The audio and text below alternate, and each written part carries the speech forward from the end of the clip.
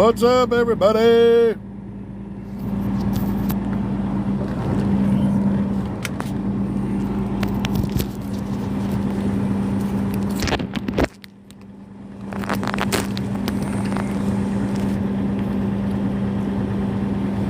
Okay, let's get the multi-guest going here.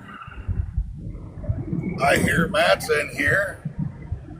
All right, there we go. We're in there. In there like swimwear. Oh, let's do some invitations here. That I can't do long. Let's see here. Let's get some people in here. Let's share it out. Lord, this sunlight's killing my eyeballs. Oh, dude, the sky is about as crystal clear as you can be.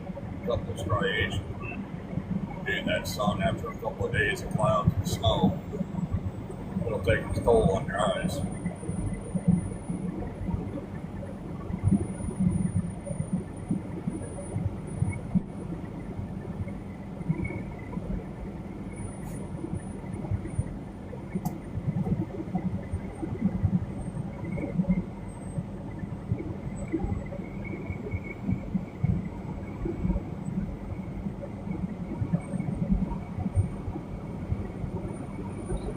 Sergio joined. Michael Johnson joined. Y'all want to come in and talk to us, find out what FOPT's doing? Come on in. Yeah, Boxes are open. Happy to talk to anybody. We're just trucking down the road. Yep, come on in. How's the background noise today? You're a little loud. I'm sure I'm fixing it, so if it gets too loud, just Yeah, well, we will. I'll try to unmute or whatnot as we have a conversation.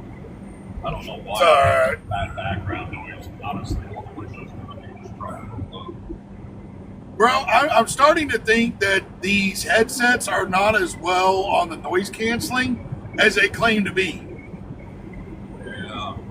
Well, they're great on the phone. Every Yeah. time we come in here, it seems like it's a whole different ballgame. Yeah, phone, perfectly fine. Anything that has to do with TikTok on live, it's terrible. Absolutely terrible. It's ridiculous, and I don't understand it. So, I really don't. I really don't want to go grab one of those fucking blue parrots and have a headset strapped to my head walking around like everybody else. I don't know, something about that kind of had me in my mind. I just can't stand it. Well, the thing of it is that I really, I don't even know if it. I've tried my Blue Parrot. It's no better. I've got this one here is the Shocks Open Com 2. I went to it, thought maybe that would do it because I heard a lot of good things about the Open Com because it's got the mic that comes down by your mouth, Yeah, and I like thought Planet maybe Products. and I thought maybe that would be, but then when I was talking to Bobby the other day, he's like, bro, your background noise is atrocious. And I was like, oh. He's like, you need to go. So he recommended Blue Tiger, but Blue Tiger wants that stupid band over the top of my head. And I can't do all that. I really can't. I couldn't do it back in the 80s with the old style headphones. I couldn't do it. Right. It just wasn't my. Dude, everybody walk around with those things like it's, Yeah, I tried the headband. I could. Yeah, I can't do the headband thing either. Well, the other problem is like sometimes I'm like, I'll be talking to somebody or whatever, and I got to wear a hard hat. Yeah. Well, you can't have that band thing over your head if you've got a hard hat on, because there's been times when I've been on sites or whatever, and it's like, when I was flatbedding, and you're trying to talk to this guy and that guy or this gal or whoever on the phone, and if you're an M Shaw or whatever, they've got a hard hat, got to be on if you're out of the vehicle, and I'm not trying to rewrite history here, so trying to have that on, and I was like, man, I got to find something different. So I tried the Blue Parrot one they got that goes behind the ears, if you will, and it's got that big old long mic thing. Wasn't a fan. That thing hurt my ears up top after a while. It started rubbing real funky. on the back of my head back there, like where the base of my skull is. And I was like, I can't deal with that. So then I went to the Blue Parrot one that just sits over here. It's kind of like your Plantronics. And I was like, maybe that'll work better. Yeah. That thing, it falls off my ear all the time because it doesn't fit in my ear canal well. Apparently I have small ear canals. I don't know. So, whatever. Well, but I don't know. What's up, FOPT? What's going on, Vince? How you doing, bro? Sorry about that. I didn't mean to interrupt. Sorry. No, bro, we're just bullshitting. We're just bullshitting. Come bullshit with us. Well, that's why I'm here, brother. Guess where I am? My ET to DC is 4 days, brother. I'm on my way to the Lion's Den for all of us right now as we speak. I am a torpedo going one way. Bow! One-way ticket, brother. One-way ticket. Wish me luck. Yeah, good luck, because everybody I've seen go there doesn't do anything. I know, but I don't know. They're not for I gotta us. try something, guys.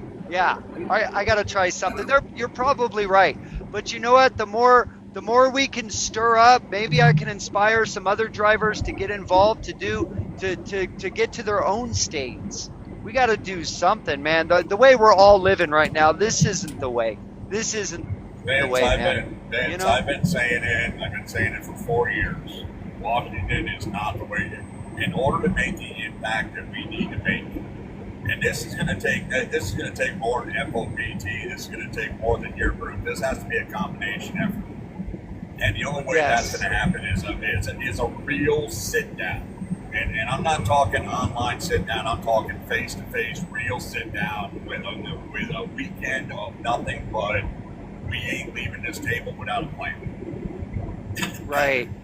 Action, not just talk. That's what we talked about that a few times on the podcast about trying to get everybody together. So Well, the ones that don't have a personal agenda or a financial agenda behind it, and that's the core. If you have a financial or personal agenda, it's not a help. You're just putting another division line in the cracks. And that's why we keep failing, brother. That because everybody wants to get out of the truck and make money instead of be selfless and try to do it for the greater good of drivers, not for themselves. You know what I mean? Well, you're right, but we also need an education system. You know this as well as I do, Vince. Most of these people that are, okay, and I didn't want to get into this today, but AFTRA. Sorry. This AFTRA, okay? AFTRA is agreed policy. We need the people that are coming into the trucking industry need to understand what trucking is. It's not a get-rich-quick scheme. You're not here to make $1 million.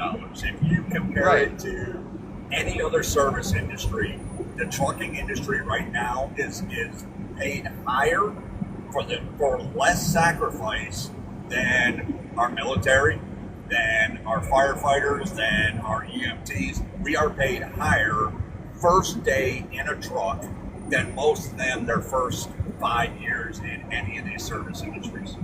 Right. So we are actually. Are we at where we should be? No. But are we actually being paid more than most of the service industries that sacrifice? Oh, for sure more? We are. Absolutely. For sure. And we need the military only makes $2,000. $2,000 a month is what a GI makes in the at the start. Exactly. But we need that information in their heads, in these new truck drivers that are coming in that all these bullshit promises are being made. We need that real truth, hardcore truth in their head before they get into that truck. Because they're all sitting there going, well, I'm going to make $2,500 a week. No, you're not. By the time your weekly expenses are done, you're actually taking care of yourself on the road.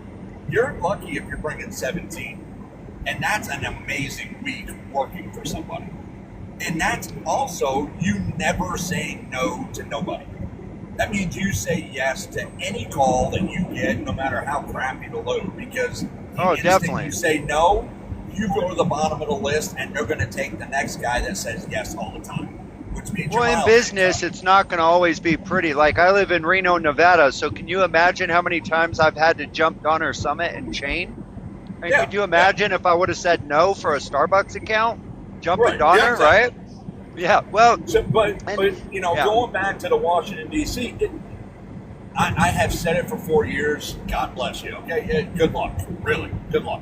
But I have said it for 4 years. Too many people in the industry in the last 2 decades have utilized. I'm going to Washington D.C.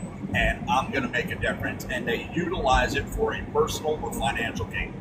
If you actually go do the research, several Well, dozens that's of not my goal. organizations have. That, Oh yeah, no, I'm not saying that's not my goal. it is. I'm not saying it is, Vince. Yeah. What I'm saying is it's been utilized so much that when you say that you're going to Washington D.C., every one of us out here goes, "Oh, here we go again," because I've heard of it all, literally- man. In 2017, the two different I've heard all the stories. Lee Yeah, and Lisa and- Schmidt and Coffee with Bob, they Well, all told me all that stuff. 17, Yeah. 18, 19, You're right. 2000, You're not wrong. 2020, 2021. It went on year after year after year. There was an individual that ran one that was it was a financial gain.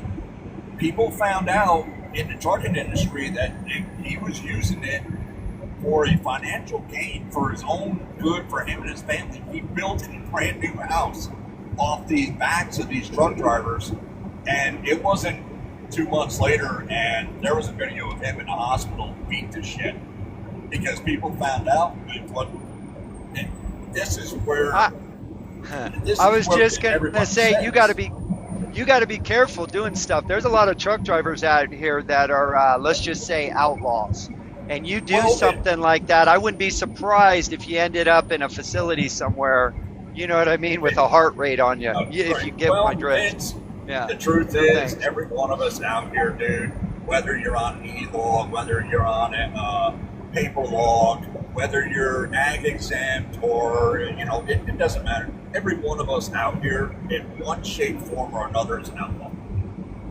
Yeah. We don't run the same course or walk the same path as a 9-to-5er every day that goes home, sits in a box, and lives a gentle life. We don't live Being that life. micromanaged, right? Yeah. Yeah, we don't live that life. We live a Right. outlaw style life. Every single truck driver on the road. But going back to the DC, it has to be. We have a design. It's a design, and it's a state to state deal. It is Right. a sacrifice of all sacrifices to prove that it can be done. And really, when you look at how it has to be done, and the setup, so you just process, touched, the run, it's a 60-day difference. It's literally you need 5, 10, or 15 people that can sacrifice, that are willing to sacrifice 60 days of their life. So get ready and watch the speech that I have prepared when I get there, because there's 3 goals that I have here. Number 1 is unity, right? Unite. That is my goal. And as an equal, not I don't want to be the leader of anything. I just want to be a chain in the link, right? I don't want to make all the decisions. I just want 1% say so. That's it, right? So unity. Number 2 is inspire other truck drivers to get involved in some way. And number 3, sacrifice your own time selflessly, because if all 2 million of us don't do this, and you said it perfect, in your own state, that's where it starts. So if we can start an organization or a club or a group or whatever the hell you want to call it, we got to have like 100 drivers in every state that are selfless, that don't have pride or ego, that 10 of them hit up Congress, or sorry, their congressmen, 10 hit up their senators, 10 of them hit up DMV, 10 of them deal with insurance, 10 of them deal with DOT. That won't work. It That might won't not, work. but have you ever Here's the seen connect- something like that? Okay, no. Never. But hold on. I'm going to explain why that won't work, okay? What you're going to have at that point, let's say you designated 20 truck drivers, all 48 states. They're going to be at the state capitol, all 48 states, on a certain day where everybody's in session and you're going to stand tall. What you're going to Okay, have now you're is talking. 40, Yeah. what you're going to have is 48 different rhetorics. Not the same rhetoric, 48 different ones. Because you know as well as I do in grade school, one person starts a story, goes to the next one, it changes, it goes to the next one, it changes, it goes to the next one, it changes. Sure. So what you're going to have is 48 different rhetorics and all changing. What we need, and this is just how it really has to happen, and I know I sound like a dictator. I'm not. I've thought this through for months, years, in fact. No, you sound like you know civics, so I'm interested in what you're saying. What you need to do is maybe somebody like you, Mike, myself, if we can get a couple of other strong people. Yeah, advocates. Not selfless, with humility, and not doing this for anything but the industry. Yes. Because if the industry benefits, we all benefit, right? Right. You're actually going to lose money, like I am right now. I'm going to lose $2,000, if not more, going to DC right now. Right. And I'm okay with that. I'm not asking. I don't want anybody's help. I'm doing that for my industry, our industry, right? Right. Yeah. Here's what we do. Okay? And if you really want to make a change, this is how it works. You start, you pick an area. Let's say Maine, Washington State. And you take 60 days. It's 60 days. So it really has to be planned and it has to be done properly. Like a tour. Days.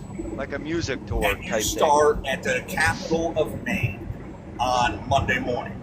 And from 8 a.m. to noon, you make an appearance and you make sure you get, I don't care if it's a local paper, it doesn't matter.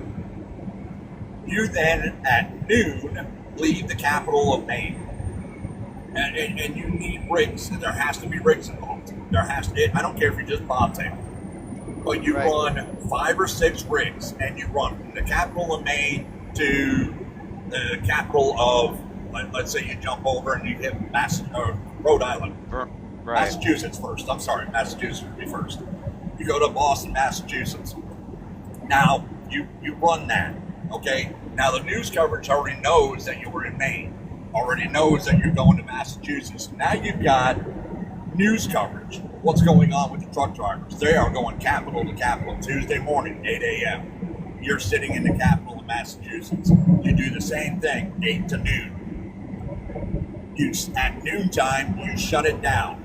If you can find somebody with a flatbed, that's perfect. But if you can't, we can figure it out. At noon, that's actually a really good idea. You tell all the newspapers that might be showing up or have shown up because you just created a 4-hour fuss at the state capitol. We are on our way to New Hampshire. And you go to the state capital of New Hampshire and you do the same thing, 8 to noon. Yeah, and they all talk too, so it'll get big fast within 3 states. Maine's news is going, what's going on? Massachusetts news, what's going on? National news is starting to pick up what's going on here. And you go capital to capital, you skip right on by DC. Don't even bother stopping there, so it's a waste of time. Skip right on by DC and you work your way across the country. That's 60 days if you do it right. Interesting. You work your way across the country. Same rhetoric, same speeches, same people pushing the same plan. By the time you make Kansas, if you make Kansas, Washington, D.C. is going to be flooded with every state capital going, holy crap, what is going on? The trucks are still moving. Communities are still being served. But questions are going, what's going on? When you do this, you are going to prove to the truck drivers that you are not about personal gain, personal motivation, personal freaking agendas when it comes to money. You're doing it for them.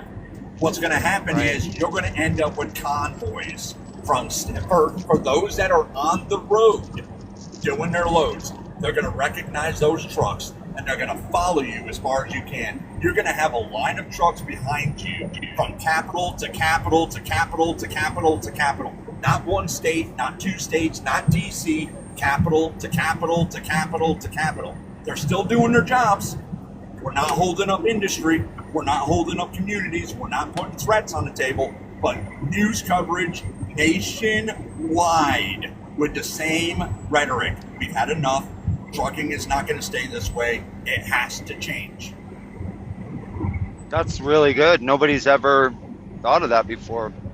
That I talk to That's every what advocate you can think FOPT about. is trying to put together. This is what we're trying to push. Oh, Because dude. once you prove, you have to prove to our community that we are not the same people that came before us. We have no personal agendas behind this. We have no, we're not looking for seats in DC. Crap, I'm a freaking boots, jeans, and belt guy. You think I'm going to fit into DC? Really?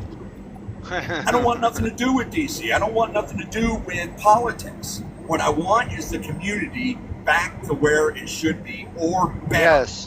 Yes. Yeah, I the want way it was bar, in the 70s. I personally want to see the bar of trucking raised to a standard that meets everybody, and we cut out the dead weight. We cut out the people that don't belong out here. We have women truckers out here scared to death to get out of their trucks. Yep. We shouldn't have that. I agree. Wow. Well, that's why if you look in like the FOPT Act, I have it written in there about a lighting requirement for all parking lots that have truck parking. Oh, wow. You understand? This is not a DC thing. Nope. Matt and I talked about this state-to-state thing months ago on our podcast. Let the states do the work. We start at state level. Washington, if you've noticed, my main thing flooded. There are a lot of great ideas out there, but none of them get traction because we're not unified. We are not ever all on the same page. Okay. And you know what?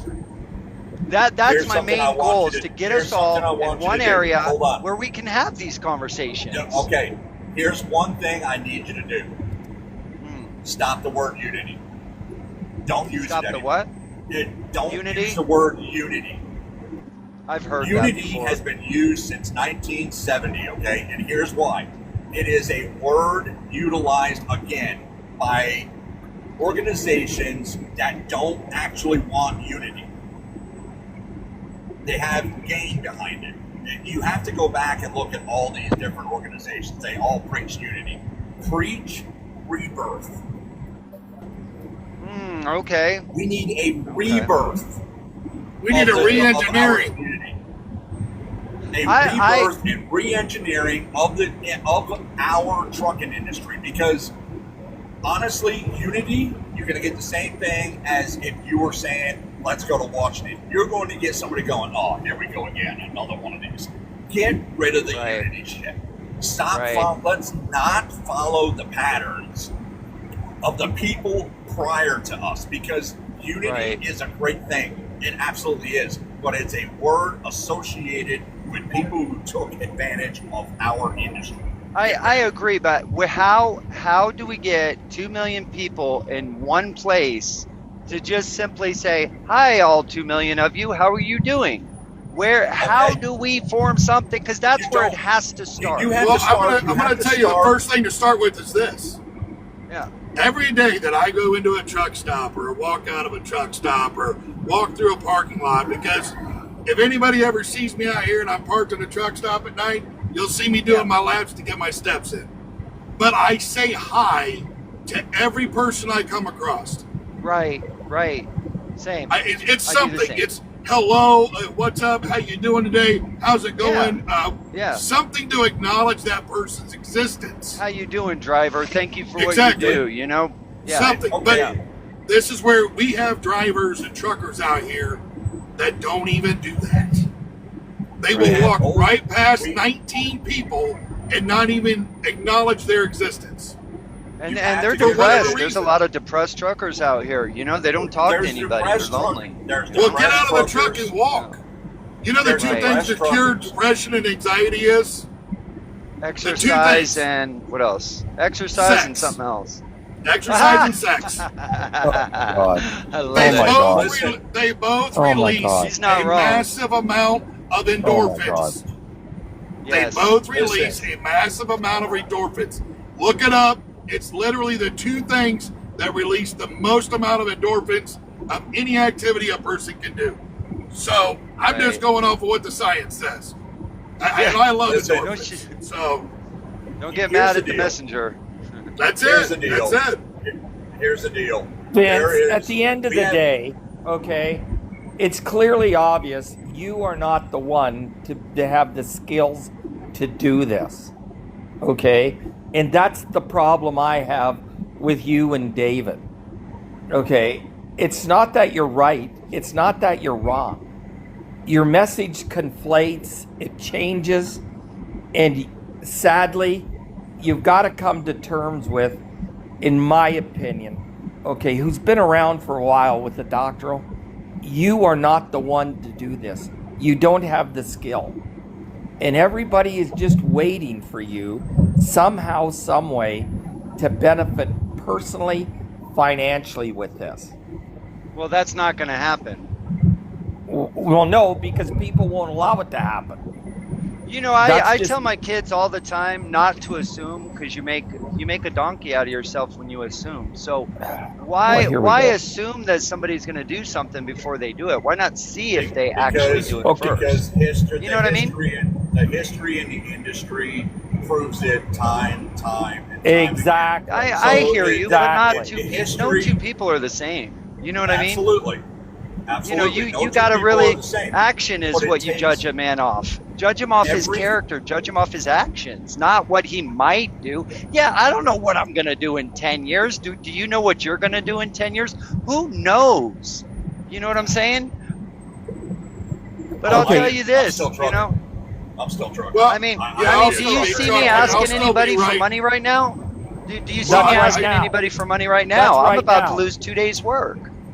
That's Well, going to that's be your forever. choice. I don't You I see, don't the- want money from you guys. I want the ability to go be able to support my family. And right now I'm not doing that. And that is not And my that's your fault. choice. That is the That's 30% your choice not to inflation. do it. Well, you can say that, but I don't Yeah. I respectfully disagree with you. No. Of course you're going to There's a lot of disagree. truckers. Because- There's a lot of truckers out here suffering. More truckers are suffering than succeeding. And Yeah, that's but Well, why that's- let me people are explain taking this though. advantage of Hold that. on. Let me explain some of this here though. So this is where a lack of education has happened. And this is Bingo. where you have people that are not taking accountability for the decisions that they've made. And so this is where you go through, and I love this line, favorite movie of all time. One day you're going to wake up and you spend $150,000 on an education you could have got for $1.50 in late fees at the local library. If you're going to go become a business owner, and we'll just stay with just the carrier side here, single truck owner operators, small businesses. Right. If you're going to get into an industry and you're going to be a business owner in that industry, the first thing you probably ought to make sure you know how to do is run a business. I agree. But unfortunately, I well, hold on. fully agree. Unfortunately though, we have everybody that goes in here and they all want to jump into this with both feet and not know anything about the industry, not know anything about running a business, and then they want to cry the blues about how they're losing all their money and they're losing their ass.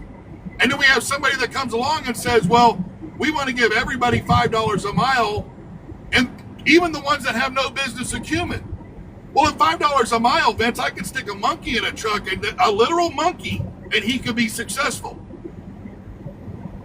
But we're Right, going to but give a- people but a that don't know monkey can't anything drive a about truck. running a business, we're going to give people people that don't know how to run a business, we're going to reward that by giving them a minimum wage floor or rate floor to allow them to succeed. I'm sorry, but we I can don't agree want, on that I don't for re- sure. Yeah, no, I don't agree reward bad with you on that. behavior. It's no different Yes. than the $1 a mile bullshit. You're going to give Yeah, people running a that business little- is different than driving a truck. Yeah, that's like They're getting a different, participation of course. trophy. Hey, Yes, hey, and Vince, a Yeah, dollar a that's mile common is this. sense, guys. Come on. Well, we don't but even have to say that, right? but That's we're out common here. sense. Everybody's out here Running going a business after- and after- driving a truck after. are two different things. let's Well, right. Mitch, you Well- just Well, we're said gonna it give a right dollar there, amount. Hold on. common sense. Let me finish this. Anyone Let me with finish common this. sense would know, okay, the nation of the U.S. cannot stand $5 a mile. What it's going to do, it's going to put it into a huge recession. Okay, and I've talked to Audra about this, and Audra's a Right. name that you know. Okay? I Yeah, think yeah. we lost you, Audra's- Roger. There you are. Yep. Audra's got a couple masters. She is very articulate, wrote policy, and she has told you Oh emphatically. yeah, she's a pro in civics. Okay, Yeah. well, yeah, and she's told you emphatically what you're trying to do will not work. And yet you still. All I'm trying to right do here. is inspire people to Well, get hold on, involved man. to make Hold our on. industry better. That's it. Well, hold on It's though. that This is simple. my That's it. this is my issue. If you're I'm not going the to guy. be- I'm not Well, the man no. that's going to fix everything. Well, let me explain this. I'm though. the man Well, I to think inspire everybody to give you support on your ideas and try to, inspire you to keep going, to Well, try, listen. right? To This- attempt, to try, because that's how we win as human beings. We have to try. We're going to get it wrong. We might fall 1,000 times. Do you think Einstein won the first 500 times he tried and everybody laughed at him? Everybody said he could never do it, but he finally did it, didn't he? Don't we need more of that than, it's No, never going to no, by No. because no, right no. now this is not Well, not a hold good on. time. This is And one I'll thing. tell you Well- this: 9 years ago, when I first started, and by the way, I'm not a full-fledged operator. I'm a lease owner operator. So you're right on one thing. I only have half the knowledge of what you're talking about. I will agree with that. I'm completely open and transparent. But here's what I do know.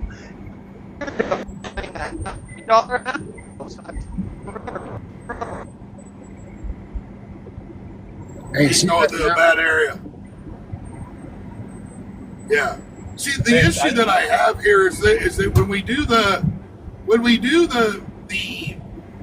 $5 or $1 that everybody wants to say that they're behind and supporting, I don't have an issue with giving someone that's been in the industry that's got 1 million saved miles $1 a mile.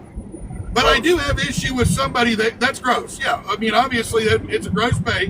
But what I'm saying is when you go through and you're going to give some of these drivers out here that are leaving their apple juice bottles and their Buffalo bags in the parking lot, you're going to give that to the people that can't back into a dock 17 different times, I 17 agree. different days. This is not a protect. We do not give participation trophies to people. It is not a good idea because all it does is reinforce the bad behavior. And by bad, I don't necessarily mean that they're bad people, but they don't obviously know what they're doing, or they're not being considerate of others.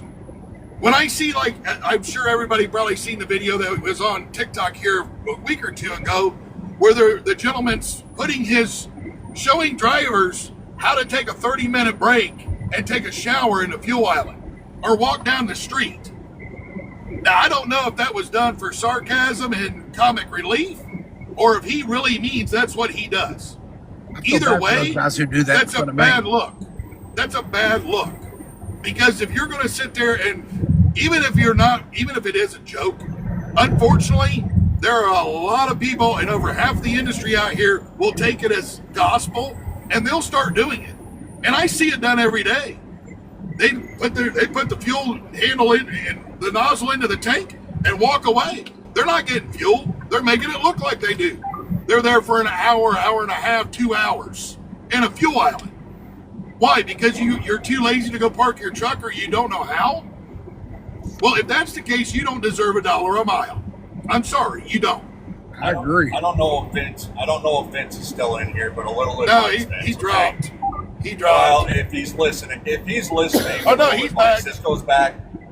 A little advice, Vince, and you really sound like you got the heart to do the right thing. Okay, look who you're surrounding yourself with. Just take 5 minutes, step back, and look at who you're surrounding yourself with, and then proceed forward. Question everything. Okay. Not just don't look at, oh well, he's fighting and it's not about the fight. It's about how the fight is being done. It's not about him wanting to do something. It's about how he's doing it. There is a trickle-down effect, and it applies to more than just economics. It applies to every action or reaction as well as economics. So We kind of figured, Vince. We figured, buddy. I see you in the bottom down there. I want to respond to this one comment here where they say brokers make trucking harder. Actually, lack of education is what makes trucking harder. If you do not know how to operate a business, if you do not know how to market yourself, if you do not have that skill set, that is what makes trucking hard. I know how to market myself. I know how Laura in our group knows how to market herself. Sarah, that's in here, she knows how to market herself. We're all carriers. We all know how to market ourselves. This is part of the business acumen that you hear me talk about. And I'm going to tell you, are there bad brokers in the industry? Yes, there are. But there's also in the FOPT Act where it's written in here that we have to have a unique identifier for anyone with a DOT number. So, but we shouldn't be rewarding, if you do not know how to look at your operating costs and say, that load makes no sense.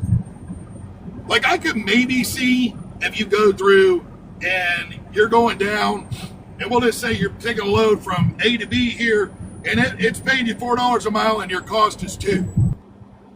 And you're on a contract. So you know when you bounce back to A, you're getting another load at $4 a mile. Well, if you can double dip and take a load that covers your operating cost at $2 a mile to come back from B to A, so be it. If you can't, then guess what? You don't take the load. I mean, it's that simple. I mean, I know some of us older Gen X folks in here, we remember the DARE program and the Just Say No that went through like wildfire during the 80s and 90s, thanks to Nancy Reagan. The same concept works for a broker rate that doesn't work for you. And if you don't, apparently y'all need to think that brokers are the full problem here. It's not. Brokers are just a small amount of it. They're a tool. They are literally a tool. A broker is supposed to be utilized as a tool. You work with a broker your first year as an owner-operator, as a lease operator, however it is. You keep a notebook. If you've been to the same location more than 3-4 times, you should be shaking hands with that location saying, listen, I've been here a few times, pulled this load for the broker. I'm local. I could probably do this on a regular basis. Can I talk to somebody in your shipping and receiving department? Brokers are a tool to put you in a door to shake hands and start marketing yourself. But today, the brokers are utilized by individuals who have been out here 5, 7, 10 years, and they're still being utilized on a full-time basis because those individuals don't take that extra step forward to cut the broker out of that narrative and do one-on-one business with that shipper or receiver. A broker is only a part-time tool. They have their uses. They have had their uses going all the way back to wagons, horses, and mules. There were brokers then. They have always been in play in one fashion or another. That's history. History 101 will teach you that. Okay, but at the end of the day, I don't mean to interrupt you, okay? No, go ahead. But what you're doing here is you're setting your people up to be litigated against for non-compete, okay? If you've received that load through a broker for reasons that are obvious, and then you go and start knocking on their door, etc., like that, what you're doing is you're breaking the non-compete, and you're putting the. What are they going to do? What are they going to do? They're not going to do anything about it besides not hold using on. anymore. If it's in the contract, I agree. But if there's you get your Raycon, which is your contract, and it says nothing about non-compete, that's somebody you keep on. You should be writing in your freaking notebook and keeping track of. If it's a non-compete, yes, you're setting yourself up, but that also goes back to education, where you read you never sign a contract without reading the contract. Okay, I like to touch on this. You know exactly what they're going to do about a non-compete contract clause, right? They're never going to use you again, so you better be sure of yourself before you do it, because you're going to lose that broker.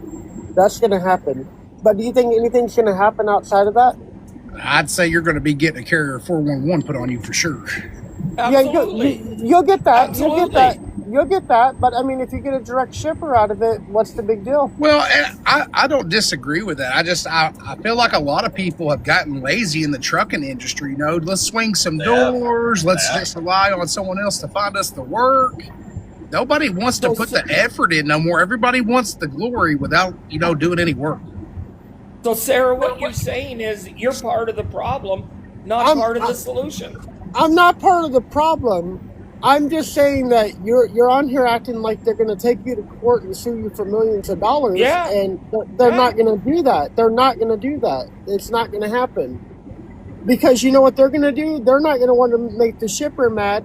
They're going to go back and try to get their freight back, right? I'm not saying it's okay to do it, but I'm just pointing out to you that you're not going to get sued for millions of dollars. So don't be on here, suggesting that you're going to be. Well, I will tell you, I've got it's first-hand education. It's just an education thing. We just got to teach people to be able to read the contracts. Be knowledgeable about what's in the contract. You're dealing with a good broker. And hey, listen, I did it. My first year and a half before Coyote Logistics got as bad as it is today, they were one of the most top-notch people I have ever worked with. 80% of my stuff for a year and a half was through one broker. I had one call I had to make, and they were phenomenal. I didn't want to change. I didn't have to change because I could call them for anywhere in the U.S. and I had work. Well, I think that comes down to your broker, your relationship that you built with that broker. Exactly. I've got a broker that I use, he left R&R about 6 months ago. They quit paying their bills. I personally had to file on their bond for about $14,000. And I got paid. He left. You have to be and educational and smart. I would never go behind this broker's back. For one, he quotes freight higher than what I would quote. And he pays me good. I have no complaints. Right. But, I think it comes down to, if you're not happy with the rate, don't take it. Bingo. What we've been saying the whole time. If you don't know your cost, if you fundamentally out of the gate, if you don't know your cost matrix, you're done. And all you've got to do is say no to these brokers. And if you were sensible, you would build your business in a triangle or a square. Run within that square only, develop relationships, and then you wouldn't need a broker less than 10% of the time. So, all this is self-inflicted. And as far as Vince, I honestly believe his heart is in the right place. The problem is, A, he doesn't have the knowledge, B, he doesn't have the skill, and then when he gets David involved in it, in Pontificator, it just goes from bad to worse. And that's the problem they have. What's that? Just with the wrong people. Well, he doesn't know if he's with the right people. He does not have the skill to do this. And it's not that he's a bad guy, okay? No. It's not that he's a good guy. He's just playing over his head. And I think he's starting to understand that now, which is good for him. And I tried to help him right from the genesis. Even though I've got a doctorate, been in this for 40 years, I'm so stupid I can't find my way home at night.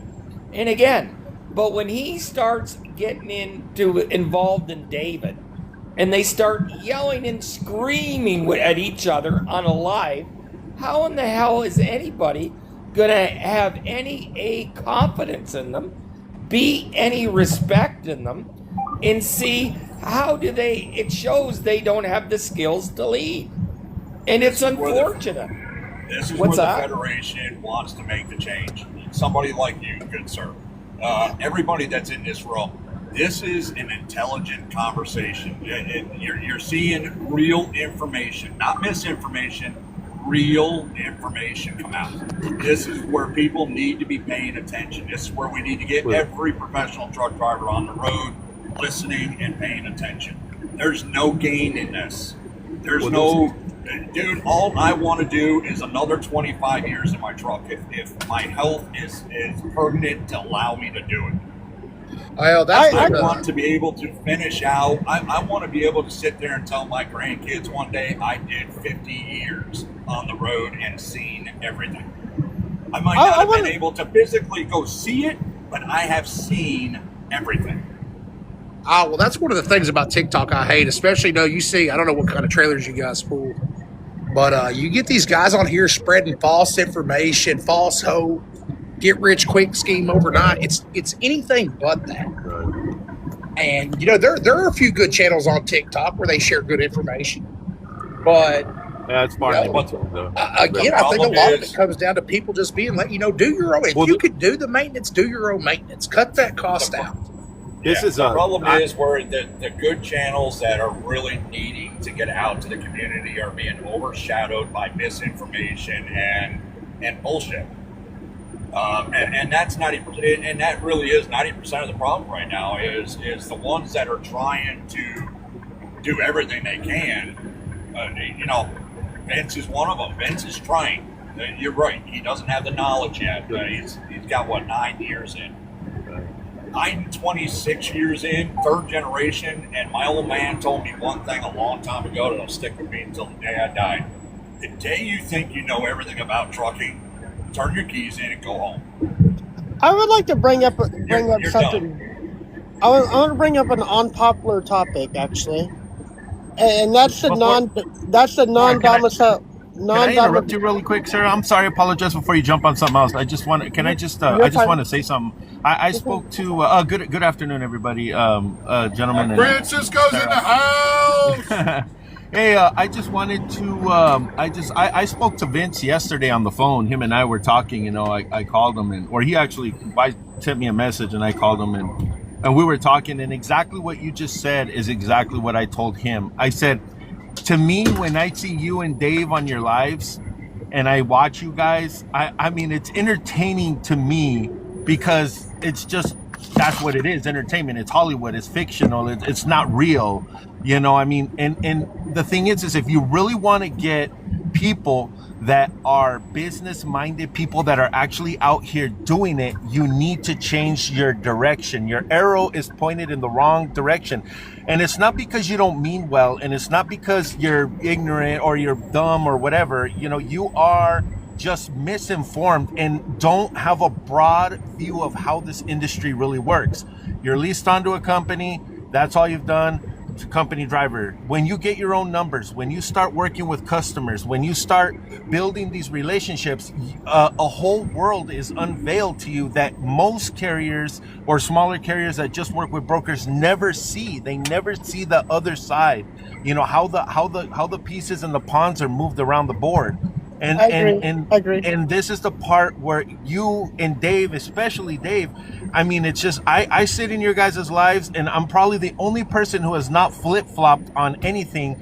And I just sit there and I call bullshit on the things that I hear. I go, that's not the way that works. That's not the way that works. You're wrong on that. You're wrong on that. You guys get upset at me and call me a person that doesn't want to necessarily follow you guys. But you're never going to get somebody like me. And like you were saying, most of the people in this group right here on that page, because it's not applicable. What you're saying is not the way this works. I know you want to make a change for the future, but right now it's not how it works. And a real business person, a person who's really doing this, cannot stand behind or sign off on something that is just, it's a fairy tale. And I'm sorry, sir, I apologize for interrupting. Well, I will tell you this, Francisco, real quick, and then I'll let Sarah have the floor. He blocked us yesterday, so you don't have to worry about Dave being on here anymore. So he won't bother you. Oh, really? Yeah, I mean, it's a I get safe on there and space over I here try to now. respect everybody's life. Cupcake. I really do try to respect everybody's life. I'm not on there just bashing them, but sometimes I'll step up and Sarah, you've witnessed me do this. I'm not. I mean, I just kind of sit back and I don't put out a lot of content because I'm not really sure what kind of content I want to put out. You know what I mean? I'm just saying, like, I get on there and I just go, hey, wait a minute, you're making a statement. I'm a broker. I also have assets. I mean, I do both. I have my direct customers, and so I go, that's bullshit. That's not the way that works. That is not how a load is bidded. And this is not how, customers and brokers don't set rates. Carriers set rates at the end of the day. I mean, because none of them have assets, you know what I mean? But when, like you guys were saying a little earlier, if you don't know your cost per mile and you're just throwing out numbers, well, yeah, you're screwing up the industry. You know what I mean? You're screwing it up for the people who know what they're doing. And it's kind of like playing 21 with somebody who doesn't know how to play 21. You're just going like, oh my God, I got to get off this table. You know what I mean? Right. Hey, you're hurting my Sarah, feelings now. All right, let Sarah have the floor. Hold on. Let Sarah have the floor, please. I said I was going to say what I was going to say. Let Sarah have the floor so she can say what she had to say, please. So I want to bring up a non-popular topic, and that's non-domicile drivers, right? So I like Cisco, I go into all these lives and I hear everybody fighting and screaming. I don't see anything getting done, right? But if you pay attention to the non-domicile guys over there, because I go into their lives too and listen, right? And they're actually making ground, but they're all sticking together and coming up with one solution for the problem. Well, I can tell you this. I made ground. I want to tell you this. I got emails back yesterday that 2 of our rulemaking comments are going to be published. So I know I'm making ground. I know I'm making ground. I mean, but that is like the first time that someone's made ground, though, in these groups. Well, I mean, I'm just saying, I'm actually kind of proud of it. I haven't been able to really tell anybody about it. So we all know how hard it is to get. What's that again? This is real. What Sarah's talking about, and correct me if I'm wrong, gentlemen in here, and Sarah, the way I see the non-domicile thing, the way I see these little issues. I mean, well, they're big issues, but they're like their own contained issue. What these guys are fighting for is the whole industry as a whole. Like you're talking about, like this is what I tried to explain to Dave. I go, Dave, do you realize that when you go to these people, they're also going to go to the brokering industry, they're going to go to the shipping industry, they're going to go to the manufacturing industry, and they're going to go, what do you guys think about this? What you're trying to change is a huge chain. I mean, there's so many links in it and so many people are involved but now you talk about non-domicile, you go, okay, well, that's one issue that people can kind of go, okay, we can kind of, divide, separate this out and look at it as an individual problem and really kind of dissect it and see if it's really good. And it seems to make headway, like it moves forward. How many years? I mean, I've been doing this 25 years. The gentleman said he's been 26. I don't know, lost and found, you said you're been forever. I mean, how long and how much time have you been hearing the same rhetoric over and over and over? For the 21 years that I've been here. I got 28. It's been this way. I will just put it this way. The first 15 years, I didn't give 2 craps, really. I was, still trying to learn how to drive a truck. You know what I mean? Because I was able to drive, but there's a lot to being a truck driver and being able to try to perfect all of that. I'm not saying we're perfect, but trying to perfect all of that stuff to be that you're very proficient at every aspect of it, you're not going to do all overnight. No. Especially with the training that is out there. So, here's the deal. But this is where I wrote that into the FOPT Act of changing the training up. To where we're going to have 6 to 8 months of training that has to happen for someone to become a truck driver. But this is where they're going to learn they're going to learn every aspect of the truck. They're going to be able to point to it so that when, like, we'll say you, Francisco, or you, Sarah, you guys have, more than one truck. When one of those drivers calls into you, you don't have to sit there and play 20 questions to try to figure out what the hell's wrong with the truck. They'll be able to tell you, hey, man, I got the brake chamber on the right rear. It's literally it's a spring brake. So when I've got my brake set, it's not. So we could probably put a pancake in it, or hey, no matter what, it's leaking altogether. We need to do this. Well, you know what? I wouldn't even mind that. And I'm sorry. I'm just gonna say one more thing, Sarah. I do apologize. Damn it. Let me just say one thing here. Cupcake. You know what I would rather have above that is to have the owner operators and the smaller companies know what the hell they're doing in this industry. It's in the FOPT Act. It's in the FOPT Act. I wouldn't mind explaining to my driver what a brake chamber is and what's going on and how it functions. If I don't have to go, hey, Mr. Broker, I can take your load, and he's going, hey man, I got somebody like $300 cheaper, man, I'm gonna take it. You're going like, what? Like, okay. You know what I mean? I get it. Well, that's saying, part of the training. I'm literally getting ready to release. But I'm literally getting ready to release the curriculum. The one for the training for I the won't phases. agree with that. I'm I'll be getting to standing release on it. my soapbox about that. So I have a question. Don't you feel like we need to focus on one and find the most important thing that we all care about and focus on that problem No. and try to make a little step? No, you think we No, should you go? can't do that because OOIDA has been trying to do that for years, and all they do is it creates a rhetoric where nothing gets done. You have to hit every single topic one time and continuously hit the same topics over and over and over, multitude of them. But we're never gonna bring anything to the finish line that way, in my opinion, because there's so many other problems that owner operators don't know that small fleets go through, and I've shared some examples of that. It's on the backside of having a trucking company, and it's not going to get addressed in this. I agree. So As far as I the- think as people far- keep as far pushing. As far as the non-domicile problem, you really need to look at the groups that are freaking pushing it. This is TikTok. TikTok feeds off of emotion. The most emotional issue right now is non-domicile CDLs. Anybody who's that makes pushing sense. That makes just the non-domicile CDL is probably got a personal or monetary agenda behind it, either to build their following and make money off TikTok, or to build off of that to do something on a more personal agenda.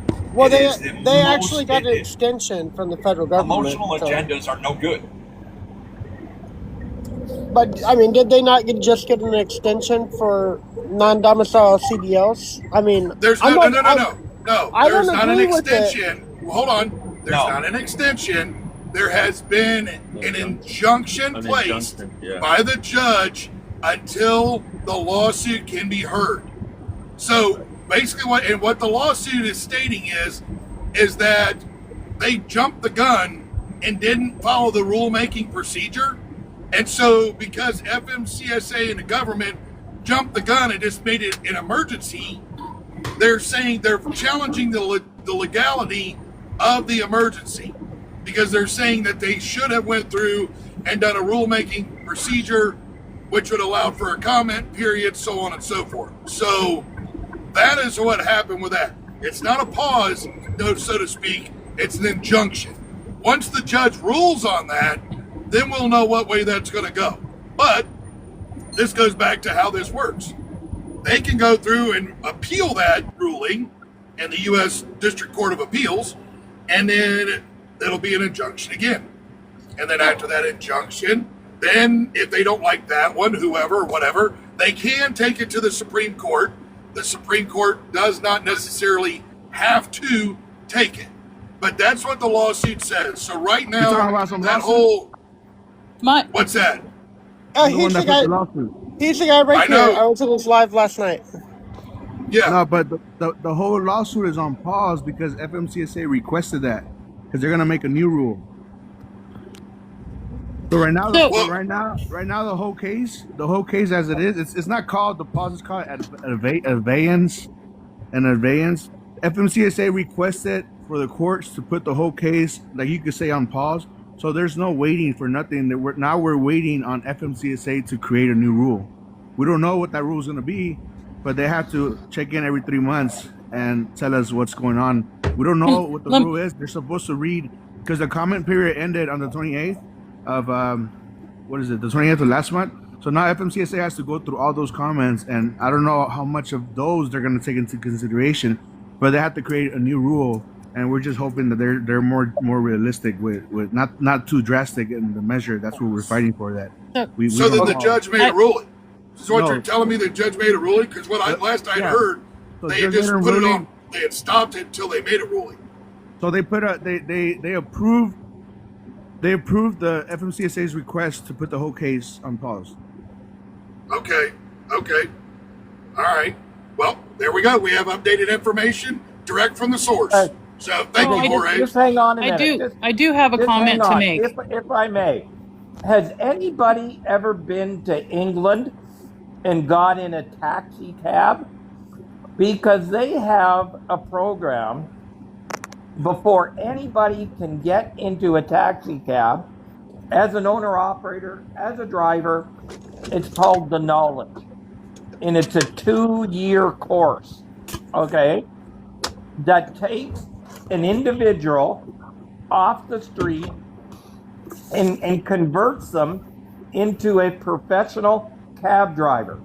And I have suggested this for 30 years now, that there should be an accredited 6-month, 1-year course to take new industry people and move them into the industry, and 90% of this SHIT would be stopped at that point in time, because you'd be dealing with identified people that are able to work in the U.S. They are able to opt. Just let me finish, please. They have a fundamental knowledge of how the industry works. They're educated in the trucks. They're educated in the assets with trailers, and they're 10 times more likely to succeed. Now, the problem is the people don't want to pay for this. And that's where the system bogs down, in my opinion. Because what's happening is these insurance claims are killing everybody. Yeah. They are. And that's, what's that? I said Title they are. 14. Yeah, Title but that's not 14 in in the dispute. It's just FOBTs Act. hang on, please. And if you had a knowledge course in the goods movement, Class A motor vehicles, okay, Class 8 rather, that would eliminate 90% of what you're talking about right here. 90%. That's why I wrote it in there. And I have said that for years. And I've literally tried got it wrote in there. I tried to explain it to Vince. He couldn't understand it. David will never understand it. He has his own mantra, and we're not going anywhere negative other than to say he has his own mantra. So at the end of the day, the issues are now too vast, too wide, and the balance of probabilities will never be able to rein in, because the industry has gone too far. That's my problem. So can I piggyback that and all the other topics that we have issues with, and this is my opinion, and we all know what they say about opinions. But the one major thing that is a fix-all to a lot of things is enforcement. We have all these rules, regulations, laws, whatever you want to call them, but there's nobody enforcing them. I compete with carriers around here that have 100% 1099 drivers, and they don't own the trucks, they don't own any of it. But nobody will enforce that. It's not any different than the non-domiciled stuff where nobody's verifying. Well, maybe I shouldn't talk about that because I'm not an expert in that one. But just like insurance, Audrey says it's not federal. Well, it is federal if you're an interstate carrier. If you're intrastate, it's covered by the state PUC departments. Well, I can tell you right now, back when I was an intrastate carrier in Colorado, they didn't check crap. It was a waste of time, and that was many moons ago. So I think what has snowballed the industry into the disaster it is we keep making more rules, more regulations, more laws, more this, more that, and there is no enforcement for any of it. So everybody gets away with it scot-free. Scot-free. Unless you have any kind, if you have any kind of pride in yourself, period, your heritage, your legacy, your anything, like I do, if I'm running illegal, I don't know it. And I know the regulations pretty well. I've been doing this for quite some time. I'm not an expert, and I love groups like this because we talk. But the fact of the matter is you can look at most any truck in your region and know whether they're legit or not, and nobody's going to go after them for the stuff that they're doing wrong because there's no enforcement. There's a shortage of enforcement, and when you do have enforcement people, they don't know their butt from a hole in the ground either. They're not trained either. No, that's why you see them targeting mostly, when it comes to like the DOT scales and whatnot, you're seeing more targeting on American drivers than you are non-domicile. Non-domicile, most generally, they're going to bypass it. I don't experience... I did the other day, I wish I caught it on camera. I had and it was words on the truck that weren't English. And it's the only reason I know it was a non-domicile, And the guy was running with running lights at 8 o'clock at night with a state trooper, a DOT bear, right behind him, me behind the bear. The guy had no lights, none, zero, zip, nothing. And we got pulled into the scale, and I'm going, yep, okay, well, the state troopers got him. They didn't. They bypassed that truck. The trooper pulled in, and they put me on the scale. Just like that. Because it's easier to target you because you know what you're doing. Well, to be fair, a lot of that scale stuff's all automated. So the scales are ran by the police. No, that was a lazy trooper not wanting to do his job. Well, and it could have been a trooper. It could have been a trooper who was not a CVSA, CVS, whatever the frickin' acronym is. Certified he may not have been certified to do that level of inspection, period. So they have to let him go. But he should have called ahead to the port, too. But that's what I'm telling you. There isn't accountability anywhere. Nobody holds themselves accountable for themselves first and foremost. I don't know who in this group or any group could send their truck out of their yard with bald-ass tires and live with themselves every day. I don't understand that mentality. Do you think that back to the insurance thing before we get so far away from it? So yes, the insurance is mandated by the federal government, but your insurance rates are based off of the state that you are out of. Like your insurance rates are actually based off of your distance from your home terminal, is what I understand it to be. And the metropolitan areas that you travel in. I've had insurance policies at my company because I've had a couple different carriers that I shop around and try to find the best for my company, And I've had some that are based off of like a 500-mile radius. I have had some that they don't even ask anything about that. So they should be getting your IFTA returns to make sure they understand where you're traveling and to verify where you're traveling. Yeah, I mean, I do. Well, I was going to ask you. Go ahead, Sarah. Sorry about that. But what I'm getting at is I can move my company, right, with the same insurance company to Texas or somewhere else. I'm out of Florida. I have high insurance. Florida has high commercial insurance. I don't care what you do, right? I mean, we have theft there. We have wrecks there. We have everything there. And if I moved my same company to a different state, my insurance would go down. Yeah, that's based off where you house your truck. But going over, once you tell them you go over 500 miles, it's going to go up. Yeah, it's going to go up. But at the same point, it's based off of the state, like what you said, where you house your truck, where you're out of, it's mandated by the federal government, yes, but it's controlled by the state. I know that I started off with a company called Shelter, and they would not insure me to carry oversized loads, anything like that. And I mean, when you start putting, you know, restrictions on stuff like that, I mean, obviously I started shopping around pretty quick. Well, it does have to do with where you're at. And Sarah, see, that's a different experience, because back when I started in trucking in 1998 with my own business or my own trucks, we were 100% end dump, and Great West Casualty would not insure end dump haulers at all. They won't insure livestock either, from what I'm told. So, but that's what I'm telling you. You're not going to tell me that somebody doesn't write in. Here's what I'm telling you, though. Somebody doesn't write, Great West writes an insurance policy for my trucking company, and I say that I haul 100% flatbed, but I'm out here all in end dump. How are they going to know? Like, it takes accountability to get this whole thing turned around. And until people can be held accountable, that's the struggle we have. Nobody has self-pride or accountability.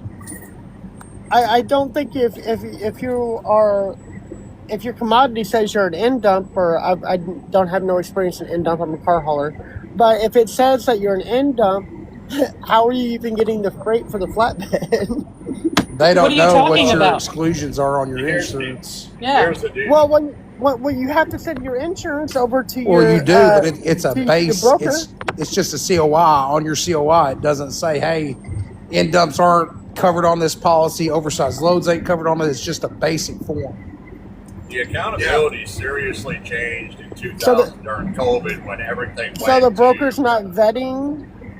The broker, I mean, if they went through checking everyone's insurance everyone's insurance covered, they probably wouldn't get nothing done. I mean, I think at the end of the day, it comes down to, you know, you can do stuff like that. You can run shady knowing that you're not covered until something goes wrong.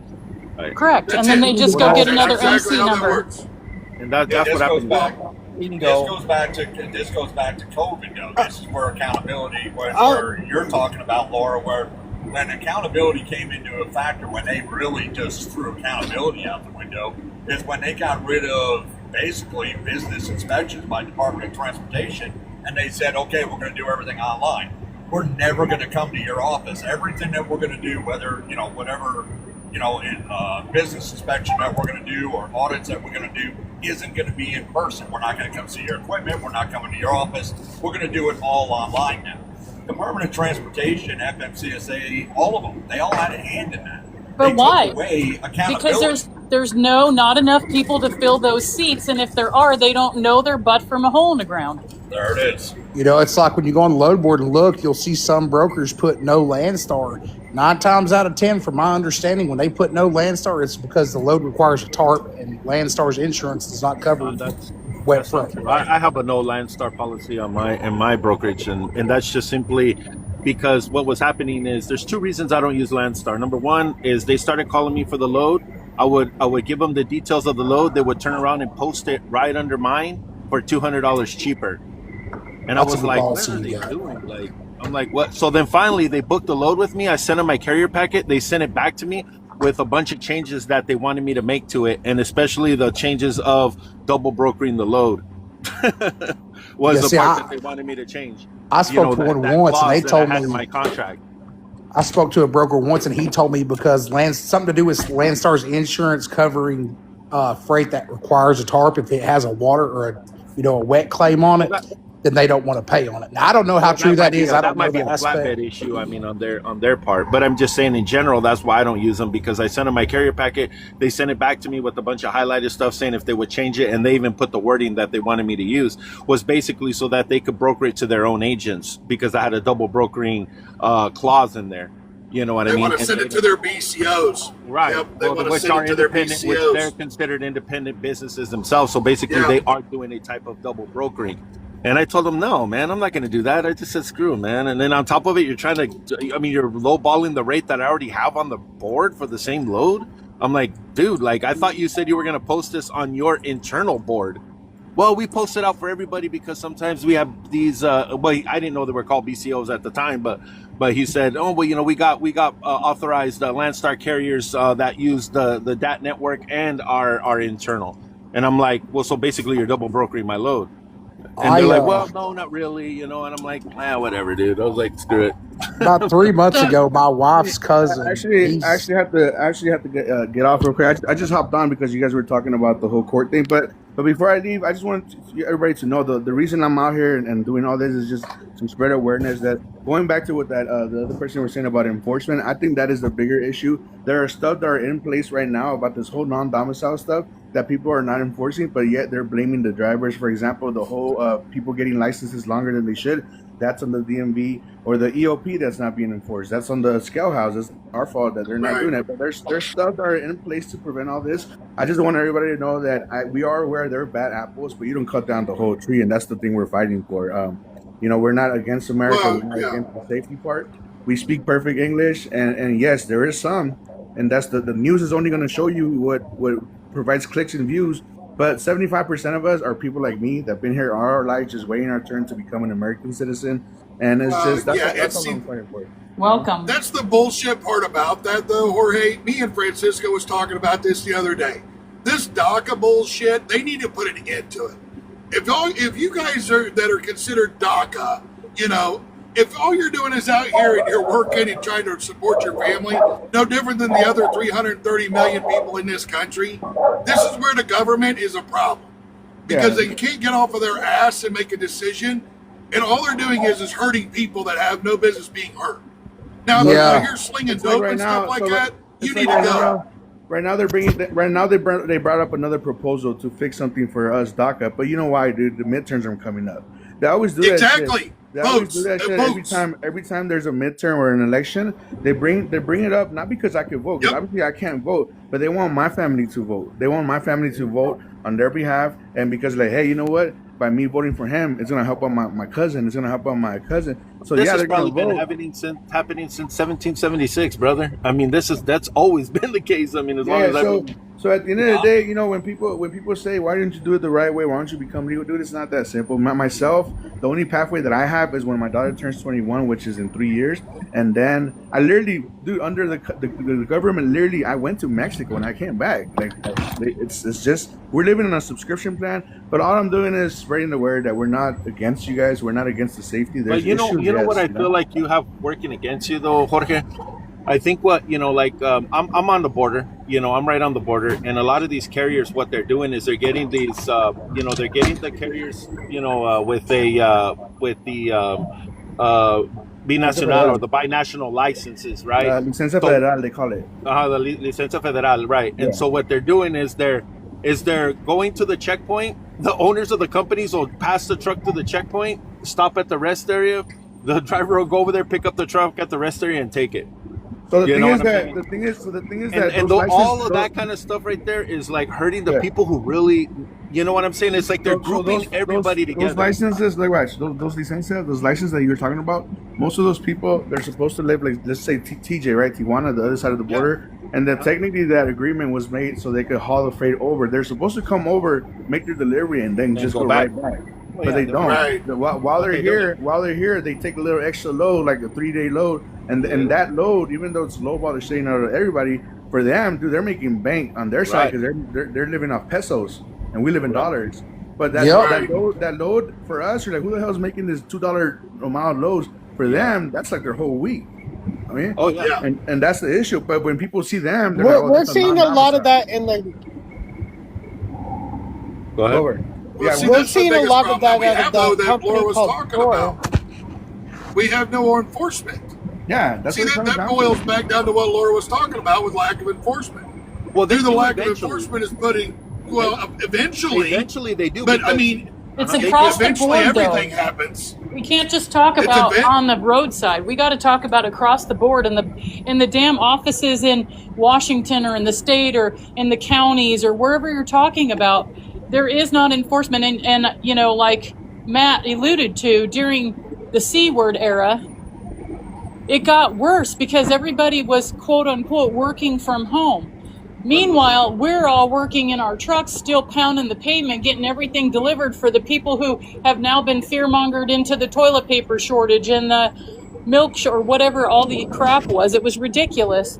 But I think the pushback really needs to go to all government agencies at any freaking level. You people need to step up to the pump and get after, pick a regulation and get busy doing it. You all know what the problems are. This complaining from our industry has happened for decades, and it goes by the wayside because they don't have enough people to listen to the problems, articulate what they are, and go back and use the laws or regulations that are already in place. So how do we get there first? Oh Lord, Well, thank you guys for Sarah, having me. I gotta Sarah, start with way that. to go. Way to go, Sarah. Sarah has just identified, and if anything comes out of this, that is one of the most valid points that need to be discussed. To me. That was There's actually three. Mac Daddy. That was Mac Daddy that did that. Okay, at the end of the day, okay, I'm not looking at my phone here. I'm watching I know her the football game. voice, Roger. I just Okay. know her voice. Okay. No, at the end of the day, where we I- have common ground, okay, these issues have been on simmer for years, and now the pot is boiling, and the enforcement people do not have the skills, the manpower to enforce these. So by default, it now goes from very bad to very worse. The issues now are far too many, far too negative, and it's going to take an extreme amount of time for these to right themselves. And what the elements of these issues need to be is worked on individually, and that won't happen because governments do not have the time, they do not have the care, they do not have the manpower. But what these accidents and issues have done regarding these unfortunate unalives, it's brought it now to the surface where governments are in a must position to do something. And if they put all these drivers through a knowledge of 1 year, broke a course down, did it at a community college with certified instructors that were monitored, that they couldn't take graphs, etc. like that, the industry would be in a lot better shape. With that, I'm going to back down. I respect everybody. I appreciate everybody. And again, Vince, if you're listening, I believe your heart's in the right spot. You're not the individual to do it. And when you start yelling and screaming at David from McGowan, think of what it does to the listeners and think of what it does to your cause. It does you both no favors. That's my opinion. Roger, it's always a pleasure to have you on. I don't know if it is. I think I'm a first-class ass. Yes, but I smile quite a bit at a lot of your ass remarks. So, You know what's funny? It really is. To piggyback up on what Roger said, until enforcement. But when you hear about government and what they come back to us they need is they don't have enough money to pay people. And I'm thinking our response should be, well, welcome to the big boy club, because we don't either. But you keep putting these rules in that you don't have to follow or enforce, but we do. There's You're a lot to be said for 100% that. right. You Lot to be are, said and, for and that. that's the problem. Most of these rules are in place, but the people don't have the fundamental knowledge in order to enforce them. And from the governance side is, where do they start? Because they have let it fester and boil and simmer for so long. The only reason why it's got this public snapshot is sadly because of all these horrific at-fault motor carrier accidents. It's horrible, but that's really where it is. So the question is, how does the industry and how does everybody recover when they only care about what's in it for themselves? That's the issue. It's what's that? And that's what the Federation is trying to do. The Federation is trying to do a lot of things. One of them is literally erase the division lines that are out here. Listen, immigration, non-domicile CDLs. I don't care how you want to rephrase it. They have been in trucking as long as trucking has been around. You can go back 90 years to the first truck off the line. They have been here for generations. And there has never been a problem like there is today. Today, it's division. You wear a turban, you're a problem. You don't speak English, you're a problem. The fact is that the guy parked beside me at a truck stop, whether it be a man or a woman, and the other one beside me, whether it be a man or a woman, are still truck drivers, still doing the same thing, trying to take care of their families. They're sacrificing everything they can. They don't know if they're going home any more than I know if I'm going home the next day. And doing the best they can to take care of their families. Now, education for these individuals who may not speak English or non-domicile has to be improved, absolutely. But Absolutely. they're still just people trying to scrape by and make a living for themselves and their families. Okay, and here's my comment to that. That's not in dispute. I respect that and I appreciate it. So let's say somebody has an argument with their partner, okay? Whether it be male or female, we're not going on like that. Right. Goes to a bar, gets intoxicated, in a non-terroristic event, goes and gets intoxicated, then causes a major at-fault incident where several people are unalive. It's unfortunate, right? Okay. Right, absolutely agree. Okay, but it doesn't make it right. And that's Absolutely. the problem. That's the problem where we are now. How do we make this right? And there's too many situations, there's too many elements here in order to address the whole picture.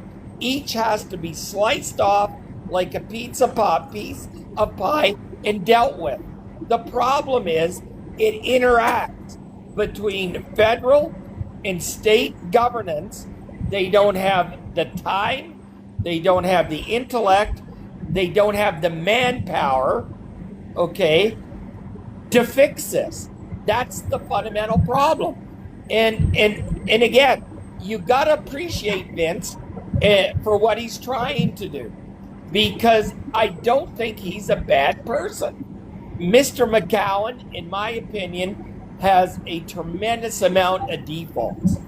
And then when you throw the pontificator into this, it's like Curly, Larry, and Flo. But and where their agendas now get conflated, okay, and once again, it doesn't become pure. So the answer is, instead of trying to help, they're becoming the problem. And that's what I see. So then you say, Roger, where do you fix this? The answer is, to me, it has to be sliced up into individual elements. The states and the feds have to cooperate. That will not happen. And at the end of the day, I want to say one other thing about insurance. Insurance is predicated on one word: risk. R-I-S-K. Okay? They can tap your IFTA reports. They know your mileage. They know what you're doing. They know your truck count. They know your asset count through the DMV. Okay? But that's all they know.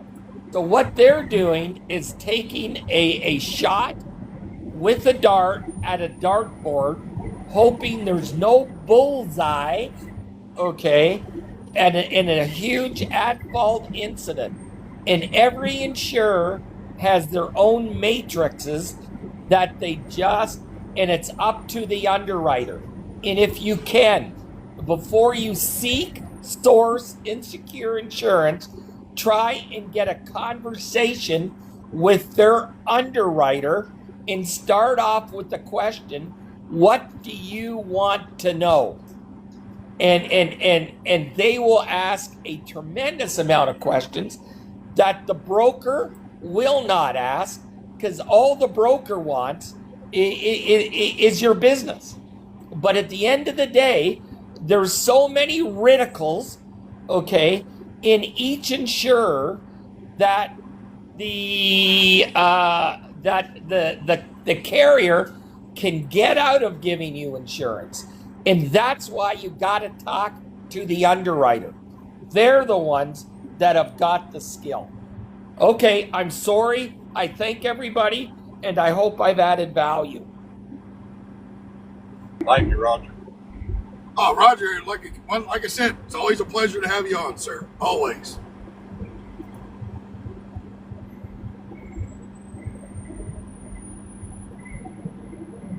Well, we got a lot to think about, don't we? There's always plenty to think about. If you stop thinking, that's where your problems start. Absolutely, 100% agree with you there. You know, I mean, See, this isn't an intellectual conversation. This is what I enjoy. I enjoy actually having people in here who have this intellectual knowledge from different sides, from different points, because really when you start putting all of it together, the puzzle starts coming together. It starts filtering. You get rid of the pieces that don't fit, and you start seeing the bigger picture.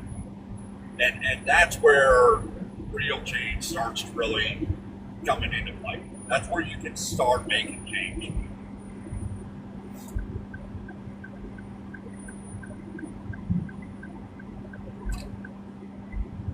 Yes, sir. And they say truck drivers don't know what they're talking about. Well, they like to put that out there at least.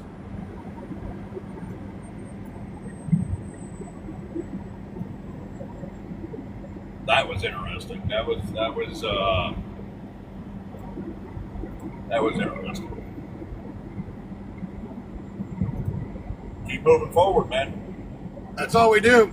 I'm getting ready to post it up. So, are you posting up the actual education site? Yep. Or are you posting up the document that you and I went over yesterday? No, it's the one for the apprenticeship program. The part 1 through 6. Yeah, the phases and all of that. Yeah. Yep. I've been working on it as we've been talking about putting it on the website. So.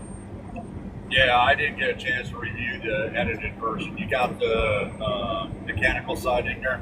I think you said you put it in there, but I didn't check that. Oh, I've expanded quite a bit. So, like when Cisco was talking about the site of learning what they actually do, it's in there now. So, got it. I mean, it was always in there. It just wasn't like. Well, that's it. If you will, like front and center, if you will, detailed. But Yeah. But like I told you, I had dictated it as I drove down the road. So, you know, I kind of got to go back in and work it some more. So. Well, and this is the education level that we need. It has to be a federal size where state agencies can adapt it to their own states as they deem fit. This has to be the new high bar standard of the education system before you sit behind the wheel of a truck. I mean, that's just that. Right. Any state that won't adopt it isn't allowed to hand out CDLs anymore. That has to be the baseline. Right.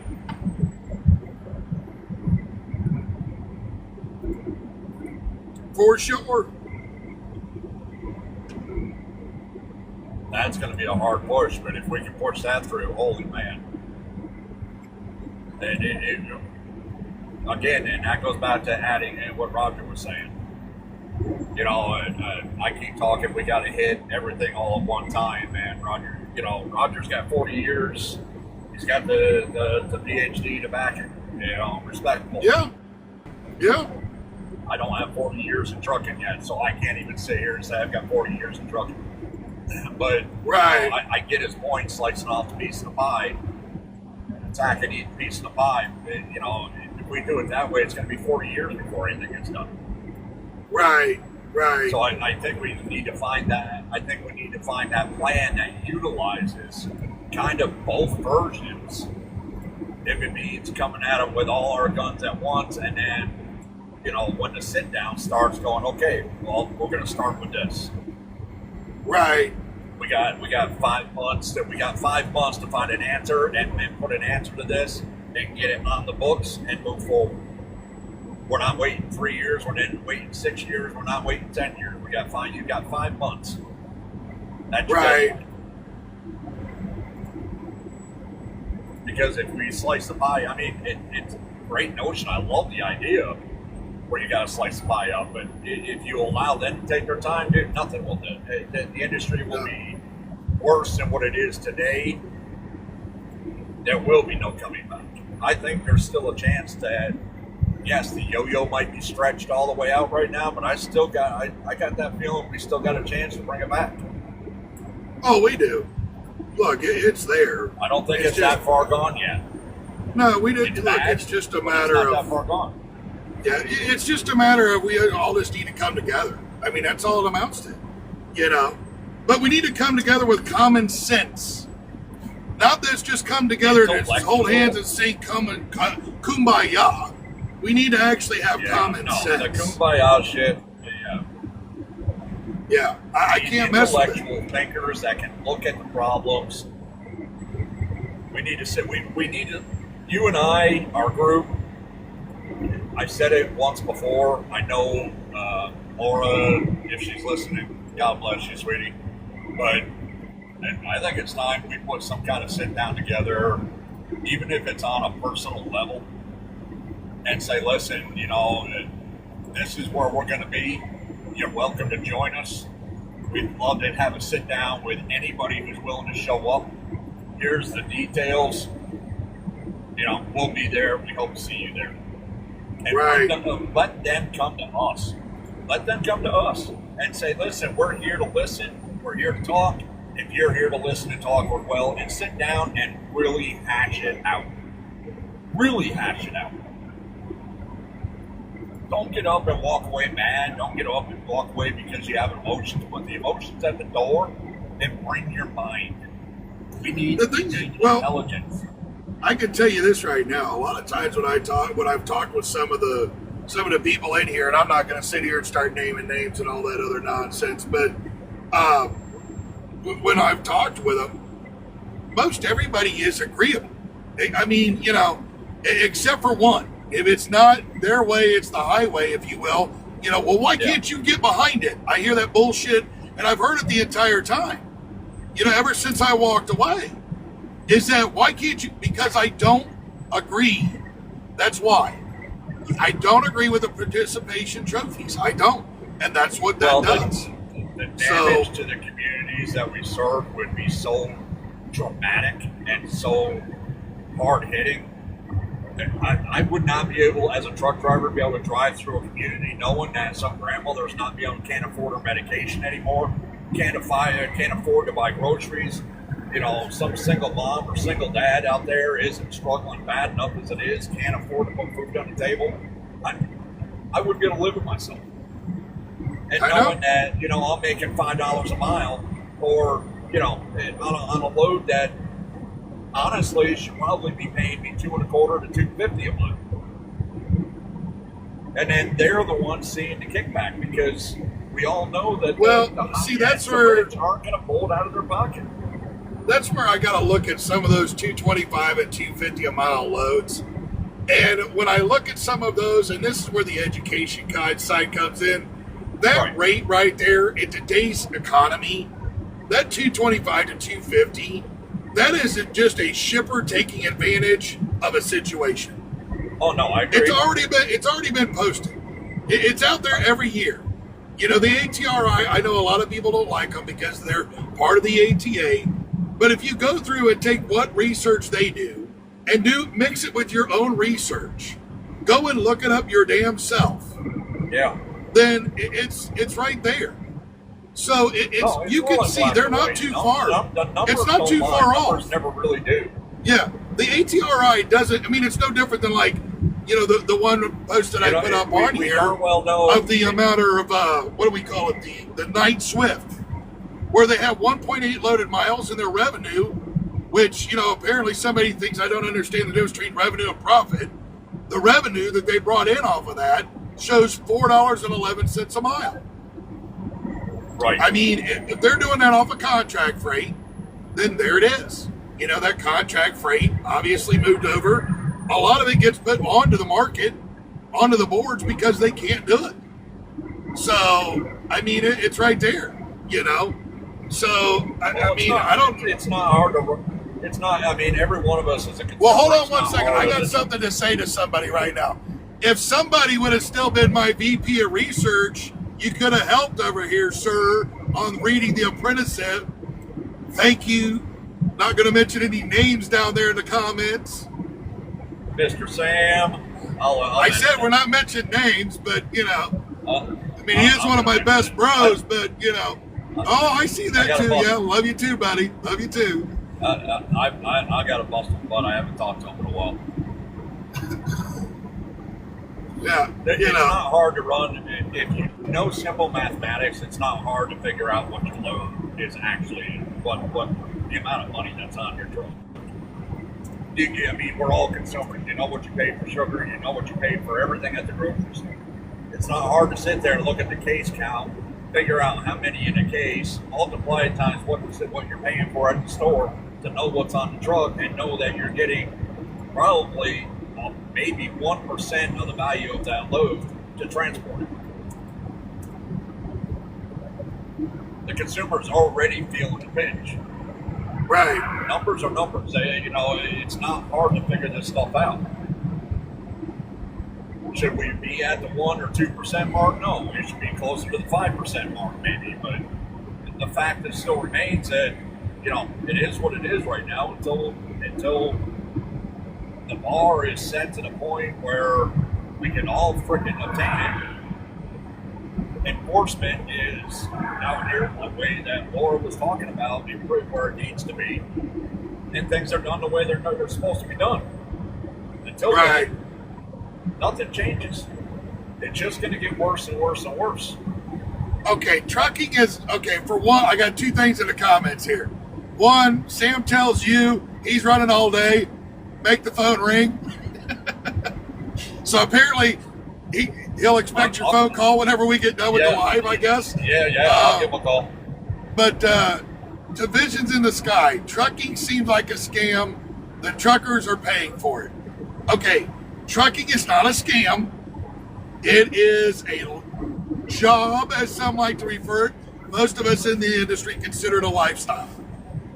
We are kind of like the last of the cowboys, if you will, because we're constantly running up and down the roads and not home a whole lot. If you don't agree with the rate that you're being paid as a company driver, don't take the job. That's all I got to say. Don't take the position. You know, if you're an owner operator and you don't agree with the rate and it doesn't make you any money, don't take the load. I don't understand how that's a scam. But maybe you can clarify your position here a little bit better. But on why it's a scam, but it's all about accountability and taking accountability for your actions. If you don't want to do this, you don't want to do it, don't do it. The scam is you're not being, most of these new truck drivers that are coming in aren't being told the truth of what trucking really is. They're being told they can make $2,500 a week or $2,000 a week, and you know you're going to do extremely well. And the selling line for most of the mega carriers is through the roof. It's nonsense. We're going to give you this. We're going to give you that. We're going to do this. This is what you're going to get paid. You know, you're going to be home every weekend. Yeah, that's typically that's not the case. It goes on and on and on. The fact of the matter is, trucking is not for everybody. The whole rhetoric that is out here, well, anybody can be a truck driver. Not really. Not very many people can actually do it. So they clarified their position. The rates. Okay, so the rates. So once again, I'm just going to say this. There's a gentleman that's in our group, Pablo. He runs Drive-In. He is profitable on what he's doing. You know, I run a hopper bottom. I'm profitable in what I'm doing. I'm just barely profitable because I had a couple of bad years with some engines and spent $100,000 just in engines in 2 years, which is not a normal. That is way beyond the norm. I hit a bad run of luck. Is basically the way I'm putting it. You know, it's one of those things. If I wouldn't hit those, If I wouldn't have had a bad run of luck there, I'd have been fine. But my bad run of luck does not constitute raising rates on the rest of the industry to account for that bad run of luck. It really just doesn't. So the rates, the brokers, the dispatchers, insurance companies, the truckers are receiving leftovers. The truckers are receiving what they agree to receive. That's what they're receiving. That's exactly what it is. If they go to work for a company and they agree to that rate, that we'll say 60 cents a mile, that's what they're receiving. They agreed to that. If they don't want to make 60 cents a mile, then they probably shouldn't go work for that company that's paying that. If somebody is going through and, insurance is insurance. I'm going to tell you right now, everybody wants to talk about this insurance thing a lot of times. When you look at some of the nonsense that goes on out here, when I drive by, different, drivers, and I see them with their phone in their hand and they're looking at their crotch the entire time. They're not paying attention to what's going on. These are the bad drivers that we need to get out of this industry. Raising the rates isn't going to do that. Raising the rate for a company driver is just going to reward the bad behavior. So when somebody tries to tell me, well, there's 10 million CDL holders in this country, man, I got to mute you, buddy. Thank you. Woo. Okay. When you talk about this 10 million CDL holders in the country, we need to remember this, because I've heard this before, and I literally pointed it out, and it basically changed their mindset. But yes, we have 10 million CDL holders in this country. How many of those CDL holders are going to go through and that are firefighters, that are diesel mechanics, or that are heavy equipment operators? Because those three industries right there, if you will, all require a CDL. Even the firefighters had to have the CDLs to run the rigs that they run. The diesel mechanics had to have a CDL so they could test drive the trucks. The heavy equipment operators had to have the CDL because they might have to get into the truck with a double drop on the back of it, and so they can move their excavator or their pan or bulldozer or whatever they're moving. But they're not going to come into this industry. We're not going to have this massive influx of CDL holders because all of a sudden we have this rate minimum. It's not going to happen. Many don't. What is this? The rates should start at $4 a mile. I don't see those rates all the time. Why do you need $4 a mile? I mean, are you not living within your means or something? I mean, I don't understand that. That's a little that's out there. I mean, that's way out there. I mean, don't get me wrong. I would love to have $4 a mile all mile, but that's basically means that I'm going to go through and be somewhere around $480,000 gross revenue for the year. I just don't see that happening. My costs right now are $213 a mile just for the truck. So that's just so that means I'm going to profit over $200,000, which is going to be tough to. I mean, you're going to be paying taxes on that $200,000, which means I'm going to lose somewhere around a third of that. So I'm going to lose $60,000, so $140,000 profit. Now, to go on top of that, to go through and put all the rest of the 40% of the industry that might not be paying that, that's going to increase the cost by 15% because it's usually a 3-to-1. So I just don't see that happening because that's going to cause more pressure on those that have a lower income. And to raise up to that much means that I'm going to be like I'm making 4 to 5 times more money than most of the United States military. And they do a more dangerous job than I can even think of. Because the last time I checked, when you have those little round objects that are moving faster than the speed of sound past your head, that's pretty dangerous because you don't have any control of who's putting those at you. And Like, we just literally put the math up there. An E5 with like 2 years in the military is like $2,800 a month. And you think that I should be making 3 times that in profit? I don't see it.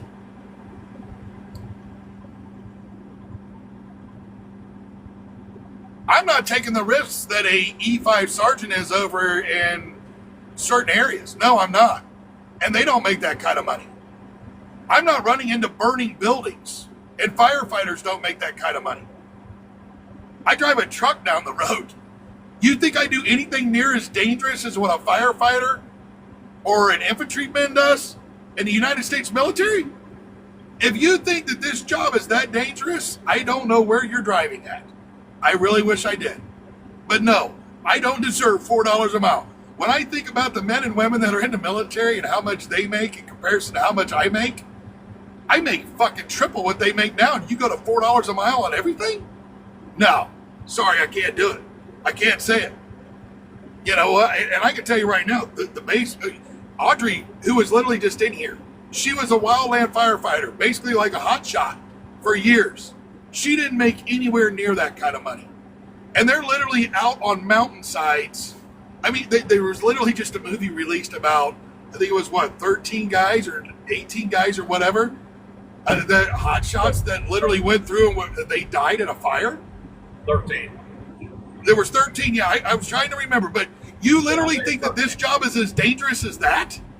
There's no way. Well, I think the average firefighter makes like, what do they make? You looked it up yesterday, Matt. How much does the average firefighter make? Out the door, first day, first year, around 40,000 their first year. After that, it goes up. Yeah, and I should be making $140,000 a year driving a truck. But you're also, look at the EMT. Look at the EMTs that just, for example, show up at your house because your son just broke a leg, or your wife or husband's having, breathing issues. Those EMTs that just saved your family's life, they might be making $35,000-$40,000 a year. Hold on. What perks do firefighters receive? What perks do they receive? None. Retirement? That's called 401k, Roth IRA, ULIs, investing. We all have that perk. We all have insurance. What perks do firefighters receive? None. That are so they great. Get the same perks. They get the same perks as if you were working as a truck driver for a mega carrier. They get the same perks, no difference. You were a firefighter, Matt. That's why I'm asking. 10 years, volunteer. I got nothing. There's no life as a volunteer. And I'm going to say this: there are hundreds of thousands of volunteers across this country that put their life on the line for nothing. No life insurance, no health insurance. They get nothing. They sacrifice everything for nothing. The firefighters, the city, the paid firefighters get paid their salary, and that's it. That salary needs to feed their family. They get the same thing as if you went to work for a mega carrier. There's no difference. Life insurance, health insurance, 401, it's all there. There's no difference in what they do and what we get paid. Except that we get paid more. We are if you look at the service industry, the trucking industry, a professional trucker, first day in the truck makes more than most service industries with degrees, and a firefighter, a paid firefighter, by the way, must have at least, I believe it's 6 months to 2 years of actual school training before they can even apply for a position. Yeah, they got to go to the academy. They usually go to the academy, and then they come out of the academy as a probie. Yeah. So, and your first year, if you screw up in your first 6 months to a year, you're done. You lost your chance of being a fireman. Yeah, and we should be making more money than them. Got it. Right. I don't run into burning buildings. I sit my fat ass down in a chair and I drive a truck down the road. If I get into an accident, 90% of the time it's your own fault.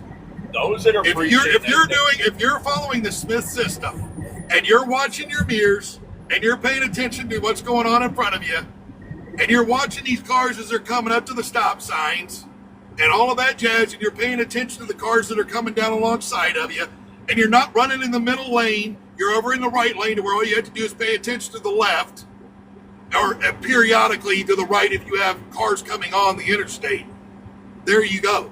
I mean, the most dangerous thing I think I do on a daily basis is get out of my truck. I don't have little round lead objects flying past my head like the military does. Whether you were... I don't know my worth. I understand you don't know your worth. Wow. So you're telling me that my life is worth more, and myself, I'm worth more than the military or a firefighter. That's what you're telling me. What is it? Visions in the sky. Visions in the sky says they say, I understand you don't know your worth. So I'm worth more than a military. I'm worth more than a serviceman or women, and I'm worth more than firefighters. Got it. I don't feel that way. So what you're saying is that your worth is monetary based. It's not their moral worth. based. Wait a minute. Their worth is perception. There it is. That's what okay, thank you. That's what I was We're back to the perception word. Yeah, everybody perceives that they should be making more. They're not making enough. They should drive a newer truck, an older truck, a truck with a bigger engine. They should live in a bigger house, a smaller house. They should live on an island.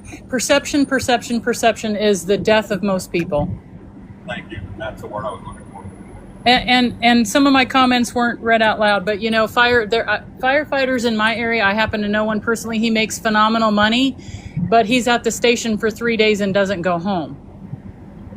So, I don't know, phenomenal money when you take the amount of time, quote unquote, that he is not allowed to go home. And I know what somebody's going to say, well, I'm a truck driver, I'm not allowed to go home. Yes, you are. Pick a different company to drive for.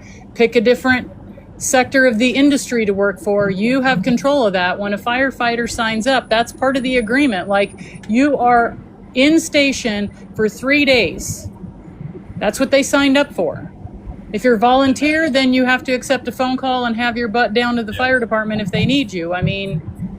And that's if an incident doesn't occur, because you could be on site. You could well, this guy says you can't say no comparison. You can't sit. So sit in the comments and keep making comments, but don't, explain yourself any farther. That doesn't make a lot of sense.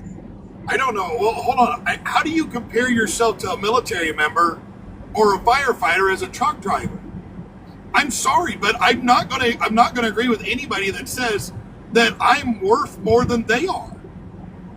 Because my job that I do out here, even though it is a lifestyle, is nowhere near as dangerous as what they do. And they make a third of what I make. And the military is you want me to sit here and pound a drum that says, oh, I need to make more money. I need to make more money. Bullshit. Bullshit. Learn to live within your means. This nonsense of having to have more is why we have the inflation we have.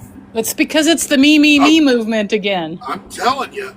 Yeah, it's the me. That's right. You hit it. And that's what's taught in everywhere anymore. Look after your... I have heard this rhetoric more times in the last 5 years than I care to freaking count. It's take care of yourself. Don't worry about anybody else. Take care of yourself. Well, you do have to take care of yourself first, but you can't. I mean, people are mixing in being greedy and their perception of what they think they should have or are going to have. Like, you don't... You're not taking any of this with you. Nothing that you gain in life goes with you in death. Nothing. Well, not with you, but you try to leave a legacy of doing it right? I do understand that. Leaving a legacy for your kids and no, making sure I didn't say that either. What do you mean? I mean, you just leave a legacy of doing things right, like be known for doing it, doing something. You know, you're in the community.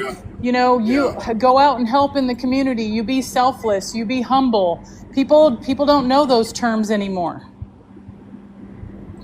No, you hit the nail on the head there, Mac Daddy. That's for sure. Yep.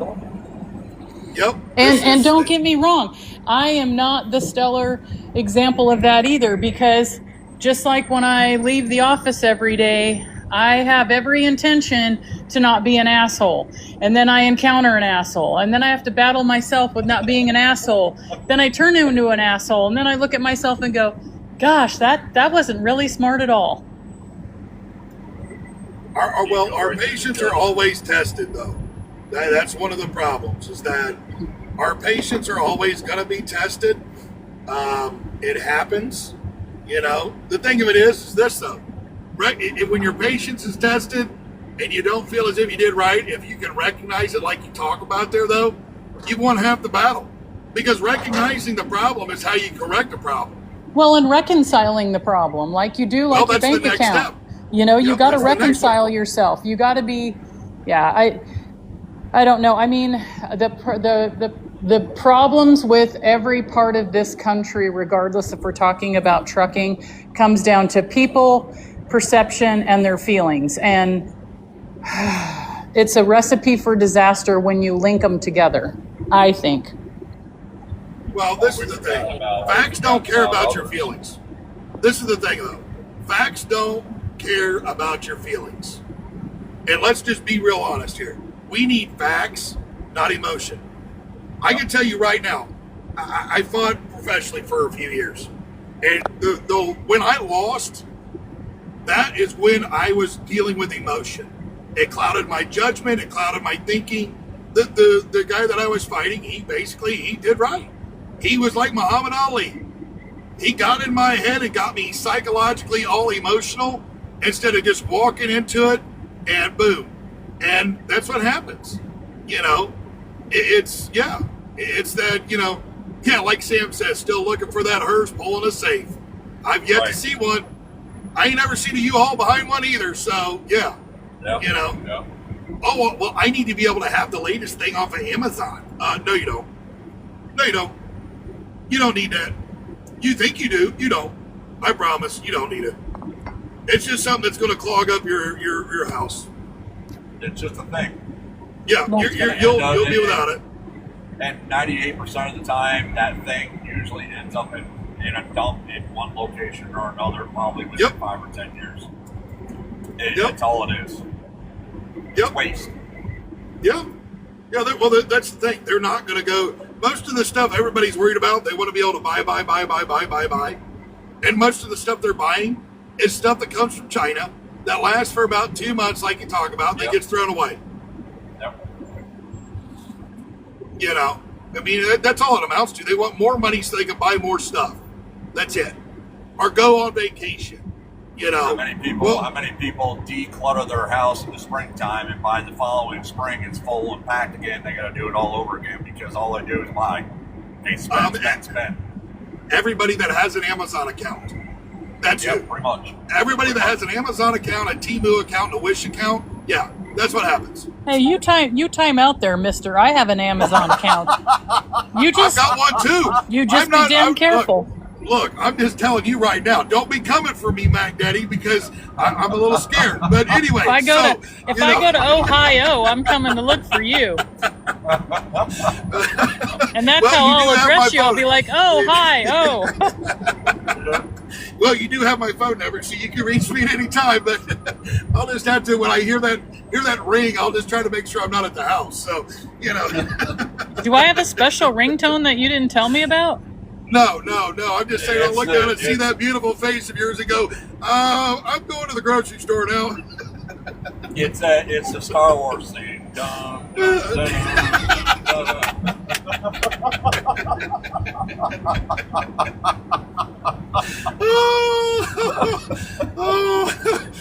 My fear is it'll be on one of my bad days and my knee's going to be acting up and I will not be able to run. So I'm just going to have to like cower or something, like, you know, and just take it, you know, and I don't want to do that. After all, I'm not going to be able to run either, so. It's going to be one of those slow-mo picture frames. Oh, man, I got tears in my eyes. I'm laughing so hard. Oh, well, that's good. The industry's in the toilet. We all agree with that. It would just keep swirling around, and a lot of the, you know, there, like I said, I think, you know, pointing fingers isn't going to work, but like I said, had an epiphany sitting here, and I'm like, nobody wants more rules and regulations, but everybody wants the rules and regulations that are already in place enforced. But we got to be careful on how you interpret them, because that's a big issue too, is people's interpretation of the rules or a law or a whatever. But how we need the enforcement folks to hire educated people. Again, that's a huge issue. Yeah. Same issue we have in our industry. Hire educated people to enforce the rules that are already there and go out. I've been through a lot of safety audits, and a safety audit isn't really to come and hammer on a carrier. Realistically, it used to be that it was also a learning moment. And if you had some flagrant, belligerent violations, that's when there were monetary fines assigned. But in every audit I have been in, even the worst hazmat audit, as long as you could show that, oh crap, we misinterpreted that, or we didn't know, but we are going to do training and we're going to do a safety stand down and get everybody retrained so we all understand, they don't usually hit you with monetary fines, because it was supposed to be an educational experience. Right. And now, Right. like Matt alluded, they don't even come see you anymore. And I still go back on the reason they don't is because they don't have enough people to do the FaceTime experiences. There's probably a lot to be said for that, for sure. I thought when I had my first face-to-face safety audit, there was a lot I learned. That safety audit officer really went through and said, okay, look at this, and and I know that you're only a single owner operator, but I want you to look at this and this and this. All your paperwork looks good, but you don't have this implemented, and you really should, or you're misunderstanding. That is the new this code when you.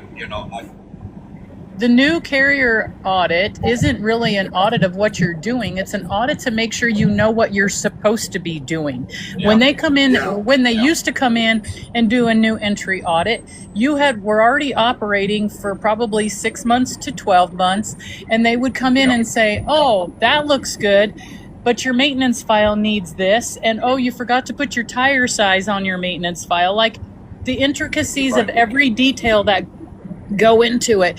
People just jump in this business and think you slam a door and go down the highway. There is a lot more to it than that.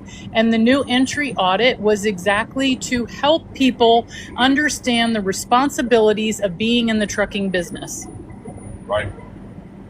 And One that's truck, gone. 10 trucks, It's gone 50 now. trucks. Well, it is gone. Everybody gripes about the clearinghouse is another example. Everybody bitches about that. But you want to know why? They came with the clearinghouse is because they needed to catch these bad cats that were testing positive, jumping from company to company to company. And then when a safety performance history is sent over, or they don't even put it on their application that they were at ABC Trucking where they tested positive. So there's all these loopholes that people, if they would use their brain power to run their business profitably or better or whatever you want to say, or their personal life for that matter, Right. they would be ahead of the game. But no, they spend more brain cells cheating the system. Yep. So the clearinghouse came about because we had these bad actors that were jumping to company to company to company. Now, guess what? It doesn't matter whether you put it on your application or not. Now you have this chain of custody that shows, and a result that shows that you were positive and is now registered in a clearinghouse, so that when I want to go hire you, there's no secrets. I get to find out that you cheated the system. I absolutely don't want you even on my premise to apply for a freaking job because I already know how it's going to go. Right. Yeah. For sure. But see, that's the issue that I have. We have so many groups out here that it's a swinging eggplant competition, and that's not what these groups are about. We should all be, there should be a live where all these groups kind of get together and talk about it and not bitch and belittle each other and all that kind of shit. I mean, the bantering's got to stop. We got to quit doing that. Oh, there's no disagreement there. We're finding, the more that we talk to individuals, we're finding people that have a great, that either good intentions, a good heart, or doing it for the right reasons. And you're right. There should be a room that these individuals that actually have the intellectual mind to create real change on a positive note should be talking. But at the same time, I'm also one of those guys that believes that yes, it's great to be in a room like this, or to be in a like a Zoom meeting where everybody's talking, but there is something different about face to face. You can read body language, you can read a look, you can read a reaction, and you start to see individuals you start to see the true side of an individual. So let me You start talking humility, and we're doing this without strings attached, and there's nothing to gain here on a personal or financial level, and you see three people swarm in their seats. You kind of already got the assumption that, okay, these are not here for the right reasons. Well, You see what I'm and the saying? industry has changed a lot too, and I'll give you a story. My husband always wears shorts when he's driving, not flip-flops, but he wears tennis shoes or those freaking driving shoes, whatever. But it used to be that we were so well known in the state with the state patrol because we did events with them. We argued with them, we worked with them, we disputed them, we did all those things. So face to face. But they literally used to pull over my husband just to say hi. Just to say hi. That's how much this industry has changed. And I've told the captain and lieutenant and everybody here, the major, like, who are you putting through the academy that you think really can inspect a truck when they can't even change their freaking car battery or a windshield wiper on their own personal car? Like, I have an issue with that. And he's like, well, Laura, I guess it's the same thing that you're doing. Like, you have to line up the people who are applying for the job and hope to Christ you make the best decision. And we're not either. So, we have a bunch of CVE guys out here that think they know the parts and components of a truck. And I mean, back in the day, most of those guys were farm kids that came into the patrol. Nowadays, I mean, if you live in a blue state like I do, all they're worried about is freaking wind turbines and freaking solar panels eating up our farmland.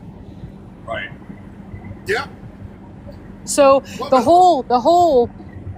whole thing has changed, and how we get to the bottom, or how we're already at the bottom, how we get a step up each day or month or however we do it, as long as we're taking one step up is the key. And it's not the other so-called freaking act where we're going to mandate minimum pay and minimum mileage junk. That's not going to work, because it only takes one sector of the industry. And all you're going to do is squash everybody else because they can't afford to buy the crap now, and you're going to make it more expensive. Right. Hell, you're going to make it more expensive for me, and I can't afford to buy the crap now either. Right. Vision in the Sky said a new entry audit was easy for us. All they needed was the 30 days of logs. So that's great. I mean, that means you started off on the right foot. It doesn't mean you know everything, and it doesn't mean they checked every little dot and T crossed and all that kind of stuff. But your presentation to them was that you were making a good effort at doing it right from day one. Yeah. So congratulations to you. That is incredible. Yeah, I mean, I passed my new entry audit just fine too. When they did mine, they wanted to see assorted logbooks from different months. He would just read a month, and I'd have to pull the logbook. He wanted to see, even as an owner-operator, do you have a safety program in order? What are your maintenance records? How well are you doing your maintenance records? Yeah, your maintenance record could be there, but you might screw up on your folder because you have to have the year, make, model, VIN number, and tire size on it, and most people don't know that. Exactly. They wanted to see everything. If they got there and you happen to be running for 3 months, can I see your previous IFTA report? Absolutely, there it is. They wanted to. They were combing through the records to make sure that you had everything that you needed, and if you didn't, they were there to help guide you to get it there. There's supposed to be an advocacy group to help you. And if you treat them as such, as hard as it can be someday when you encounter a trooper who got up on the wrong side of the bed, it's your job to try to change their day into something better. And vice versa. If they pull over a driver who's having a bad day, we actually just had an article done. A letter was sent into State Patrol here because a guy blew an engine coming over Levita Pass. So he had no power. It was cold. The trooper stopped, made sure that he had a signal to get a tow truck, and then went back by. And when the tow truck was there, he blocked the highway so they could safely get the truck. I mean, they're people too, and all people do is gripe about them. And like, sometimes your presentation is what brings the poison to the table. Yeah, you're right. I mean, I'm not going to say they're all right, because just like we had an incident. I've got some stories that make your head spin. I had a guy who went through a port of entry, and the officer in there's like, I think I smell alcohol on your driver. He's out of service for alcohol, drinking on the job. And I'm like, I just saw the driver in the yard and I didn't smell that. So, okay. So I sent my mobile collector down there to do a breath alcohol on him, and he blew all zeros. Took it inside the port and showed him the results, and they still wouldn't let him go. I blew a damn gasket. Because your perception is my guy was drunk, but I proved that he wasn't drinking, and you still wouldn't let him go, and I still got slapped with the violation. And this is where, you've heard, we've all talked about it though, that this is where that bringing the entire industry together, the entire transportation industry together, shippers, brokers, truckers, carriers, and law enforcement officers. That's your DOT bears or just state troopers. There needs to be a total change of the industry. If you literally are going to go in there and show it can prove your driver went nowhere, they've blown a .000, and your body's not going to get rid of it that fast, but they blew a .000, there is absolutely no reason that officer shouldn't have stood up, took accountability for his lack of knowledge, and said, sorry, I made a mistake, move along. Or, you know what, here you go. It should have been, oh my gosh, there's a carrier out here who really cares. Because if my driver would have been drunk, I'd have went and got his ass and told him to go home and never come back. You're fired immediately, because I don't want that in my truck. Like, you're a carrier doing the right thing by bringing proof to the table, not perception. Right. Well, it's taking accountability, though. But I'm telling you, that happened for your driver and for being a carrier. And this is where the lack of accountability on the side of the law enforcement comes in. All around. It's all around. So this guy says, some Vision in the Sky says, why would they change anything in trucking when it's the cash cow for the corporations? Expound on that, because I don't understand what you're saying. I'm a corporation. I think Cupcake's a corporation. Matt's a corporation. I don't understand your question. How is the trucking industry a cash cow for me? Yeah, it'd probably be a cash cow for my therapist. He might be a cash cow for the umbrella conglomerates. There it is, right there. Maybe that might be what he's talking about, or she's talking about. That it could be. But see, this is the thing. Yeah, it might be a cash cow for them, if you will. But I mean, I could consider it a cash cow for me in the fact that it pays all of my bills. If I literally wouldn't have had the run of bad luck that I've had over the last 2 years with the 2 engines, I would have been trying to hide money so that I could have it for retirement instead of paying taxes on it right now. So much it wouldn't even have been funny. If that's not a cash cow, I don't know what is. Well, cash cow, we're back to perception again. Exactly. Thank you. That's where I was fixing to head. Go ahead, Laura. Go ahead. And the perception part would probably come in better if we do this Vision in the Sky's background. Like, is he a company guy? Is he an owner-operator? Or is he a forklift guy that loads and unloads the trucks? Because that's part of the transportation industry, too. Yeah, that's part of your shippers. Yeah, and receivers, yeah. Yep. There's a lot there. There's a lot there. A whole bunch in it. And this is where, though, that education side comes in of educating everybody. So, I mean, but, you know, this is where, you know, the Vision in the Sky, I go back to the education side of it, and to say that, you know, we deserve more money than military members that dodge little round objects and firefighters that run into burning buildings or stand alongside the highway in negative 10-degree weather pulling people out of cars because we have people out here that have no business being a trucker. You know, this is where bringing that standard up, because we've all seen them out here tailgating. But these ones that are out here driving 3 foot off of grandma's butt because she's doing a mile an hour faster than they are, and they think they're going to get somewhere, and that trucker deserves $1 a mile, or that carrier deserves $5 a mile? Bullshit. Bullshit. Not gonna, Well, you're and not going to get me to agree to that. Well, and you know, I'm going to say this too.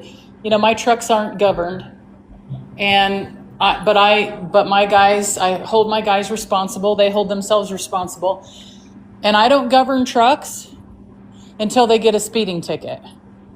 Right. And then if they get a second speeding ticket, they're on probation, and my choice is, depending upon how much over the speed limit they were going, do I fire them, or their next thing is I demote them and pay? And you know what? If they don't like being demoted in pay and they quit, that's their own problem. I didn't make you speed. I gave you the power and the speed to get around people and to climb hills like you need to. Don't abuse it. Right. And you know I don't run Tupperware torpedoes, so. No, I do, but I pull the same thing you do. That's the professional side of trucking. And, you know, trucking is what the truck driver wants. Okay, if you want to be home every week, you know, Laura, you and I have talked about this. I told you back when Ruby broke down, and there's a chance I'm calling you tomorrow. And one of the things you had said to me is, well, you know, I can have you home every weekend. For me, that's not trucking. For me, that might be for a lot of people, but it's not for me. Me, I want to do 2.5 months. You have to go home, shut it down for a week, if I so choose to, which I normally don't. Out here is where I love to be. I feel free. I feel myself. I feel like I belong. Trucking is not about chasing frickin' dollars. If you're making enough to send back home and take care of your family, or if you're a single trucker, man or woman, I don't give a crap who you are, and you're doing well, then it becomes your own responsibility to be financially secure. And that's knowledge. That's, again, that goes back to education. Are you doing a 501? Are you putting money in savings? Are you what are you doing with your money in order to prepare for later down the road? If I'm making enough money to feed my family and put some cash in my pocket to get me down the road, I'm a happy man. That right there. I don't need anything more than that. I don't care about anything more than that, because when I go in the ground, nothing's going with me. Whatever. Hey, Vince wants to come up. Come on, Vince. You know you can come in here. Well, and so, you know, Matt, that's the other thing that, you know, when we talk about all I the don't things. limit nothing, Vince. Get in here, buddy. You should be up there. There you go.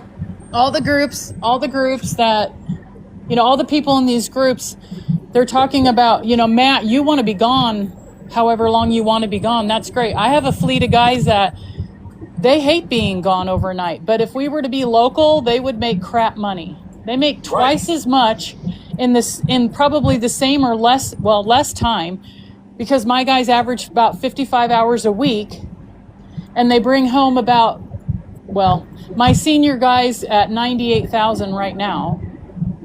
At 55 hours a week, that's pretty good. So, you know, for the market, that's pretty good. And that's the difference we're talking about, though. That's where you have to decipher what Correct. you as a truck driver are. But what I was saying is that people want to do this box of it's $1 a mile. Okay, well, I have an issue with that, because if we're going to fix the industry, we need to fix the industry as a whole, because you have hostler drivers who I don't care about. Have you ever watched a really good hostler driver? They are incredible. Yes, they are. And so you're saying, you know, you're leaving them out, or you're leaving the local guy out, or you're leaving the whoever out. Like, let's fix the industry as a whole and quit talking about OTR only. We're not talking, and that's what I love about this group. When we're anything that we're doing is focused on the professional trucker. It doesn't. I don't care if you're an owner operator, an independent, if you're a lease operator, if you run for another company. It don't matter. We're looking at the whole. There's no division.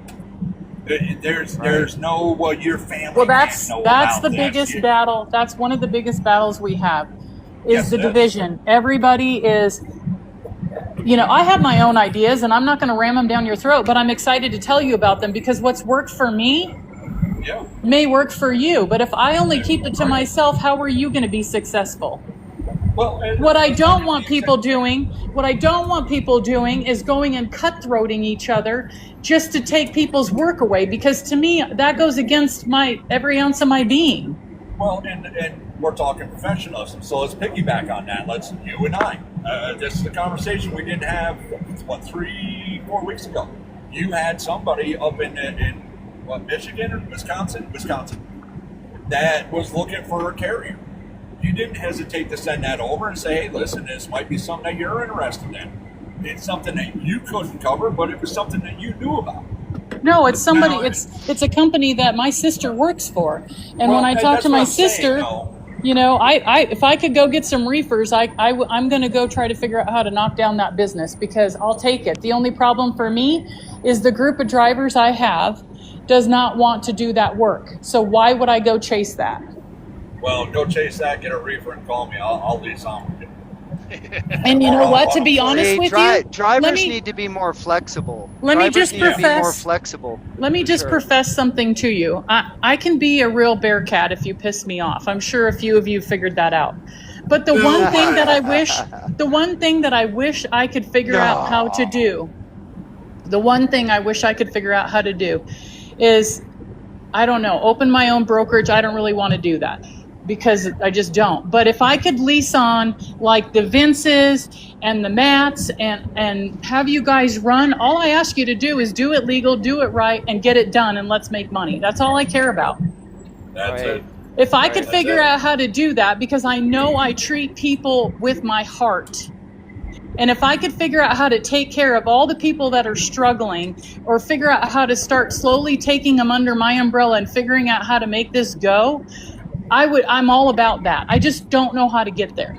That's really not that hard. That's what we need to do. That's what we need right there. We start with no more carriers and no more brokers outside of the United States allowed to operate. We start right there, right? No I carriers, wouldn't go no with brokers that. allowed outside the U.S.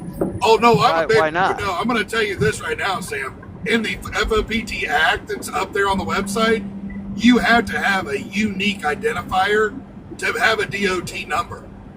We're not going to have these ones over in another. Yeah, well, that's what he's talking about. You can't be a carrier from outside the United States. Right. You can't You're be making a broker bunch of from money and you outside live the in United Africa? States. Like, come on. Well, and the other thing is this: what kind of retort does a carrier have inside the United States when you have a brokerage that could be in Zimbabwe or some non-extradition treaty country? You have no retort. They literally go through. You haul all this freight for them. They turn around and go, "Oh, sorry, we're not paying you. Have a nice day." Yeah, Right. it's time to When you take care of guys- our own people. Yes. You're talking about across the pond. Yeah, I see where you're at with that one. But I've come across many drivers that come out of Canada, and I'm not talking about the ones that come from over the pond, go to Canada, get their citizenship there, and drive down here because that's the actual easiest way to do it. Canadians. Yeah. Right. Or I've come across Mexicans that do it legal. They have their own truck and they bring stuff in here. Yeah, there's nothing wrong with that. That's Right. totally But you- legal. yeah, That's but that's totally not- okay. I'm not but- talking about that. That's legal. This goes Unless back- they're committing cabotage. If they're committing cabotage, I'm not okay with that. Yeah, Because that's the that's- problem you run nobody into there. Well, that goes Well, back but to so hold on. enforcement again. Yeah, that's If they come here, deliver, and go back, get another load, and go back home, there's nothing wrong with that. That is No, totally because I'm going to legal. tell you, most of you don't want to take your truck into Mexico because you'll come back with nothing. No, I won't go to Mexico. Ask me, I already ask me know. how I know. It wasn't my truck, but back in high school, I made a wrong turn. Oh, ouch! You must live in Texas. I can already No, tell. I lived in Yuma, Arizona at that time. Oh, okay. And I know there's a mega fleet, and they run from Texas into Mexico back in. And they hire actual Mexicans with visas and all that good stuff to sit there and cross the border. And this is a mega Right. fleet that none of us like, but I've got my own way of thinking about them. It's so no, there's nothing wrong with that. Isn't And as it far funny? as coming in, doing a load and then heading right back, no, because Canada's can come over, deliver in New York, and they've got this really hot freight coming out of Ohio. Well, guess what? I'm not gonna bounce down to Ohio. I'm gonna grab a load. I'm gonna run down to Ohio, and then I'm gonna head back. Isn't it ironic may not be the word, but I'm just going to make this statement. Isn't it ridiculous that we all, this small group where there's 7 on the call, but in this industry, we can all pick out the people that are, or companies or people that are literally slitting our own throat, and we have no way to go get enforcement to do anything, like no action. Right. Yes, it is. I think about it every single day. Isn't it It's just, awful it's that mind-boggling. we It's know mind-boggling. we know Yeah. what enforcement Yep. should be doing, could be doing, can be doing, however you want to say that. And like I said, though, I truly believe that there is a shortage in enforcement. Now, whether it's actual human beings in the industry of enforcement or the people that are knowledgeable in, because, big corporations hire some safety director. Ask me how I know. Safety director, I was in the mining industry, and they hired a safety director, and they wanted everything, and they were letting trucks run out of the mines at 97,000 pounds with 5 axles. And I said, how does that driver know they're legal? So they put in axle scales everywhere at every location. They were pissed about spending the money. But I had to leave because they weren't enforcing any of the rules. So, and the mining company doesn't give 2 shits. They just want their sand and gravel hauled, and they don't care that these trucks are going out at 97,000 pounds, spilling material everywhere. They don't care. Oh man. I can tell you why See, all and that that's happens. the problem. Money. Yeah, exactly. And there is a cartel. There is a cartel in every region that has to do with something. We have a gravel cartel. And if you want to haul gravel for that particular mine, you have to go to this guy and work under him. Well, that's illegal because he's not even a frickin' broker. But yet he's collecting the money, and then he divvies it down to you, and you never see what he gets paid. But nobody enforces that. Nobody cares. Well, there have to be when we enough first- people, enough When votes we to first care. started Oh, there's this people that group, care. They just Well, get yeah. their pocket padded. When we first started this group, The biggest we did- issue is the money. It is. It's always the money. Well, yeah, but people look say at that they say that state troopers are cash cows. They're out there for the money. I don't know how many of you get ridden a roadside violation that actually comes with a ticket, unless it has to do with a moving violation. If you have a out of service flat tire on your truck, they write you a violation, but they don't write you a monetary citation, do they? I've never seen that. No, they don't. No, but they do put you down for the amount of out of service until that vehicle is fixed, which... No, agreed, but we're Well, talking about money. Like everybody says that Yes, state but it patrol, also but that also rotates around in a very it doesn't strange benefit them. mechanical way. No, it doesn't benefit them, but it benefits outside of them. You're right, not but my branch question affects is what state patrolman has ever written you a ticket? Not speeding, because speeding is a monetary citation. When you go through a roadside inspection and you have a brake out of adjustment or a headlight out or any of that, they don't write you a citation that has monetary penalties, do they? Who's ever seen Carolina does. No, North really? Carolina does. Only Yes, if they do. piggyback. Only if when they you piggyback send with in- the local municipality. If you send in your signed out of service, what you're supposed to do, when you send it in within 15 days, you will have a fine from North Carolina Department of Transportation. Thank you. I'll attached never to truck in North Carolina. No, thank you. they will send you a fine. Here is funny because State Patrol will set up a portable weigh station or inspection station, and they'll be close to a town, like Brighton, Colorado. So the Brighton PD will sit over there, and as soon as State Patrol writes you a ticket for something or a violation for your truck, Brighton actually writes you a citation for it, which to me I think is BS. I agree. Because the person that's writing the ticket, the citation, the monetary fine, is not a CVE officer, and therefore I don't think they should be allowed to piggyback off of somebody else. I think that's horse crap. Well, going back to your enforcement, when we first started this, or I think it was podcast 1 or 2 that we did a little bit of background research in the enforcement section. In August, September, when we first started doing all this and putting this in play, we did a DOT background, a deep dive into DOT. 1/3 of their offices were vacant. Vacant. They had nobody in those offices at all. They had nobody lined up. They had nobody in them. When we did it on FMCSA, again, almost 1/3 of the offices were vacant, including the chairperson. The chairperson office was vacant from January all the way to August, September. Absolutely vacant. So when you're talking enforcement, we don't even have we 1/3 of the people from FMCSA and 1/3 from DOT. There wasn't even anybody in the office to do enforcement. They didn't exist. It was literally almost 90% in the secretary's hands for almost 8 months. 90% of it.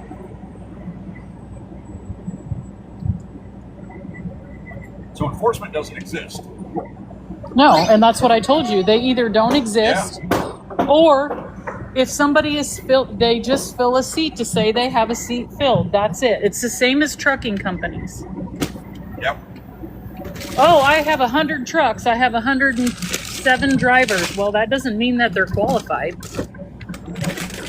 Same story. Yeah, it's a crisis, to say the least. Very much so. But this is where we got to we've got to start making, if we're going to make change, we have to start making good decisions on what we're going to do and what kind of change we need made, and not worry about the monetary side so much and bring together actual proper change. Well, this again goes back to what Laura was saying, what we were saying earlier. This means a collaboration of minds.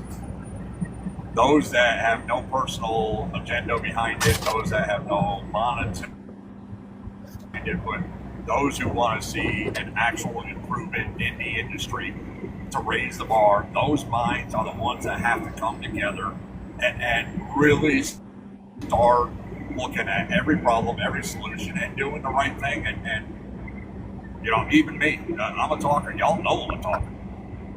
I'm learning every day to shut my mouth, listen, because there's people like Roger and Laura and yourself and others that have been in this whole thing today that have had some very interesting facts and things that need to be taken into consideration.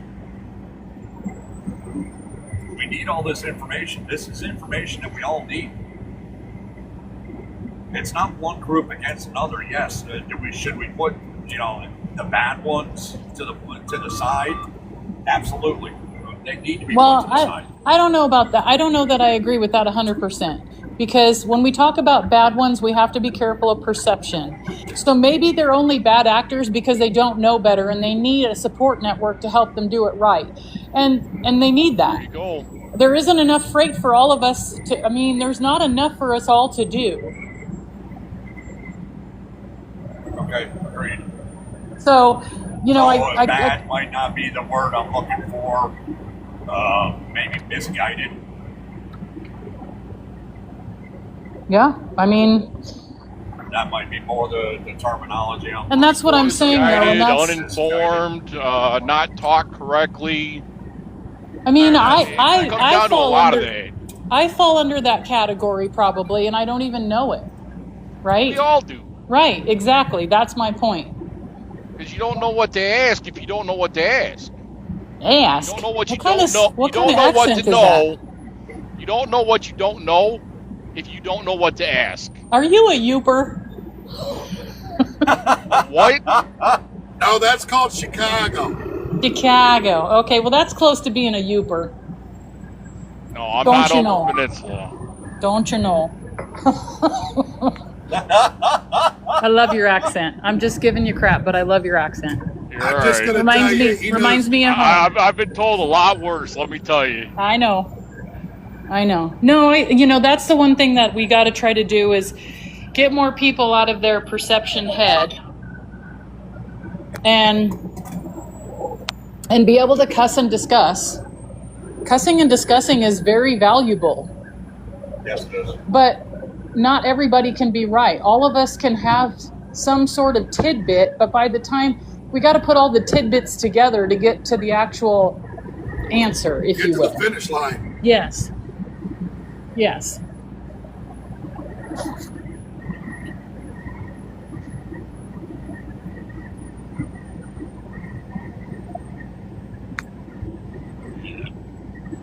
Yeah, and the sad part about one of the thing that I think everybody needs to do is, like everybody, I feel like I've seen this a lot on TikTok, CFI and all the news about CFI and all that kind of stuff. The problem is people are seeing what's on the news and they run with that. And then it just causes more controversy in our industry. And I think I truly believe that the news puts on the news to take your focus off of something else. Well, I've always 100%. said that the government loves the government and the news. It's always a sleight of hand tactic. Well, and like It's during look the at what's sea. going on over here so that we can do what we need to do over here without you knowing about it. Well, and I played into that and admittedly I did during the sea era. We all know what that is. I guess you can't say it on TikTok, but allegedly there was going to be a tire shortage. Right. And so I was like, yeah, whatever. And then I kept hearing it from other people in my network, and I'm like, gosh, is this true?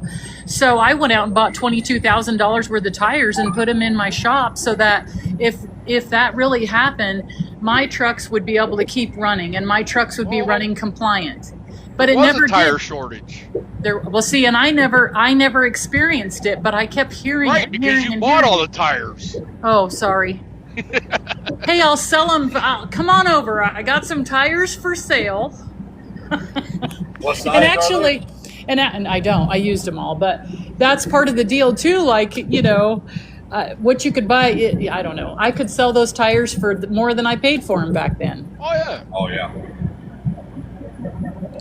And people in the trucking industry, like I'll tell everybody, listen, I've told you guys, Matt, I told you, hey, quit calling Kenworth and Peterbilt, call your local Napa, because they're usually a family owned and operated franchise and they're willing to work with you. I get some smoking deals through Napa. And then if you pay your invoice on time, they give you another discount. Yep. Yeah. Oh, I love the guys at the Napa in Brookville, Ohio, and Middletown, Ohio. They're wonderful. I use those guys all the time when I can. And ironically, My problem is Amazon that I'm not old enough. sometimes has. I've bought boy, I need some education. I bought a pallet of Kenodyne straps off of Amazon because it was cheaper than anywhere else. And by the time they shipped to my house with taxes, they were way cheaper than anywhere else. So I bought a pallet from Amazon. Like, some people just have to help themselves out. And if you don't know, ask. Like, I think there's millions of people in this industry that are willing and would love, like, it would really build them up to say, hey, Mike, I'm having this problem with my truck and I need this part. Where have you found this part the most economical? I mean, granted, if you're in a jam and it's an emergency, that doesn't work out very well, but like I tell all my trucking friends around here, if I have one part go bad on my truck, I buy two. Right. So I always have an extra on hand. The problem is my shop looks like a bomb zone, so I probably have Jimmy Hoffa out there and I keep buying more parts because I can't find the ones we already had. We all know Let where me at Hoff your is shop. at. Let me at your shop for like 2 days.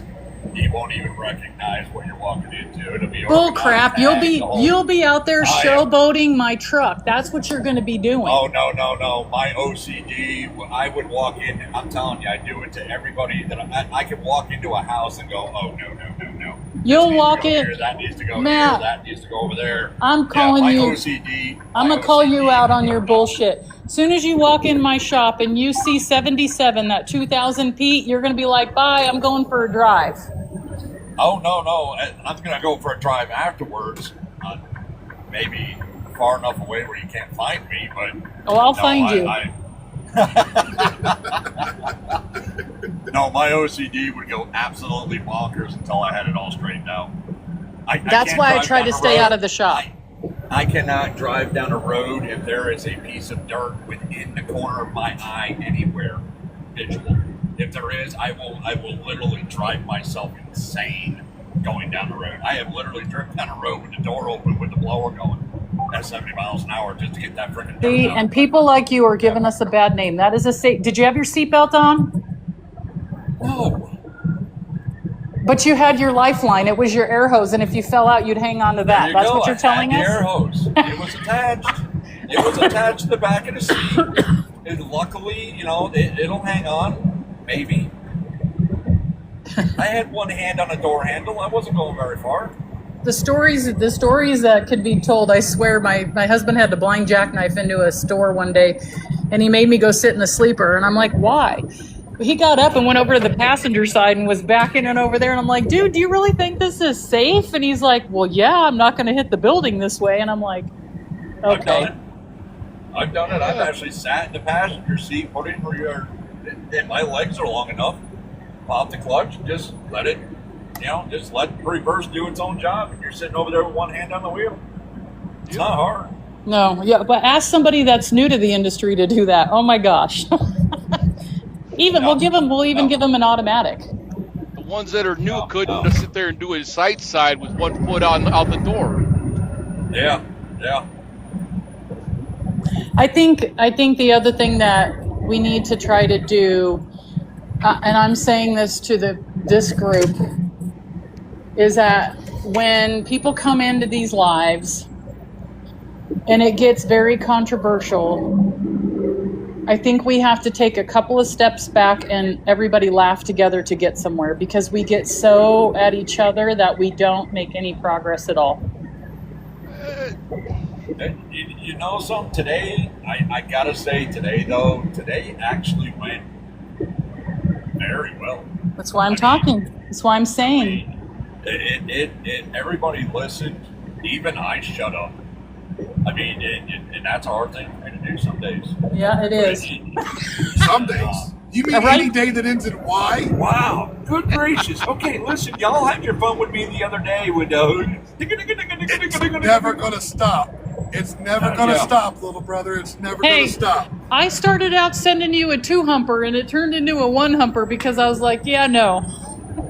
Hey, I almost got him on video inside the cab. I almost had him talked into it. And boy, oh boy, I almost had him. And as soon as I realized what you were doing with it, it was no way. All right, guys, I got to get off of here because I got to leave in about an hour to go pick up a trailer. You guys all behave. If you need anything, holler. If you need an answer to something, I'll try to answer it. If I don't know the answer, I can reach out to my network. But everybody be safe. Let's try to get trucking back on track. Good luck with that, but here we go. That's it. Yeah, here we go. Yeah, we'll talk to you probably tomorrow. Tomorrow? What's tomorrow? Monday. Well, no, that's Matt's day to talk because it ends in Y. Oh, wow. She rolled right into that too. Yeah. Oh, Love you guys. girl. I love you. See you. Love you guys. Be safe. Too, there, Beth. Bye. Oh boy. Y'all just have way too much fun with me sometimes, I'm telling you. Well, but you know, the thing of it is, it's all out of love there, bro. It's all out of love. Oh, I know it is. I know it is. I think you just say it.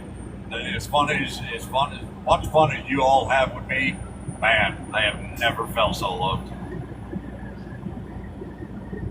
Well, we got to, you know. You get too serious sometimes. So we've got to slow you down. I get serious because I get passionate about it. You know, trucking is life for me. It's breathing. It's, yeah, but you know, you the still engine gotta is have my fun. heart. Oh, and you know I'm working on that, but it's like you're every time that I hear something that is against us, it's like a mini heart attack. It's like, come on, dude, I'm seeing 50 years in a truck. I'm just gonna do it one way or another. It might be the very day my 50th hits that I go down, but I'm seeing 50 one way or the other. Of course, that does put me out here at, let's see, something like 77 years old.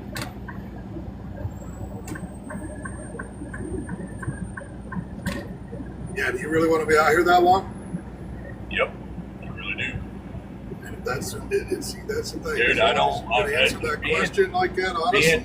That's all. Being home with my kids every once in a while, spending the weekend with them is amazing. Seeing my wife is phenomenal. Even my wife, Sheila, she's a trucker at heart. And, you know, when the kids are 18 and done, she's coming out here. But this lifestyle is more than people know it as. It's, for me, it's interesting. It's fun. I love meeting somebody new. I love talking to somebody new at the coffee bar. You know, tipping my hat, holding the door for a fellow truck driver, you know, shooting crap over top of the hoods of the rigs while we're at the fuel island, you know, bumping into those that I call family out here, you know, at a truck stop and having breakfast or lunch, or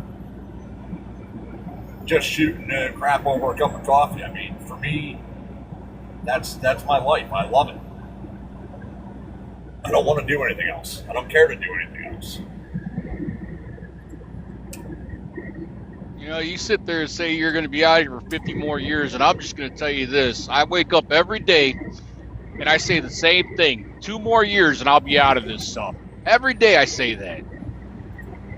24. I got 24. Well, you see, I've got 26 in legal. But I was in a truck at 12. At 15 years old, my father looked at me. I was already 6'4" at 15 years old. My father looked at me and went, "Yep, you're going with me." I said, "What are you talking about?" "No, you're tall enough." Bought me a ball cap, bought me a pair of sunglasses. I was already in love with jeans, boots, and flannels, man. So he said, "Well, just sit there and drive. There ain't nobody. You can go across the DOT station." He says, "Unless they're being a prick, they ain't gonna know you're any different." He says, "Just pull your ball cap down and keep going." You know, when I was in high school, everybody would ask me, "What do you want to do when you get out of high school?" And I told my family, "I'm going to drive a truck." Yeah. And they pushed me away from it. It wasn't until probably, what's going on, 12 years now, Mike, that I pushed to go get my CDL. I said, I'm tired of doing what I'm doing. I'm tired of waking up every day and, not knowing whether or not I got a job. So I'm going to go out there, talk to my family, got my CDL, met this fool over there in Iowa, and I haven't turned back.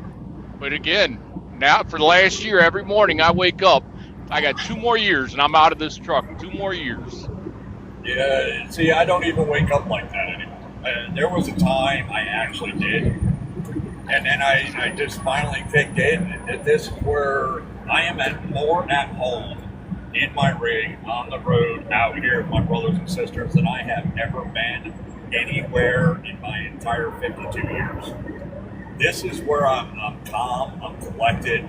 Yeah, do I get passionate? Absolutely. Do I put up a stink and talk a little?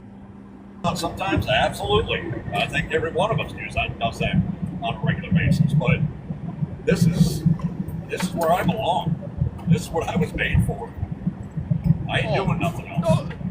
Don't get me wrong. I absolutely love what I do. I wholeheartedly love what I do. But it's days like today where I got a 5-year-old little girl telling me that I'm not allowed to leave the house. And that just kills me.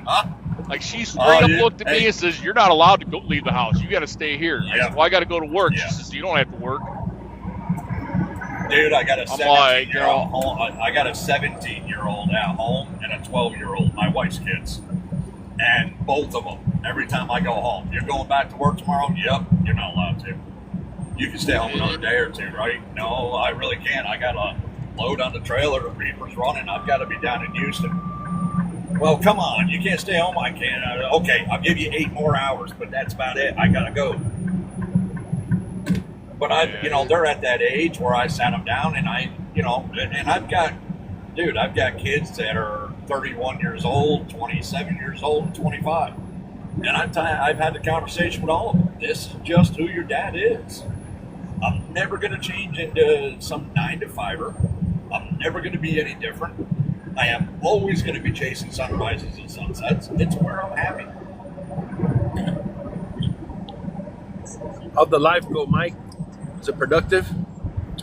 Oh, we're always trying to be productive, Cisco. I will say I was productive because I have now finished the Business Acumen course curriculum for the FOPT Act. I got it posted on the website while I was talking with y'all. We have the everything, man. I'm rocking it out here right now. So nice. I got the trucking apprenticeship curriculum put up on the website while we were talking. Everybody's got great ideas, except for a few that think that down in the chats that decided that we need to make more money than the people in the military and the firefighters. I mean, I didn't find that discussion very productive because I just don't feel as if I deserve to make more money than they do. But according to them, I don't know my worth. Anybody that says that they need to be making more money than something else, all they need to do is sit there and quit their job and go somewhere else and find that more money. Yeah, exactly. The problem is they don't have the ambition to do that. They won't do that. They want to sit in the same position and complain about it instead of moving forward like any human being does. The thing is also, they don't realize that I make triple of what most military members do. I make double of what most firefighters do. And then to turn around and say that I need to make more money because we need to be guaranteed $4 or $5 a mile as a carrier or $1 a mile as a company driver, I can't stand behind that. I can't. Every teacher wakes up every day loving what they do. Well, okay, I can't say every, but most teachers wake up loving what they do, knowing damn well what they're walking into for pay. Every firefighter, every cop, they all know what they're going to make. And they still get up every day and do it. Every truck driver gets up every day knowing what they're going to make that day and do it. Right. So that was kind of what you were... To say somebody's worth more than another is it's bullshit. Well, it's kind of like what you were saying. It's like it's an ambition. It's ambition. I mean, my dad, he's been driving since '76. He started the year I was born. But my dad's always been company driver, man. If I ask him, my dad drives for me right now. We'll put it that way. He just if I ask my dad how to get me a load somewhere, he don't nothing. He knows how to drive that truck down the road safe. He's got tons of miles of safe driving. He was a trainer at CR England. He got off the road for a little bit and started working at their school. But when it came to business or anything like that, he's just honest. He's like, I'm not interested, man, So, but me, on the other hand, I'm on the other end of that. I like trucking. I love trucking, but I also want to make more money than just a driver, you know what I'm saying? So I started doing other things. I opened my own business. I bought more trucks. I opened a brokerage. I started getting my own customers. I did things like that to make more money. Ambition says everything about an individual. And when you walk, Mike loves to, when he's parked, typically he's out walking. Why? How do I know? Because I'm usually the guy talking to him. But I can guarantee you, you know, and I do it on times. I don't do it as much as he does, but you walk around the lot and nobody gets out of the rig. If you're not ambitious enough to get out of your rig, you're not ambitious enough to better yourself in any way. Right. If that's literally 23 hours a day, you're basically in solitary confinement. Oh yeah, definitely. So you have no ambition to go any farther. So you need to push yourself beyond your boundaries, like you did, Cisco. Your dad's got over 50 years now. What, 52 years? If you start, 48 years, man. 49, 48. yeah, 49. So, okay. Yeah. So he's got almost 50 years, but he's happy. Yeah. He doesn't care about moving Oh, forward yeah. because he loves what he does. But you wanted to progress farther. So what did you do? You Right. put some motivation in your backside, and you found the different avenues that you can. Right. It's freaking phenomenal. But that's Right, one well, out of every 5,000 truckers are willing to go that far. Right. Well, and this is the part where I have a hard time getting behind the other guys, and this is why I like what kind of Mike's doing. You know, him and I have talked on the phone. Hell, we talked on the phone the other night for hours, man. I didn't realize how long we had talked, but you know, and I just really like how he's honest about going, you know what, I kind of thought about that a little bit, and I kind of think that might be a bad idea. You know what I mean? That we need to make an adjustment, you know? Like, he's not set in concrete. No. You know, he's willing. And I think that's what separates a lot of what's going on with these other guys, because I'm going like, well, damn, I mean, like, you guys are like totally on the wrong path, but don't even want to know that you're on the wrong path. You know what I mean? Like, Right. Yeah. it's crazy. When Mike and when Mike was over at the other group, he sent somebody looking for me. He actually Oh, you're sent the guy. somebody to You're go the look. guy. Yes, He told me about you. I'm the guy. You're the guy. Okay. He okay. actually sent somebody looking for me, and I wasn't stepping back. I mean, I was learning. I was doing things in the background, way in the dark, in the shadows, but I wasn't in the limelight. And honestly, after previous dealings, I didn't want to step in the back in the limelight. Right. But the individual got a hold of me. I went and found Cupcake and had a conversation for one night in that group, and realized this wasn't no way. I won't support it. I'm not going to back it up. This is not my place. I can't back this. But Mike and I had a video conversation, and then later that night had a phone conversation, and we saw that we were on the same page. There was a lot of same page stuff that wasn't on the page that they were pushing. With the other ones, yes. And we realized, okay, we can make a real difference. Well, when he left there, we decided, okay, we're going to do this. Which I'm still mind-boggled how the hell he pulled that off, pulled me back into the limelight. But with him came others, because they heard me speak. And I'm sitting there going, okay, well, all I'm doing is telling you the facts. I'm just telling you the truth, which Mike already knew. I mean, Mike already knew it. He's got 28 years in the business, man. He's not dumb. Right. And then once you put, and I'm going to say this very clearly, and Mike will laugh about it. Once you put his research and my mouth together, it's a hell of a team. Right. It worked. I've got the knowledge. I just don't have the research abilities that he's got. I don't. Yeah, he does. I can write poetry all freaking day. I can write articles all day, but nowhere near what Mike can do. Right. Mike has got that ability. Right. So you put the two of us together, and then you add in others that are passionate, not about what they can get on the backside, but about the industry itself, the brothers and sisterhood that's out here. When you bring those people together, which is what we got now, and believe me, there's room for more. When you bring them together, you have a group that can make real change. If people will stop and listen, because we take it, your advice, Cisco. We take yours. We take what was his name in here, Mike? That was just in here. Oh, Lost and Found. You talking about Roger? Roger's got some fine, amazing points because he does. He's got he's a just short-tempered in this for 40 years. You gotta listen to this guy. Sure. People like the one that's headed to Washington. He's only got Vince. 9 years into Vince. Vince has got a great heart, but I right know, now yeah. he should be turning his car around and going Around home. it. Don't even bother with Washington, dude. Right. They're not. It's Right. not doing you any good. You're helping push the wrong rhetoric. You Exactly. need to figure out who you're surrounding yourself with. Exactly. Remove yourself from them and join Uh-huh. and be a part of the group. It doesn't have to be FO. Dude, I don't care if you recognize yourself. Right, as right. FOBT or But get on not. the right page. Right. But I want you to surround yourself with the people that can help you educational wise, that can lift you Right. up, that can lift up the industry, not tear it down. Yeah. No, this is exactly what I told them. You've got an umbrella that everybody can come under. Because it's truth, it's accountability, it's responsibility, it's humility. You've got to have these cornerstones. Yeah.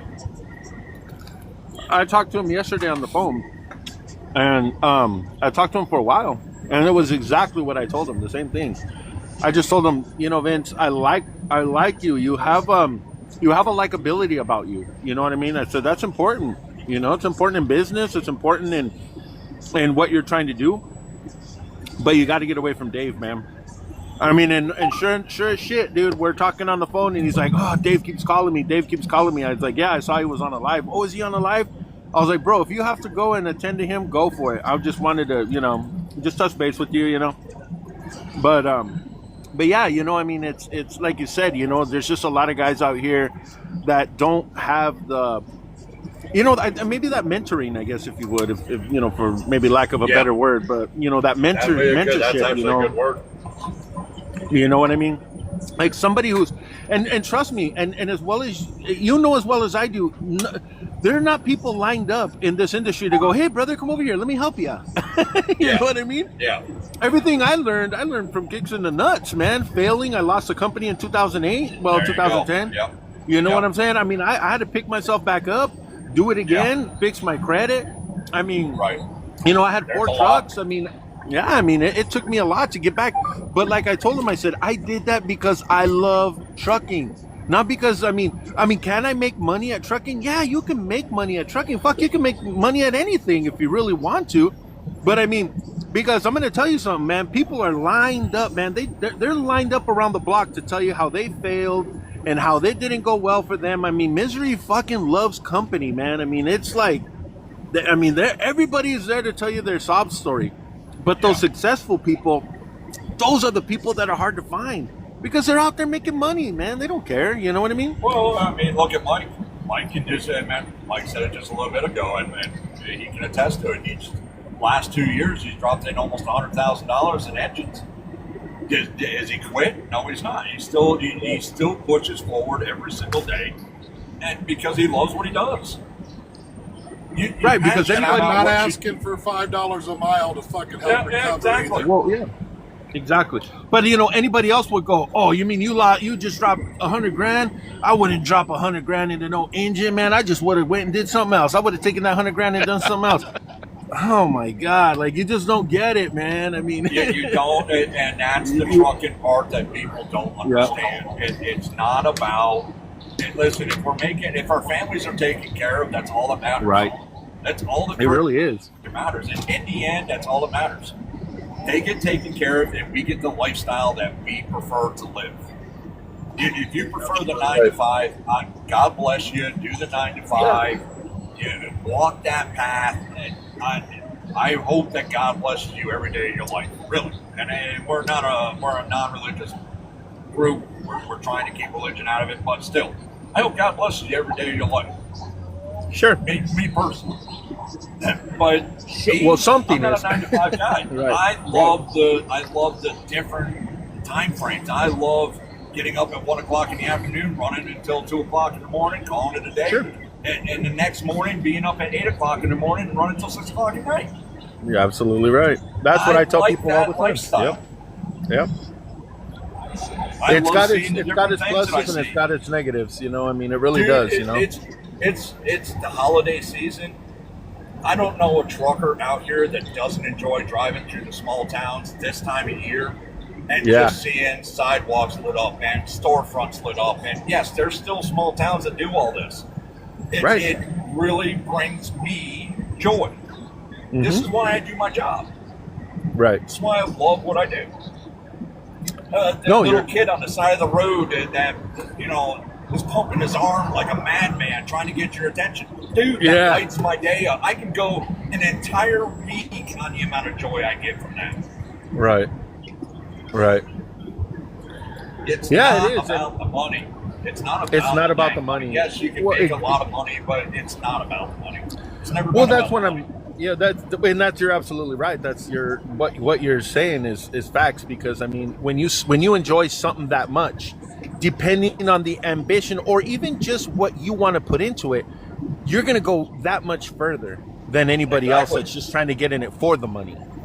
Right. Because we know that there is no money to begin with.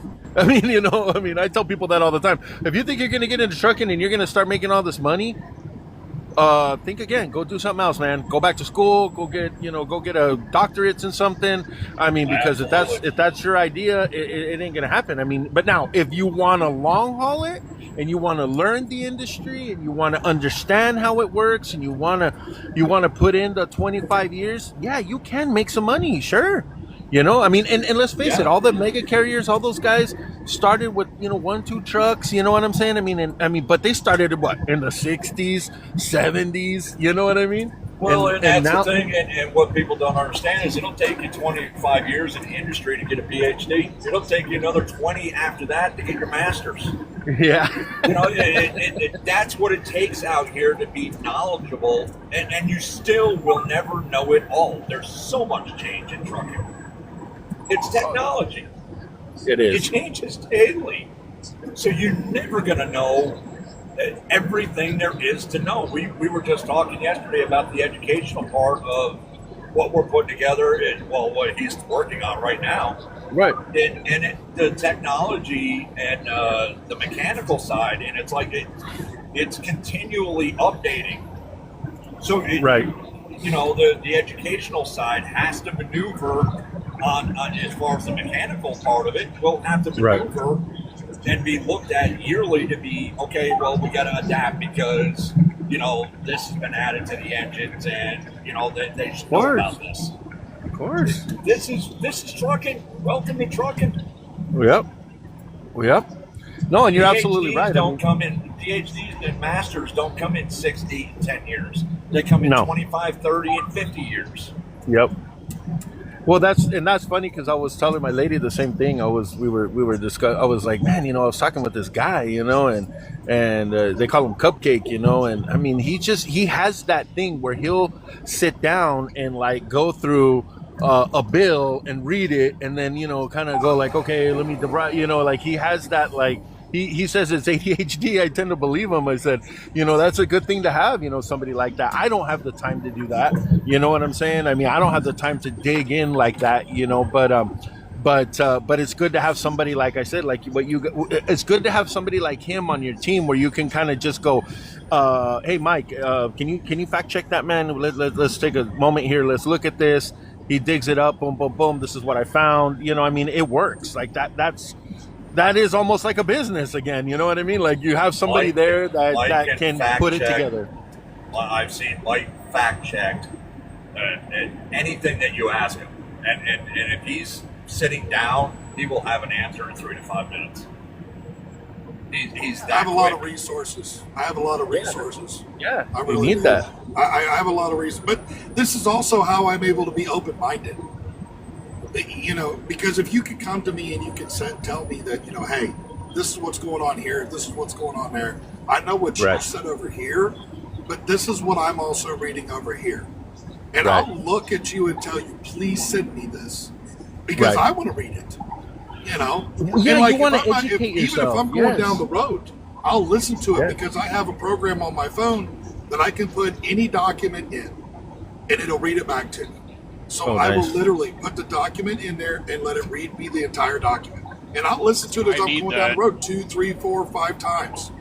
And, when it happens, you just go through and it'll eventually, and you just kind of look at it. And so as I'm doing that, sometimes I will go back through and I use the dictation part on my phone quite a bit, to where I'll literally talk to the phone and say, okay, as I'm listening to this through my headset, I'm also talking and putting it all in there, because then I'll go back through and look at it. And, Right. actually after I stop, and then, I'm not afraid to admit I'm wrong. Because I can tell you right now, I can't even walk across a puddle without getting my feet wet, let alone walk across the lake like another person did, thousands of years ago. Okay. So, that's one of those things. It's you have to be open-minded. You got to be able to be willing to, like, step out of yourself for a minute and look at it. Because I literally just got accused yesterday of I have a huge ego, and it's like, no, not really. I just don't like the fact that you fucking stole my work. So have a nice fucking day. No, I would tell them don't. Well, people confuse being confuse confidence with ego, and they're two different things. To be confident in what you're saying and the way you talk and the way you speak, and to is not ego. Ego. But even though that can be a fine line, but I mean but there's people get that confused all the time. People tell me that all the time. You kind of seem very egotistical. I'm like, really? Wow. I mean, why? Because I know something about this. I mean, if you notice, I'm talking about trucking. I've been doing it for 25 years. You know what I mean? Yeah. Well, there's a little bit of knowledge that comes along with that 20 some years of being in the industry. You haven't been just sitting along, you're not in your first year where you're still trying to figure out where everything is on the truck. Sure. Well, and I'm going to say this about Cupcake here, about Mike. Mike is meticulous. Okay, he's a little too humble for sometimes his own good, but I love him for it. He doesn't do the research and the dictating, and that's not his only steps. And if you think his reviewing what his work is his last step, it's not. What he does is he'll do all of this, and then he'll review his work, and then he'll post it to the group. And he'll give it about 24 to 48 hours. And typically, if I'm not calling him, somebody in the group, myself, Pablo, Laura, somebody will call him. And while we're looking at it, we go from top to bottom. Nice. Okay, because you're missing. We might want to add this, or let's have a conversation. Because I'm me personally, there was a couple parts on something you wrote yesterday. I'm not understanding. Help me understand what you're meaning by this, so that I can help with the rest of it. And we went top to bottom and redid, about a third. We had to do some additional parts and whatnot, and it works great. But even that's not the end. He takes that one and reposts it to the group. Right. He checks, double checks, triple checks, and checks over top of that before he even releases something. This is why he's CEO right here. Right. Because he's got this ability to do what needs to be done. He makes sure that the group is completely on board, that there's no additional changes that need to be made. Then he'll post it.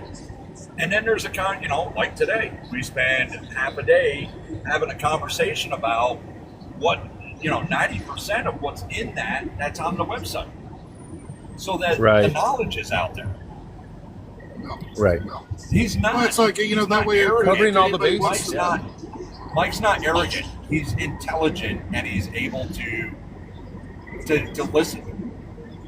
Yeah, I told him that too when we were talking on the phone. I told him exactly that. I said, you're a very intelligent person. I mean, and it's like I can see you taking this somewhere. You know what I mean? It really is.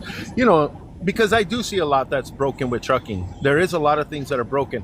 But damn it, I mean, it just seems like every time the government sticks something in there or does something, it always just comes out really shitty for us, I mean, take the hours of service, for example. I mean, come on. All these drivers back in the day before 2004 were bitching, oh, man, get us more drive time. Trucks are newer, more comfortable. We don't get as tired. You know what the government come in do? They go, okay, we'll give you one, but we're giving you 2 more in the sleeper berth. Give you a 30-minute break. Oh my God, 14-hour clock that doesn't stop. You know, they took the 16-hour clock away. You know that we could stop. You know what I mean? It's like they came in trying to maybe do us a favor and did us no favors and made it even harder. You know what I mean?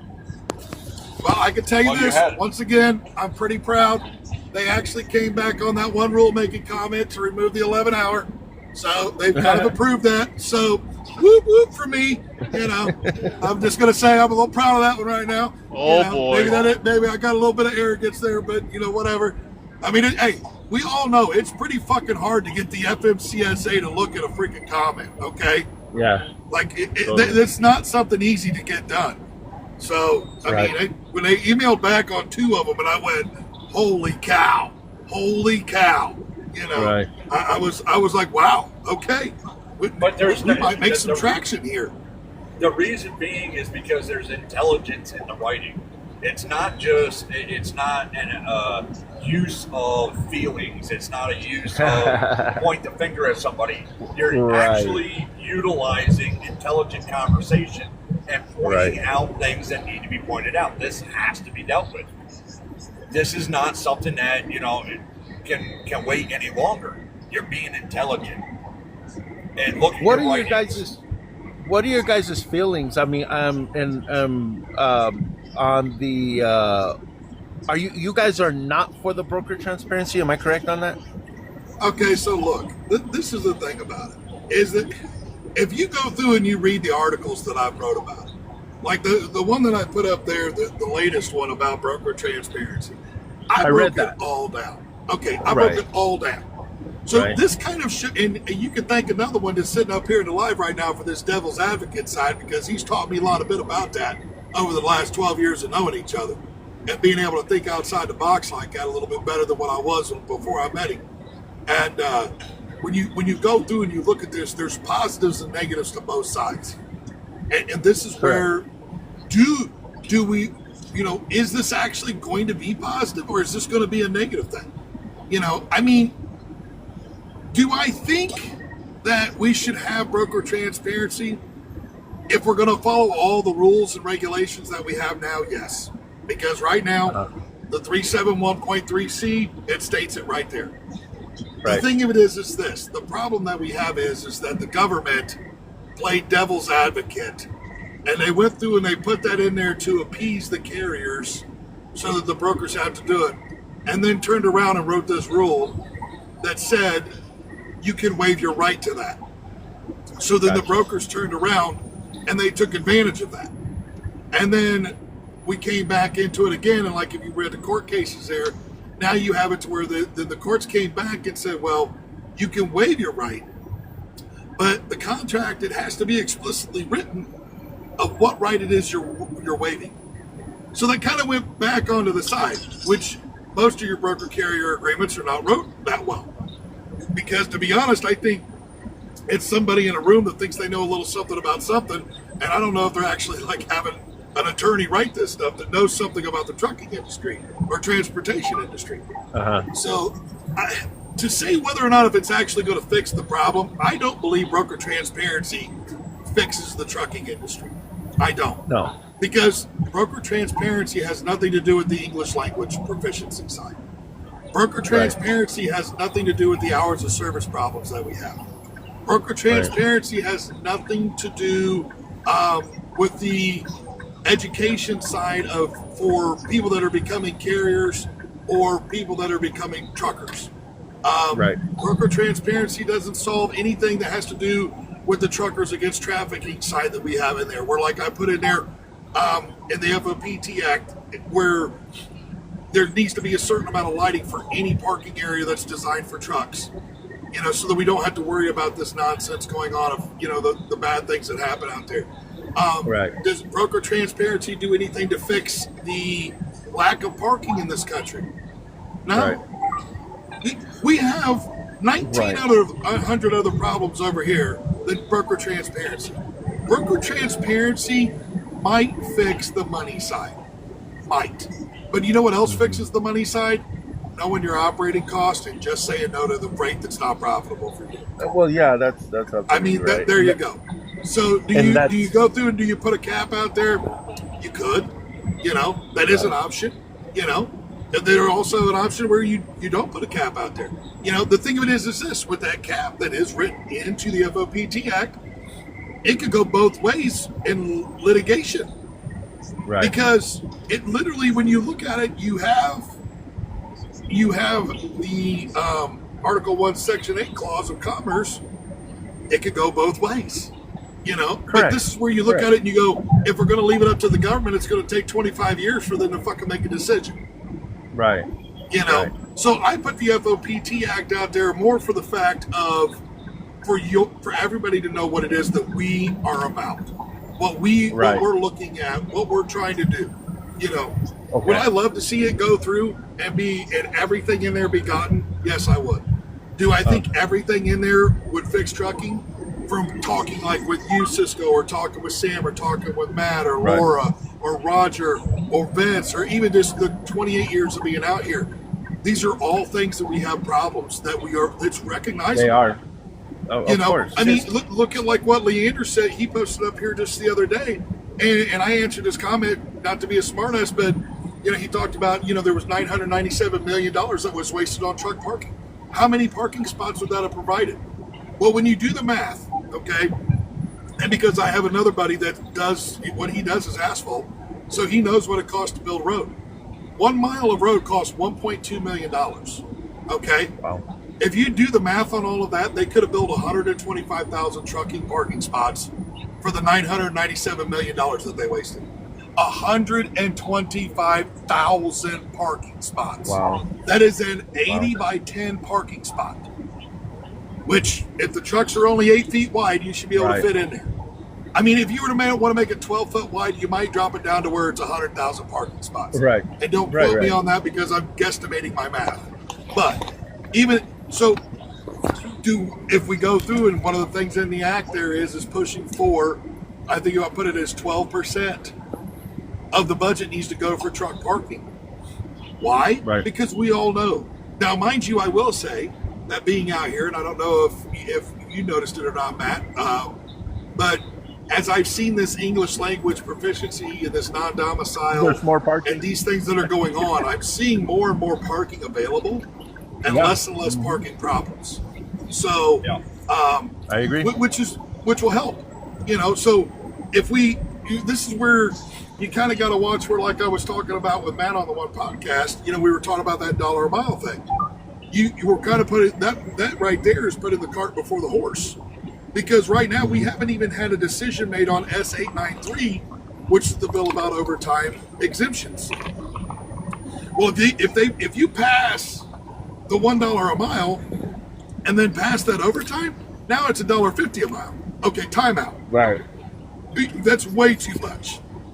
Okay, I'm sorry. There is no truck driver that's worth $1.50 a mile. I don't care who you are. So back up. And the amount of inflation that would happen with that is just astronomical, Right. So that doesn't work. So this is where we put the cart. We've got to step back a minute, and we've got to look at certain things that are on the bills right now. Like, do I have in the FOPT Act the split sleeper berth side of it? I do, because that's something that we support. But we also currently have the Secretary of Transportation is currently in a developmental stage right now with that same sleeper berth, system of doing the 8, 2, 7, 3, 6, 4, 5, 5 splits. So there's certain things you have to kind of wait on. Right now they've got to finish up this whole English language thing before we go through and mess with this parking side of it. But this is where the problem of it is we have had so many problems that have not been dealt with over the last 30 years in trucking that has compounded to a mess of shit. Right. It is what it is. So to answer the broker transparency, yes and no. I mean, do I think it could help certain things? Yes. I think broker transparency could help the side of the double brokering, because if you are able to look at that rate con, and we'll say you're talking to broker A, but then broker B's on that rate con and you don't know nothing about broker B, that's double brokering. You and I talked about that, Cisco. That's double brokering. Right. Well, that happens every day. Right. It's also, would it help stop the cargo theft? It would help stop some. I don't think it's going to completely Right. solve the problem, but it's going to stop some. So Well, let me Right. ask. once let me again, ask this is a where the question. good and the bad comes in. What are we willing to give up to get? Now this is what we got to talk about and figure out here. What are we willing to give up to get? Well, but You know, people aren't willing to give up anything. That's the problem. Well, let me ask Well- you a question, and Cisco would be able to answer this, and I'm going to follow it up with a statement afterwards. Are you? How transparent are you with your percentage? I don't even have the clause in my contract, to be honest with you. Mine Well, mine I isn't. mean, I mean, if I don't, somebody and I called don't. you- And if a carrier calls me up and they tell me and they'll ask me, I mean, it doesn't happen a lot because I feel like I'm very fair with my rates. You know what I'm saying? I mean, 9 times out of 10, like I was giving Cupcake the example the other day on Monday. Well, when we were talking, I gave him the example of the load that I covered. I charged the customer $3,200. Carrier, I was trying to get at $2,700. I was trying to sell the load at 27. Market was tight. Told me I'll do it for $3,000. I mean, I'm sorry, for 29. I gave him 29. I said, all right, cool, sounds good. Hey, I still made a couple bucks, Well, no problem. Get the load moved. That's what I'm saying. If I was to pull a load for you and you were paying me 28, and I called you up and said, "Hey, Cisco, listen, what's your percentage cut on this?" Would you be able to tell me what your percentage cut was, just straightforward, without any issue? I would have no problem with that at all. I Okay, wouldn't have any problem with here's- it. Yeah. Now here's where broker transparency gets fixed. It's going to be people like you, as a broker, that fixes broker transparency. Right. If you had, and I'm going to say the cojones, but if you had the cojones to be able to sit there and go, you know what, broker transparency is a problem. I'm gonna start the ball rolling downhill by putting my percentage, not what you're making, because half the world doesn't even know how to do simple arithmetic anymore. But I'm gonna Right. put my percentage in my rate card. Hey, this is Right. what Cisco Enterprises, makes off Right. this load. I'm making 15%.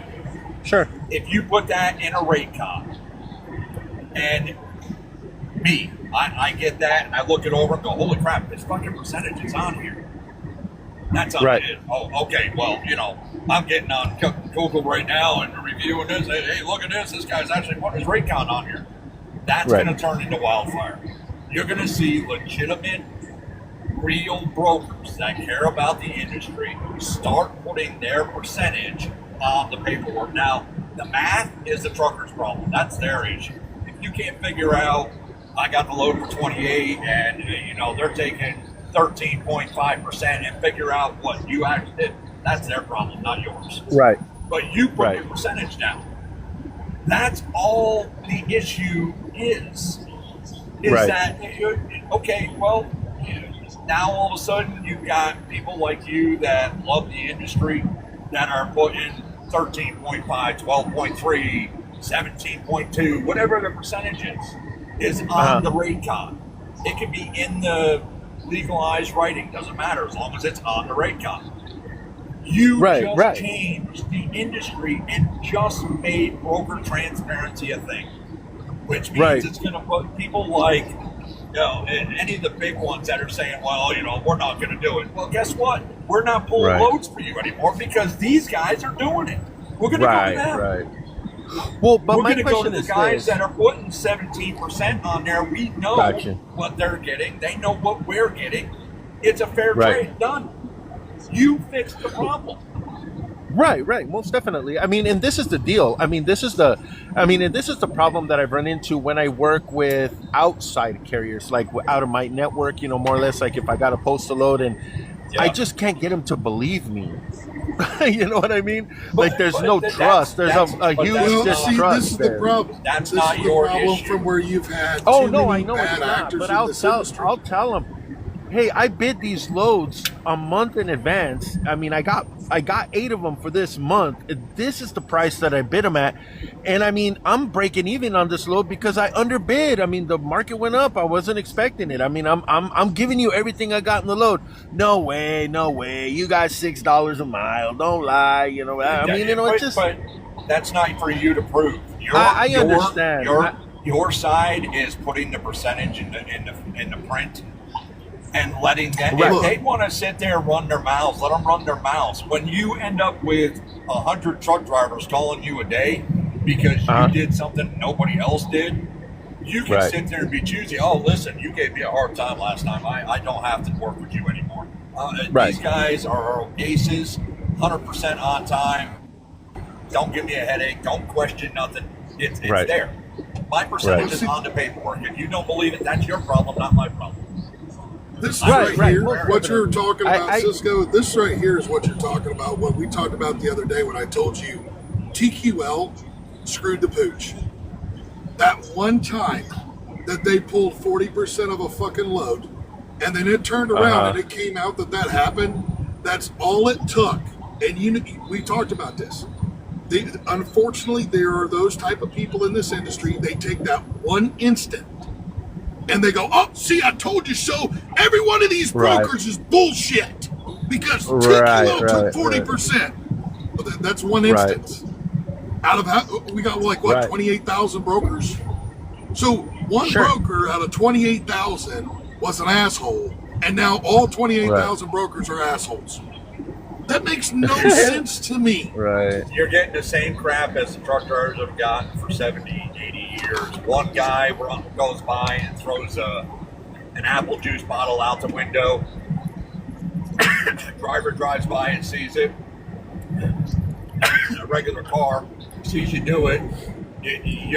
Every truck driver out here, no matter how good they are, how clean they are, what they do, it doesn't matter. Every truck driver out here has just went to that level. Right. Right. Perception again. So We're back how? to perception again. Let me ask you a question. So let's say, for example, I mean, I'm not necessarily gonna push back, but I'm gonna say, let's say, for example, I get a load from a customer. He says, hey, you know what, man, I got this load. I got to get it moved. I think I can get you a truck at X amount. I find a truck for $800 less. I put that on the Raycon. I send it to you. What do you say after that? Say that one more time. I get a load. Let's just say I book a load for a customer. Hey, I'll give you a good. Okay, I'll tell him 3,800. I can move that load. What's your name again? It's Northman. I'm sorry. What was his name? Oh, Matt. I'm sorry, Matt. Hey, Matt. Okay. I apologize. I call up Matt. Hey, Matt. I got a load right here. What do you need? Give me $3,000. You got it. Boom. Send it over. I put 3,800 on the Raycon. You took it for $3,000. What do you say?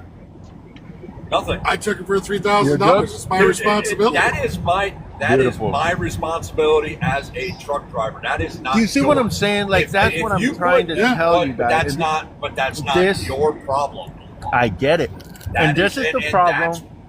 As a broker, this is the problem. As a broker, this is what I think they're afraid of. Is they go, okay, I'll tell you what I made on the load. Boom, boom, boom. You wanted that rate, and all of a sudden they go and they go, oh my God! Oh, look at this, $800 because he made a fucking phone call. You know what I mean? Like, Listen, that's the problem that I think the unprofessional carrier is what I'm trying to. There talk it is. There it is. There it is. You just said one word: that's it. unprofessional.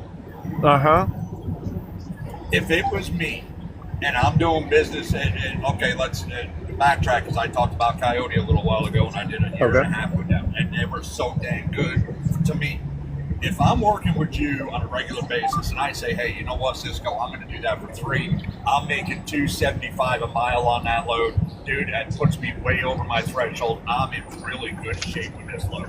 It's putting me in the black. Well, if that's the case, and I took it, and you sent Raycon, and it said 3,800 on there, I'm going to applaud you, first of all, because you made some money. Right. I'm going to have the knowledge in my head somewhere. It's going to click. Listen, Cisco knows I just took this for 800 less.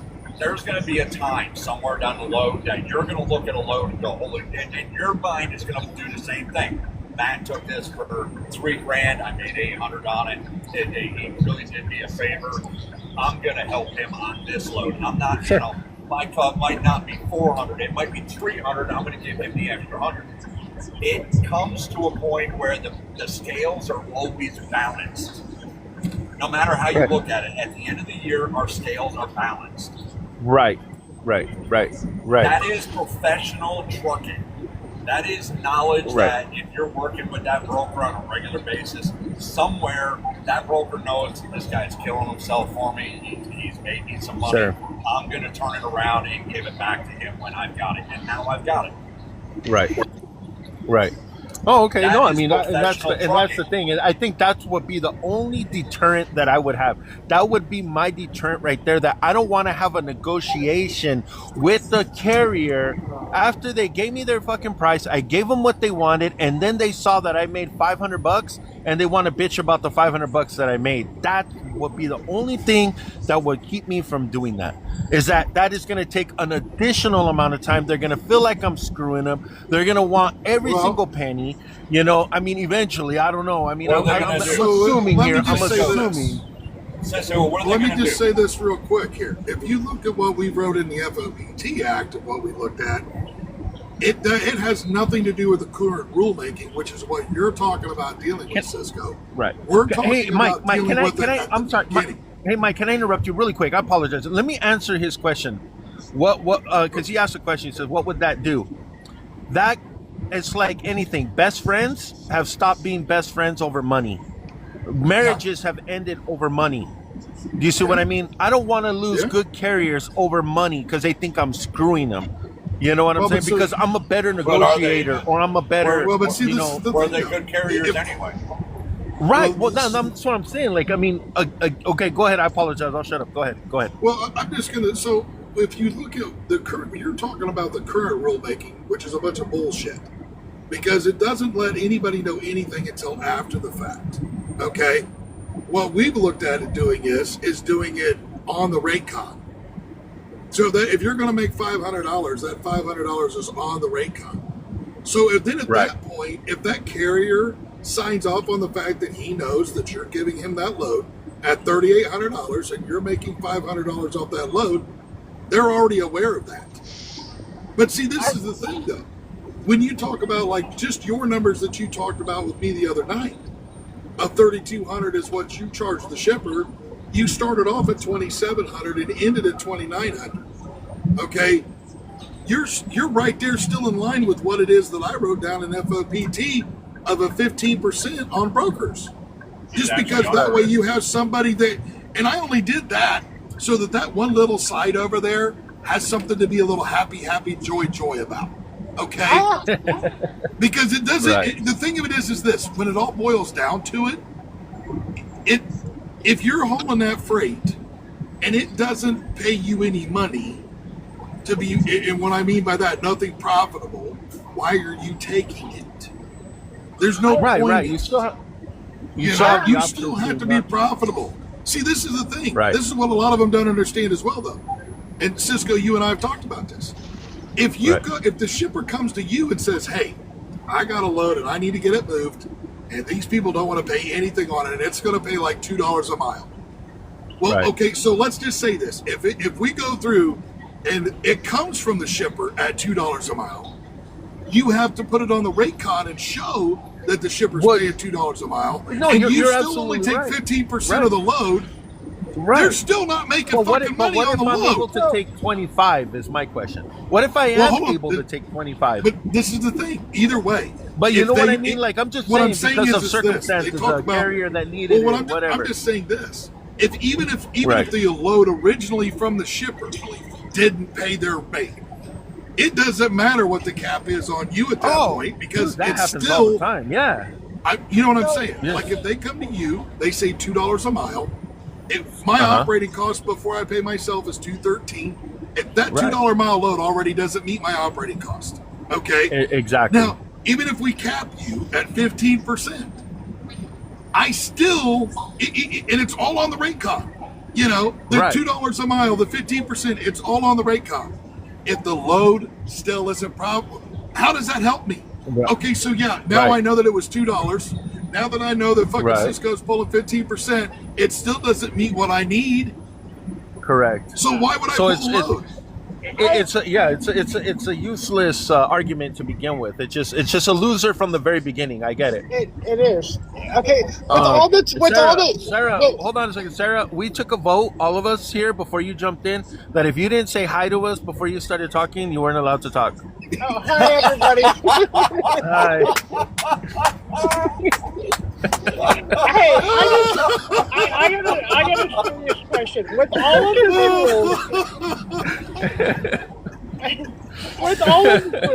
all of the tools that we got right as a carrier, Cisco, I'm sure you use that. I'm sure you use Truck Stop. I'm sure you use all the different stuff, right? I mean, are we not comparing lanes versus our operating cost and figuring out where we could run? Are we not doing that no more? Is that not a thing? Well, I There's think a there's lot a lot of of them guys out there out there that use don't. dispatchers. I think Mike and I talked about this. You're using a dispatching service who's taking another 5 to 7% off the load as it is. It's like insane. That I never have understood. This whole using a dispatching service, like what? You can't make a phone call going down the road?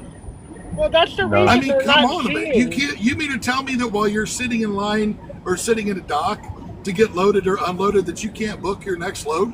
You can't pull out your phone. Right. I mean, is TikTok and your Facebook Reels and all that shit that much more important than running your business? I mean, To where that you can't put the social media down for 5 minutes and go book your own freight?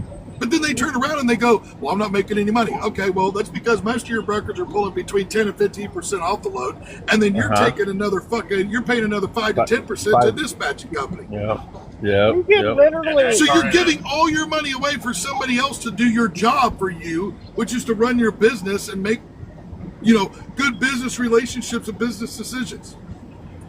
That's where part of this issue is as well, because of these dispatchers and because of the laziness, But this laziness goes all the way around. There's a reason why you'll never get rid of brokers, because shippers are lazy.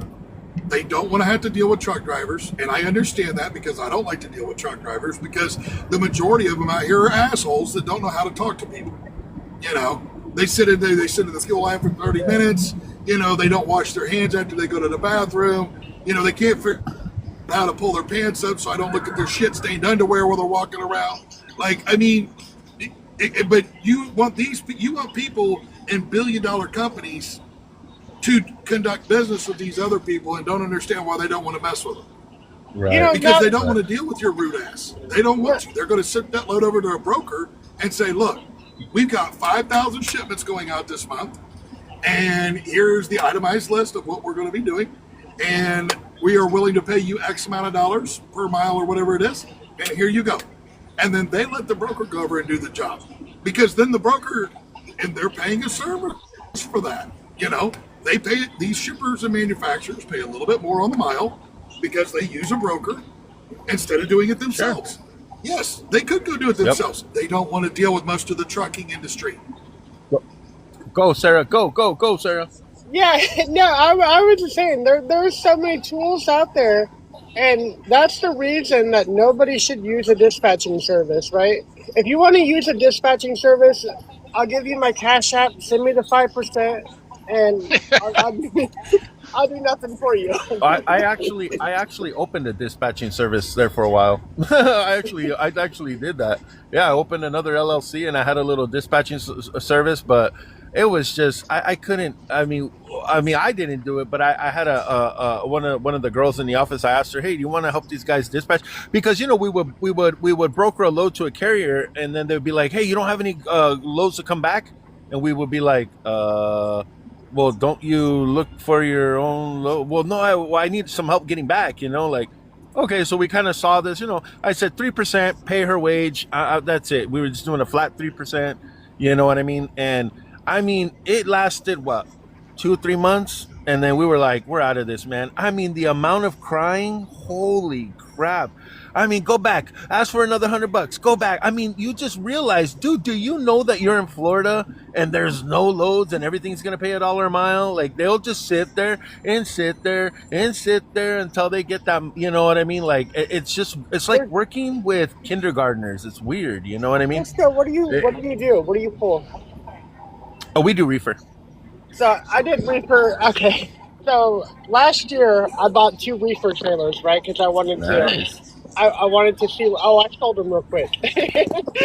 You want to sell But them? yeah, I sold them. Uh, Oh, you did. Oh so I no. haven't.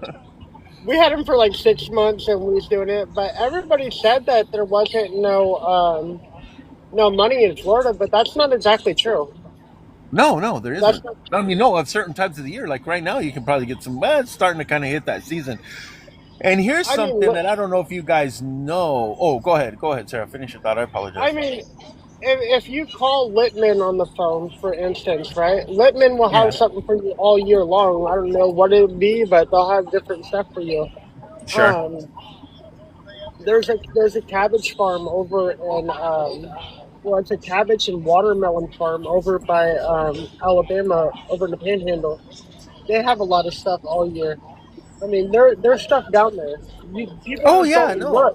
People don't look. I People don't call. They wait for the load board, and if it's on the load board, then they take it. But Right. Well, I'm not in the produce necessarily the produce business. I mean, I used to do a lot of produce back in the day. I mean, Lippman actually bought out Produce Exchange. They were the ones, that, and they bought them out. And I mean, the we do a little bit of produce right now, but mostly we're into the meat. We do a lot of meat products, beef, pork, and out of chicken. Florida, out of Florida No, beef. no, no. We do it actually I have 4 customers in Mexico that are pork producers in Mexico, and they sell to the United States. And so vice versa. I have a couple of customers out of Canada that sell pork products into and chicken products into Mexico. So they kind of go back and forth. It's kind of a weird deal. Like I was telling, I don't know if I was telling you, Mike, or I don't know who I was telling, but or Vince. I was telling Vince that they buy hams, bone-in hams, and they sell them into Mexico. And what they do over there is they cut the bones out over there for a lot cheaper, and then sell it off into Asia. They ship it there, or and then they'll do different things because the labor's cheaper over there. Pork jowls. They do a lot of pork jowls into Mexico. They can afford to send that product down there, work that piece of meat out of the jowl, and then ship it right back to the United States and sell it. I mean, it's pretty impressive. How this how things really kind of go back and forth in this in this world. It's pretty interesting. Well, good luck with the reefer thing. It was a Yeah, heck no, I of love Well, it. I I mean, mean, look, that's the, all the I've thing done. about Yeah. reefer is this. From what I know of it at least, is everybody is always wanting something to be kept cold. Because so much stuff is being bought that's Yeah. frozen anymore. The only way to move it's on a reefer Yeah. trailer. No, there's a So lot. you're not going to move. And the thing of it is this: when the top 4 did what they did, which is your Tyson, JBS, and National Beef, and all of them, when they all did what they Smithfield, did, yes. So when they all did what they did, they literally made it to where that the reefer genre of our industry will always and forever be needed because you Yeah. literally consolidated it down on the amount of packing houses that are there that you'll never be able to do like what we did before, where reefer wasn't as big of an option Right. for a genre in our industry, because Right. you've got chicken, you got pork, you got beef, you've also Well, got and they your produce and stuff. So Right.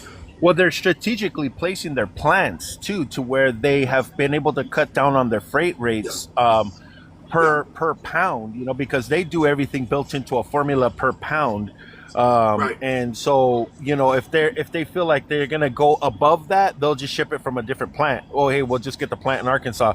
Oh, no, let's do the one down in Center, Texas. No, let's do the one out of I mean, they just can move shit around. It's amazing. I mean, like I said, and this is what I try to get. Like again, going back to our these people that are. They're just I don't know. I don't want to be rude, but they're fucking clueless. You know what I'm saying? And when you There's a lot start to be said seeing for that. this, huh? There's a lot You to know, be you said start for that, yes.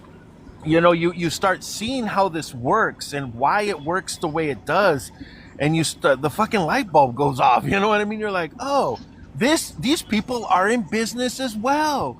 they're also looking for the most bang for their buck. You know what I mean? Just like you guys are, and just like I am, and you know, and they want the cheapest rate that they can find. You know what I mean? I mean, come on, let's face it, NASA does it. I mean, you think what when they put those fucking satellites and shit, that's all bidded on too. I mean, that's going to the cheapest bid. You know what I mean? Those jobs. I mean, it's the way it works. That's why Well, see, what they don't understand, what they can't wrap their head around, most of them, is that they're not an actual carrier.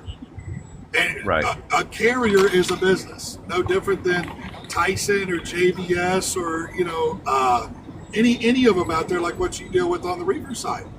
They're looking for the cheapest shipper. The shipper's looking for the cheapest carrier to ship their product. No different than I look for the cheapest fuel to put in my truck. No different than I look for the best price on the best tires that I can put on my truck. I'm looking for that same thing.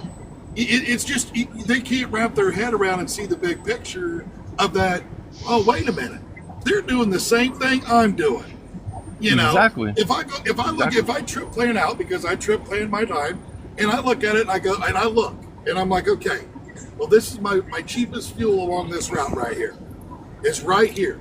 But because of where I fueled out the last time, I'm going to probably have to fuel up a little sooner to make it to there. So then I look in that radius and I go, okay, well, that's the cheapest in that area. So what we'll do is we'll get just enough fuel there to get me down to here to get the even cheapest fuel that I can along this that I have to get. And, and I'll do my whole route. If I got 3 loads, I'll look the entire route.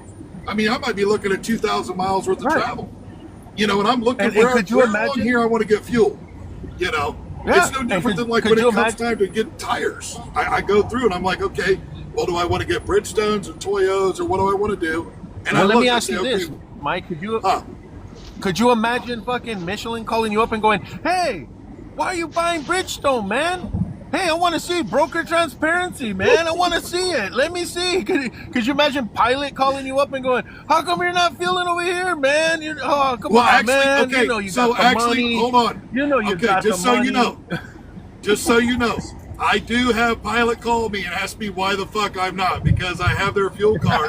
And Abram calls me, and he literally does call me. But I will say this, because I'm going to put this up on our thing. This is a shout out to Abram at Pilot. Shout out to Abram and Pilot. If you got mud flap or any of that, go talk to the man over there. He'll get you some deals because he does me.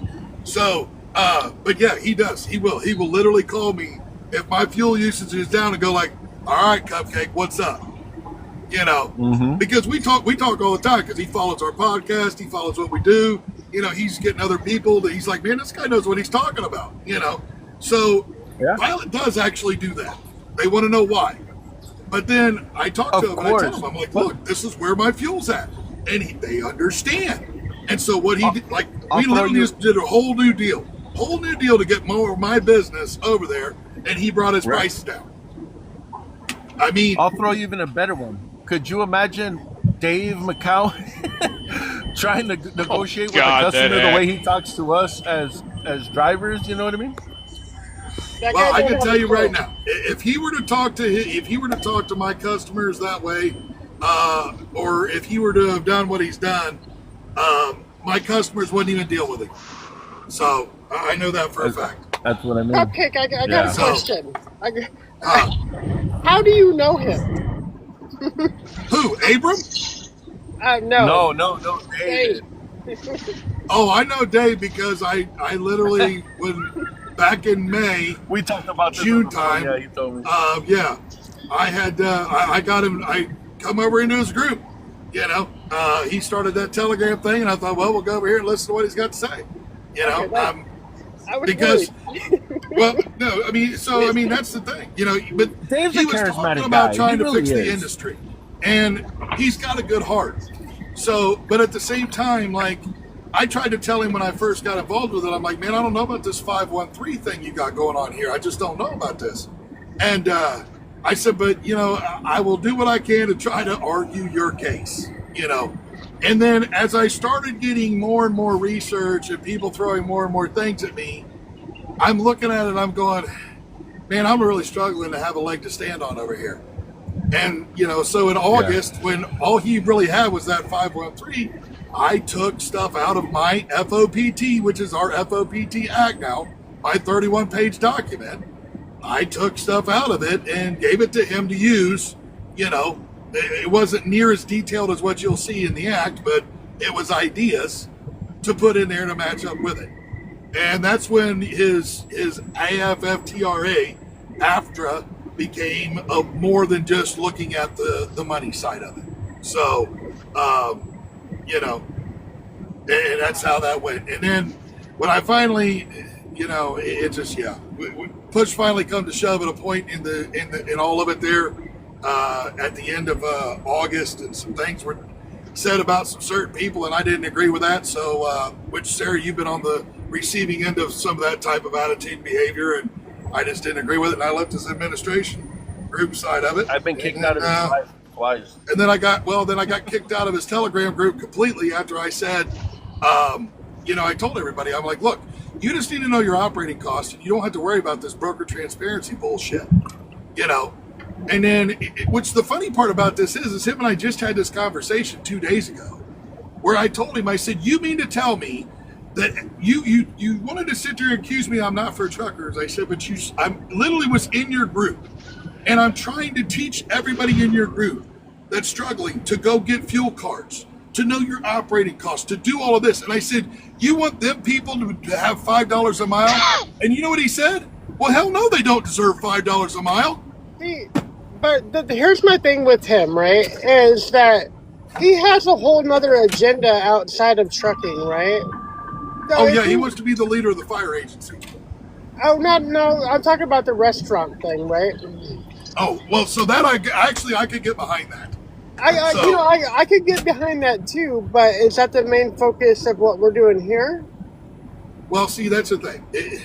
When it all first kind of started, what Dave's idea was, and he has a great idea with what he's doing, of where he is going through, and he was like raffling off motorcycles and stuff like that.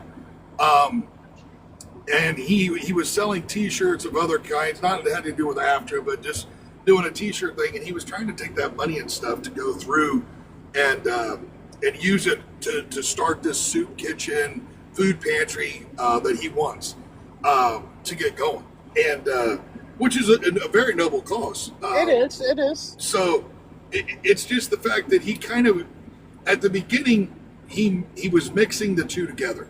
And this is one of the things that I kept trying to tell him. I was like, look, bro, I understand what you're doing, and I love it. I really do. It's great. But you got to separate the two. This is where, at the beginning, one of the things where some of the things that were said had to do because there was two people in his group that didn't. They were trying to help him grow, but nobody was wanting to come in the group because it was called the McCowan Group. Okay? And I did my best to try to sell that because, well, needless to say, I can almost sell Jesus to Satan if I need to. I can almost get that done. I haven't quite figured out how to master that aspect of sales yet, but I can almost get that done. And so I was trying to push that. And at the same time, though, I'm also trying to talk to him and going, if you want to help your cause, it's going to help you to remove that. And so we did kind of finally get him over to where that he wasn't on the soup kitchen, that situation so much. But, the other side of it, we couldn't get it moved so much. But it, neither here nor there. I mean, Mike, I got a question real quick, if you don't mind. How was it that he, with such limited experience, became such the voice of this thing? I mean, is it just that? Well, from my understanding, I just wonder how he got. Well, so this, from my understanding, he had quite a bit of following from previous to the trucking thing, of doing the religious thing, and the fact of he's a recovering addict like myself, and he had a pretty good following with that. The other thing of it is this: he just started looking at it, and started pushing out this 513 thing, and I'm just going to be real honest. When it comes to, I would say the majority of our industry, they all think with emotion. And they don't think with logic, they think with emotion. And so what happens is this. You start talking $5 a mile, you start talking $1 a mile, okay? And you start talking capping the brokers down to 3%.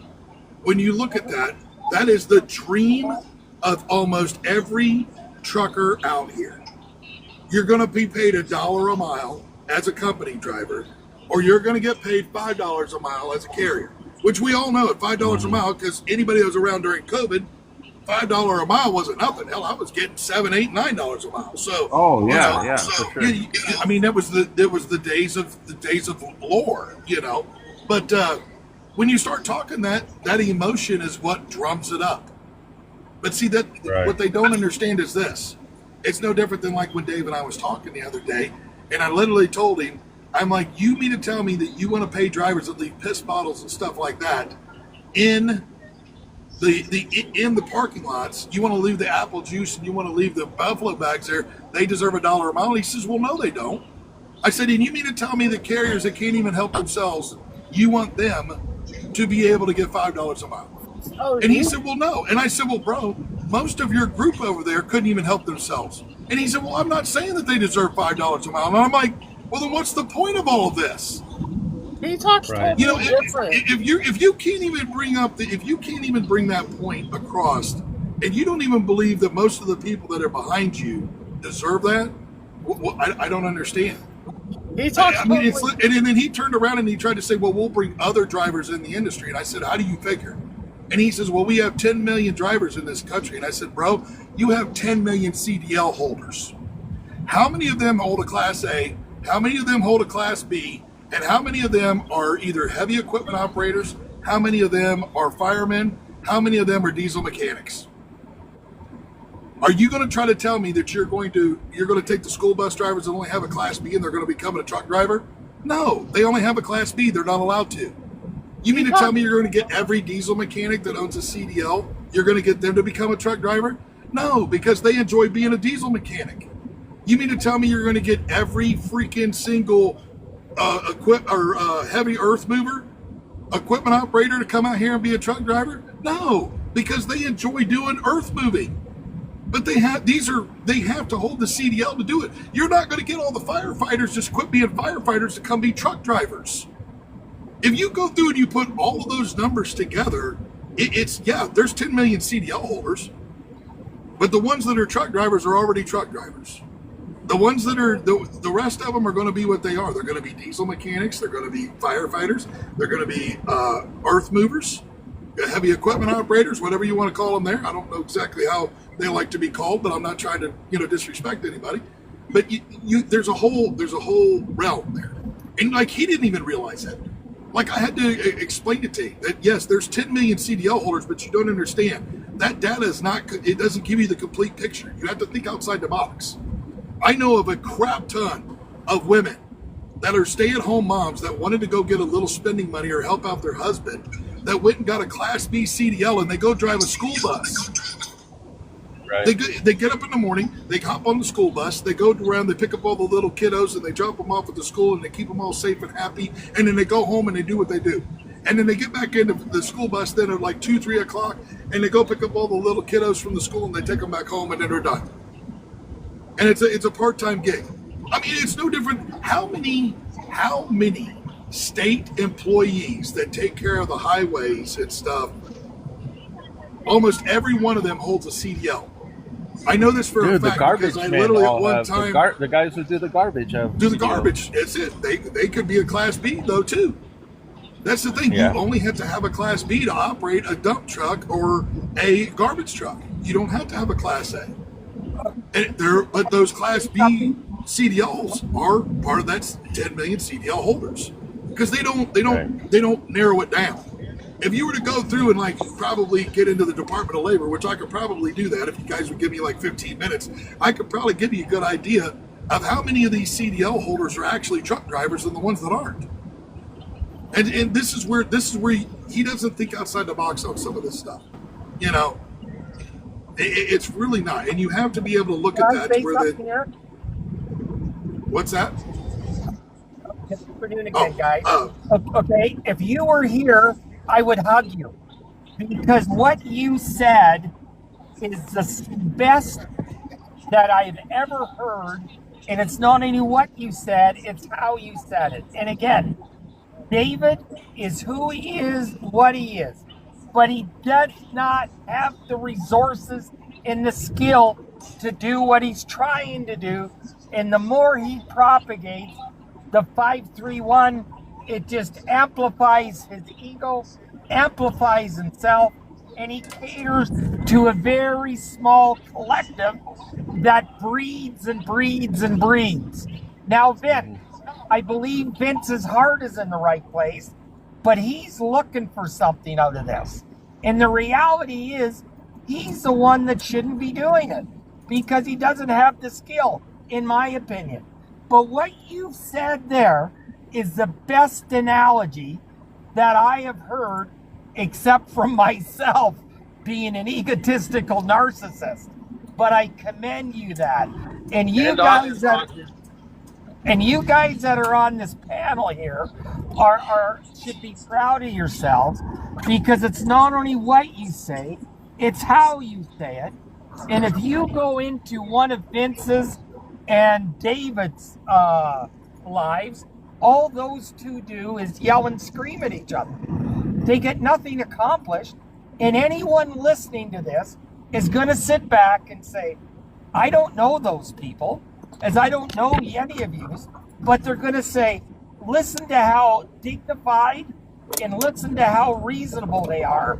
They must be in a range of being honest, and why aren't people listening to them? That would be my take on this panel in this group as a whole. I'm going to get off the panel because there's equally more important people with a better view than mine. But please don't get off the panel, Roger, because I enjoy listening to your logic, sir. Well, we still have 3 other boxes that are open, so if it comes to shove, I'll say something, but please don't leave us yet. So okay, now I'm getting ready to go anyway. I gotta go do laundry. So. Okay, now But it was nice chatting with you guys. Okay, now as far as people not entering the industry and going back into the industry, can you really blame them? Okay, because you take a look at the risk that they are in. The risk from enforcement, the risk from not only the DOT, the police, the aggravation from shippers, the aggravation from consignees, okay, and the fact that they're not paid fair market value, and the assets they have in most cases are unsafe. When you have 33% of any commercial asset fail a DOT test, that's a problem. That's a problem. And I don't blame drivers for, quote, sitting on the sidelines. I don't.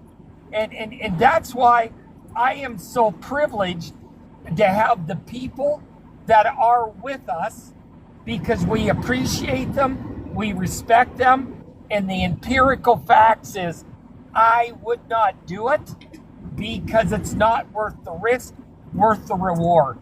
And that's the problem. And enforcement don't care. Police don't care.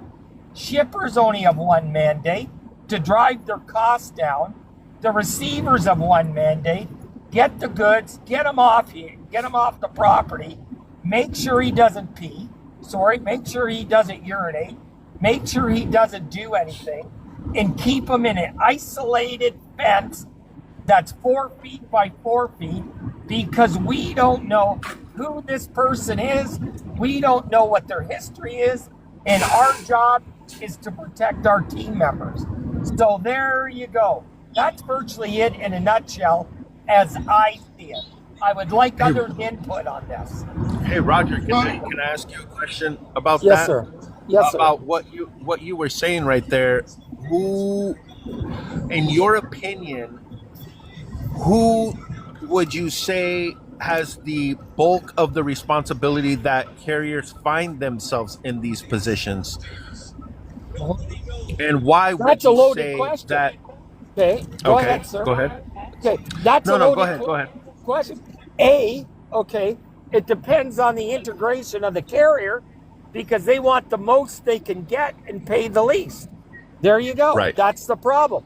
When then the shippers, they want the most they can get and pay the least. The enforcement, all they care about is their numbers.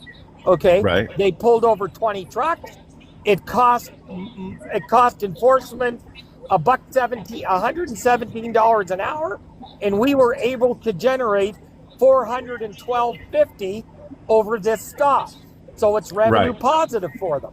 Sure. So and then it comes down to the attitude of the driver. Sadly, some of these drivers are not and we see it in Mr. McGowan. They're not the emotional. They're not the emotionally stablest people. Okay, obviously they lonely. Okay, they're by themselves. Okay, their partners, wives, have probably split up. The kids have disowned them, and really they have a horrible life. That they can't even find a reasonable, safe parking spot that they don't have to pay anymore, and the police are banging at their door, trying to give them tickets. It is just a very bad situation. And my comment is, I don't know how much worse it's going to get. And I've never, ever in a million years would imagine that you would have operational people, dispatch people in the Ukraine, in Russia, in Kazakhstan, etc., like that, where there really has got the governments of the day, whether it be Mexican, U.S., or Canadian, they cannot get at them. And what they do is they take advantage of that horribly. So again, I don't know where these answers are. And if I knew, and people, Dr. Richard Landy, Lande, he's probably one of the best transportation lawyers, him and a girl by the name of Cassandra Gaines, and I've been privileged to interface with both of them. And Messer Landry has a summit every, I think, September in Burlington, Ontario. And I'll tell you that the people that attend that are, quote, the industry leaders in carriage in North America. And some of the things that come out of that are absolutely incredible. So if any of you can follow him, Lande, Landy, Cassandra Gaines, she did a podcast. She's become a little unique after leaving Schneider, in my opinion, but she's competent. And there's another guy called Henry Seaton, Seaton. He's older, but if you can get a hold of any of their readings, any of their publications, you will definitely enlighten yourself. Okay, I'll be silent. Go ahead. No, I was just going to give you what I think. The bulk, in my opinion, I think a bulk of the of this responsibility comes down to the carrier, the small carriers that have, like you said. I think that everybody looking for the most for the least doesn't always mean that you have to go with the worst or get, and unfortunately I think, go ahead. I agree, but here's the problem. These carriers, let's say under 20 trucks, they don't have the resources to do what you're saying. And that's their problem. They don't have the resources to vet the drivers. They don't have resources to vet the customer. All they know is they've got a direct bill shipper, and said direct bill shipper, it's going to be a direct bill shipper. They're clever enough to make buying decisions to get them where they are, but operationally and systems behind that, they deprivate themselves. They don't understand it because their ego's kicked in.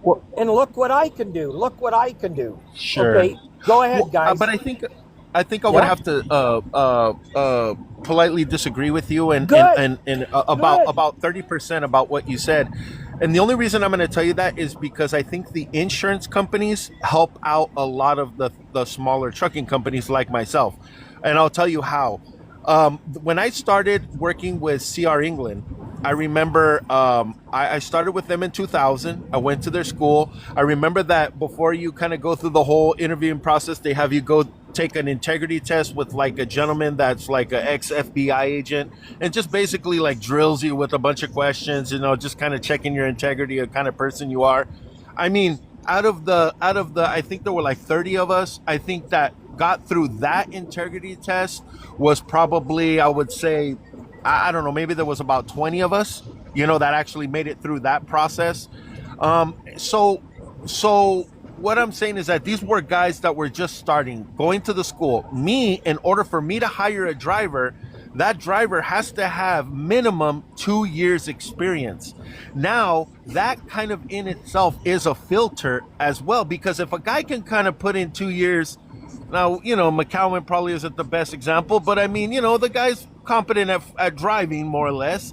And you can kind of more or less, say, well, the guy I'm getting has already been out there. He understands, he knows what the job is about. So a lot of us smaller carriers do have a type of vetting system, not that it's perfect by no means, but we don't deal with a lot of the newer guys that are just coming into this industry and have no idea what's going on and totally not even understanding the culture of being a truck driver or the pride that truck driving should have. What Matt was saying, the pride that you should have in this industry.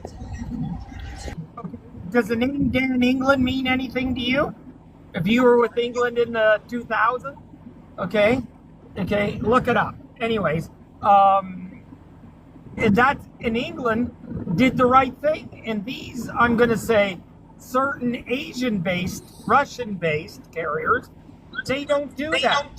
They don't vet the drivers, and if I may, that's the start of it. They don't understand of it. They don't accrue any monies for that in their fixed cost. And that's a problem. And I don't even want to talk to somebody unless they've been through a third party, where they've been vetted, where they've had a drug test, a criminal record test, they've had a criminal record check, they passed the urine test, and they passed the reference check, because we can't afford it. And there's a certain, let's say 12 to 18% of the industry that are transient, that get recycled from company to company to company. Sure. And the companies that is true. don't care.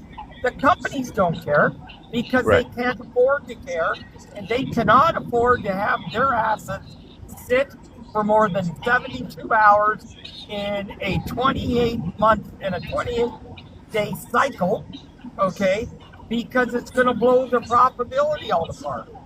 So the problems are very, very complex. A task force will not be able to sort this out. And then when it goes to a task force, you're going to have a state saying one thing, you're going to have the feds saying another thing, and it's not going to be in anyone's interest. And how do you control? The smartest thing I would do, and I don't mean to let the cat out of the bag, I would open a division in India, England, Pakistan, Ukraine, somewhere, okay, have a Canadian, American, a Mexican identity, run everything out of there, and when you get into a horrible situation, all you do is close it down and start again. There you go. Yeah, no, it's not funny. And it makes sense. Like I mean, it's yeah, no, it's you're absolutely. I mean, yeah, I can see where you're coming from with that. Yeah, that's interesting. And then you got no worries because you're in queue. The U.S. can't come into Bosnia or India or Australia or England or Ireland. So you've got a benefactor who could be a U.S. citizen. That U.S. citizen could be an immigrant. Okay, they don't have to take the English exam. All they are the figureheads they get paid $5,000 a year. They do it for 10 people. It's 50 grand, right? It's and never did I think enforcement on a state or national level even consider that this was going to transpire, because I certainly didn't. Never did I think that you would have, and if you take a look at the customs people, they've exported their jobs out of Central North America into Egypt, into the Philippines, into several countries. And with all these tariffs going on, you got trucks sitting 4 and 5 hours because these people don't know what they're doing. And again, it's not that they're bad people. It's not that they're mean people. They're scared to make a mistake. And the way these tariffs are changing, almost on a bi-weekly basis, who can blame them? And that's why in Sarnia, Ontario, or Huron, Michigan, you've got 12-mile delays on each side. And that's why you've got the huge delays at the Ambassador Bridge in Detroit as well. It's just, and nobody saw all these. I didn't. And how could I? And I'd sit back and say, like, I'm not the worst, I'm not the best, but I'll tell you, if I did not see any of this shit coming, how could anyone else? Right. And I hope I'm not being arrogant. You guys tell me if I'm being arrogant. Well, look, so this is the thing. Nobody's a fortune teller. I mean, I could tell you, I like to use this all the time when it comes to forethought or foresight. If I could see the future, I probably wouldn't have any more financial worries because I'd already know the winning lottery numbers for any of the lotteries that have been drawn. Nobody can see the future. I mean, you can predict or try to predict the best you can, but sometimes you don't have all the variables to be able to get it. I mean, it's kind of like if you look at any of these math problems that I hear that they're still trying to solve, there's obviously a variable in there that they're not seeing or that they don't have. One of the variables that, I mean, you could maybe almost say you could have seen some of this coming if if we would have, I didn't hear about the Obama memo with the removal of the out of service until about 4 years after it happened. Because I don't really think it became any kind of a big deal until about 4 years after it happened. And then all of a sudden here it was. And that's a variable that's there. So but that's where the government does a lot of stuff that nobody really knows about. So the question that I ask myself is I stagger into the office, I'm listening to these meetings, hip hip hooray, go team go. Here's the question, okay? We know where we are now. We believe we know what needs to be changed. C, how are we going to change it? And D, what can we do, with as limited resources as possible to integrate change? And my position is clearly, we can't integrate change. We cannot move change. All we have to do is try and listen to these words, men and ladies, to defeat and win by manipulating the systems that are in place. And it shouldn't have to be like that. No, you're right. But that's where, the best thing that I could say is you have to try to beat them at their own game. Exactly. That's so their game is all about, well, we need you to submit rulemaking procedures.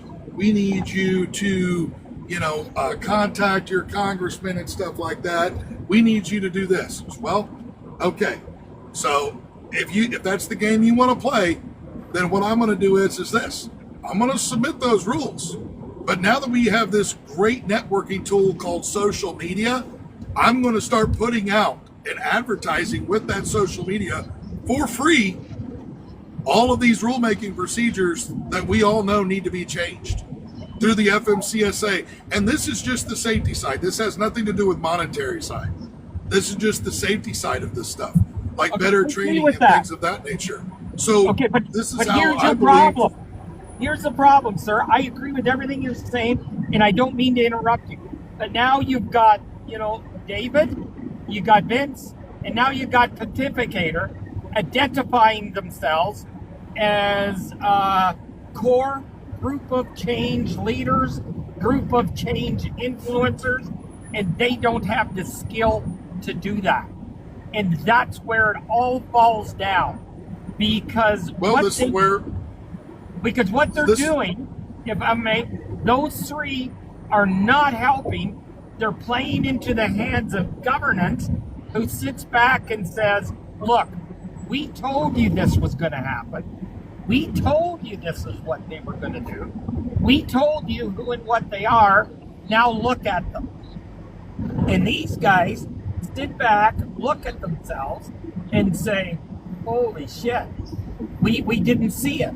And people have tried to talk to them, but they don't understand, sadly. Where you people on this panel seem to get it. And maybe I'm wrong too. But here's the difference. If I'm wrong, I'm going to look at you and tell you I'm wrong. Roger, what is it that, if you don't mind, what do you do in transportation? Oh, I virtually have a PhD, and I'm privileged to run a company. I'm not in here to promote myself. I'm not in here to promote the company I'm privileged to work with. I have never said it, and the only time it's been brought up is somebody asked me what I do. I never speak of said company, and I just mind my business. Okay, right, and that's respectable. That's very respectable. And I get on these panels not to help myself, but try to support the industry. Okay. Right. Well, but I think it's important to know where. Yeah. I think this is again where, like, going back to the Dave thing, when I found out, because I didn't know him at first, and then I was like, what is this guy, like, what? And then I come to find out he was a company driver. I was like, oh, okay, now I understand where all this is, kind of pieces everything together. You know what I mean? But you obviously don't speak like somebody who is just a company driver. Can I interject a little bit here? Please do. I'm listening intensely to everything. And Roger, I really love your outlook. I want to say a couple of things here. First of all, playing their game right now, if it was chess, the chessboard is loaded. Our side, if you looked at our side, you'd see nothing but two columns of nothing but pawns.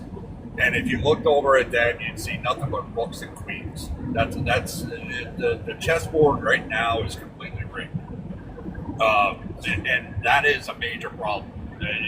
We're a lot of pawns, but when you look across the chessboard at what we're facing, we know what we're facing. Those in this panel know what we're facing. Well, then I'm excited because you know why? I've played a lot of chess, and I'll beat you with a pawn every day of the week and twice on Sunday. So bring it, baby, with that analogy. I love chess. I think it's the most skilled game there as far as the board game, and I love it. But and here's the other thing: you talked about, these other three that are stepping forward, that are kind of got the limelight on them as, leaders and what they're pushing, and they're leading the industry. We have seen this time and time again, Roger, and you know it as well as anybody else does. Agreed. What they do is they fall off. Eventually, people start recognizing, okay, it's the same rhetoric. There's something else going on behind the scenes. And what you'll start seeing, like you're seeing with one individual group, is people start falling off. Okay, and this is where the Federation's a little bit different. We know our short game is not going to be where any progress is. Our long game is.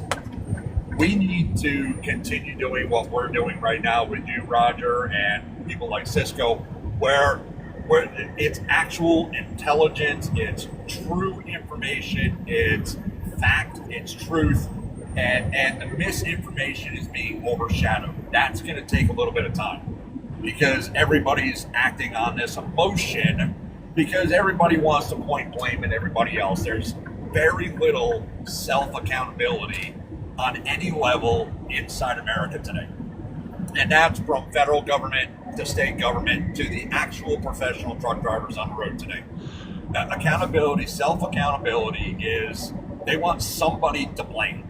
When we see this generation after generation, it's worse now than it's ever been. So we have to play the long game. We have to sit here and go, okay, well, you know what? Yes, Dave might have a good heart. And yes, all these individuals that are supposedly in the spotlight or so-called fighting for the American truck driver are eventually going to fall off. We've got to stay 2 steps ahead of them. So when they fall off, there's something there. There's got to be something there. And right now, that's the Federation. And the Federation is open to such things as talking with you, Roger, talking to Cisco, getting not just the PhD side of it and the intellectual that you know, but the broker side of it from Cisco and folks like him. We need people like Audrey in here that can kind of, we have the road laid out, but Audrey can, and somebody like you and Cisco, you guys can help us narrow the road down from 10 lanes wide to 4 lanes and direct it just a little bit better. And that's where the Federation is going to be longevity. It's not short term. This is knowledge first. Everything that's being done right now is education and knowledge. Exactly. And that's the problem when you get into David and Vince. It becomes emotional. Okay? And emotional is not part of this. The emotions, sadly, have to be left on the table, okay, and the intellectuals have to come in. Now the question is, what can the intellectuals add? And the problem that I have is I will sit on the sidelines and I will proffer potential suggestions like this, but I do not want to be involved in it. And the reason is because the people that are involved are going to need much more thicker skin than what I have, because they are going to be personally and professionally attacked by people that don't know and or understand the end game. And what usually happens is you have a whole bunch of side groups splinter off, and that is the worst thing that can happen. The absolute hurt. Mm-hmm. And so I don't know, again, I'm going to say it probably for the 20th time, I've got no problem coming up. Okay, I don't. I'm privileged not to be yelled and screamed and tongued down at, and I'm privileged to be up here. But at the end of the day, you know, you guys have got to be strong, you've got to be proud, you've got to be united, and you've got to stick to fact. Don't take on the whole situation.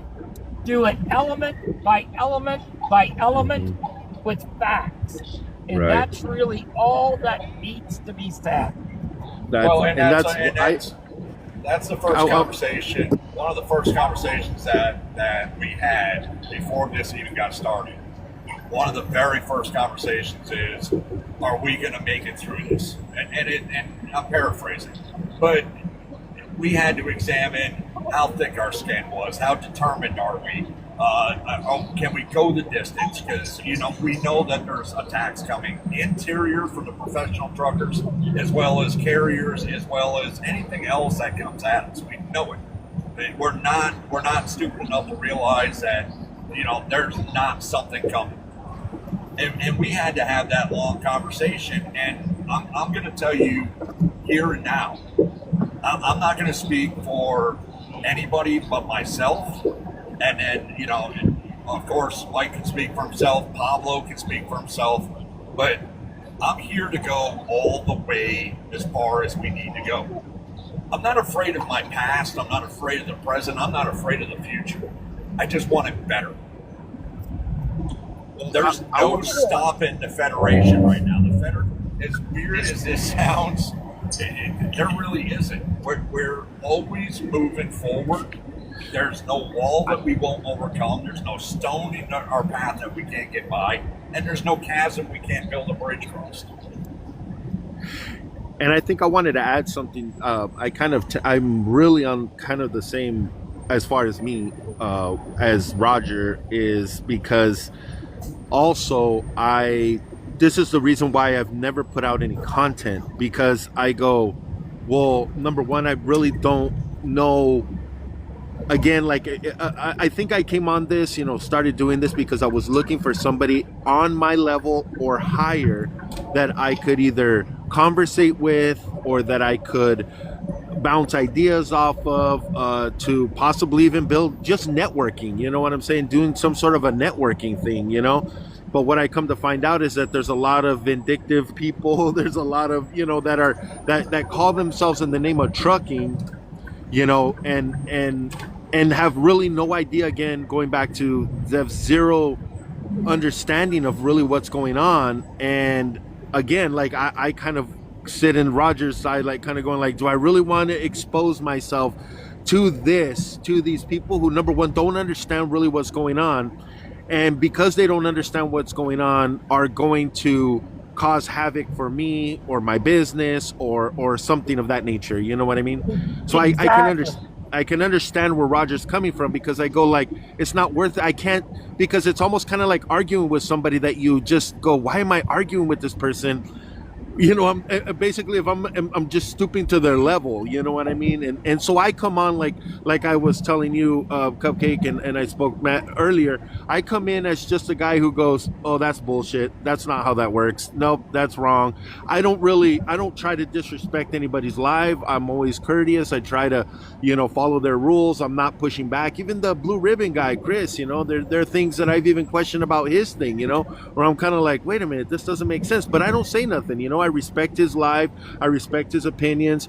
He seems to be doing well with what he's doing. Hey, who am I? You know what I mean? But if he does say something that is just plain, wrong, well, I feel I do have a certain responsibility, kind of like what I hear Roger do on Bobby's lives, and, to kind of go, hey, that's crap, man. That is not the way this works. And if you're going to walk through, if you're going to be in this industry thinking it works that way, well, then you're contributing to the problem. You know what I mean? That's, you know what I mean? And that's kind of my position. But See, go ahead. We're not. Well, I we're would not say here this. to- So I will we're say not here this to throw you inside under these the lives. bus.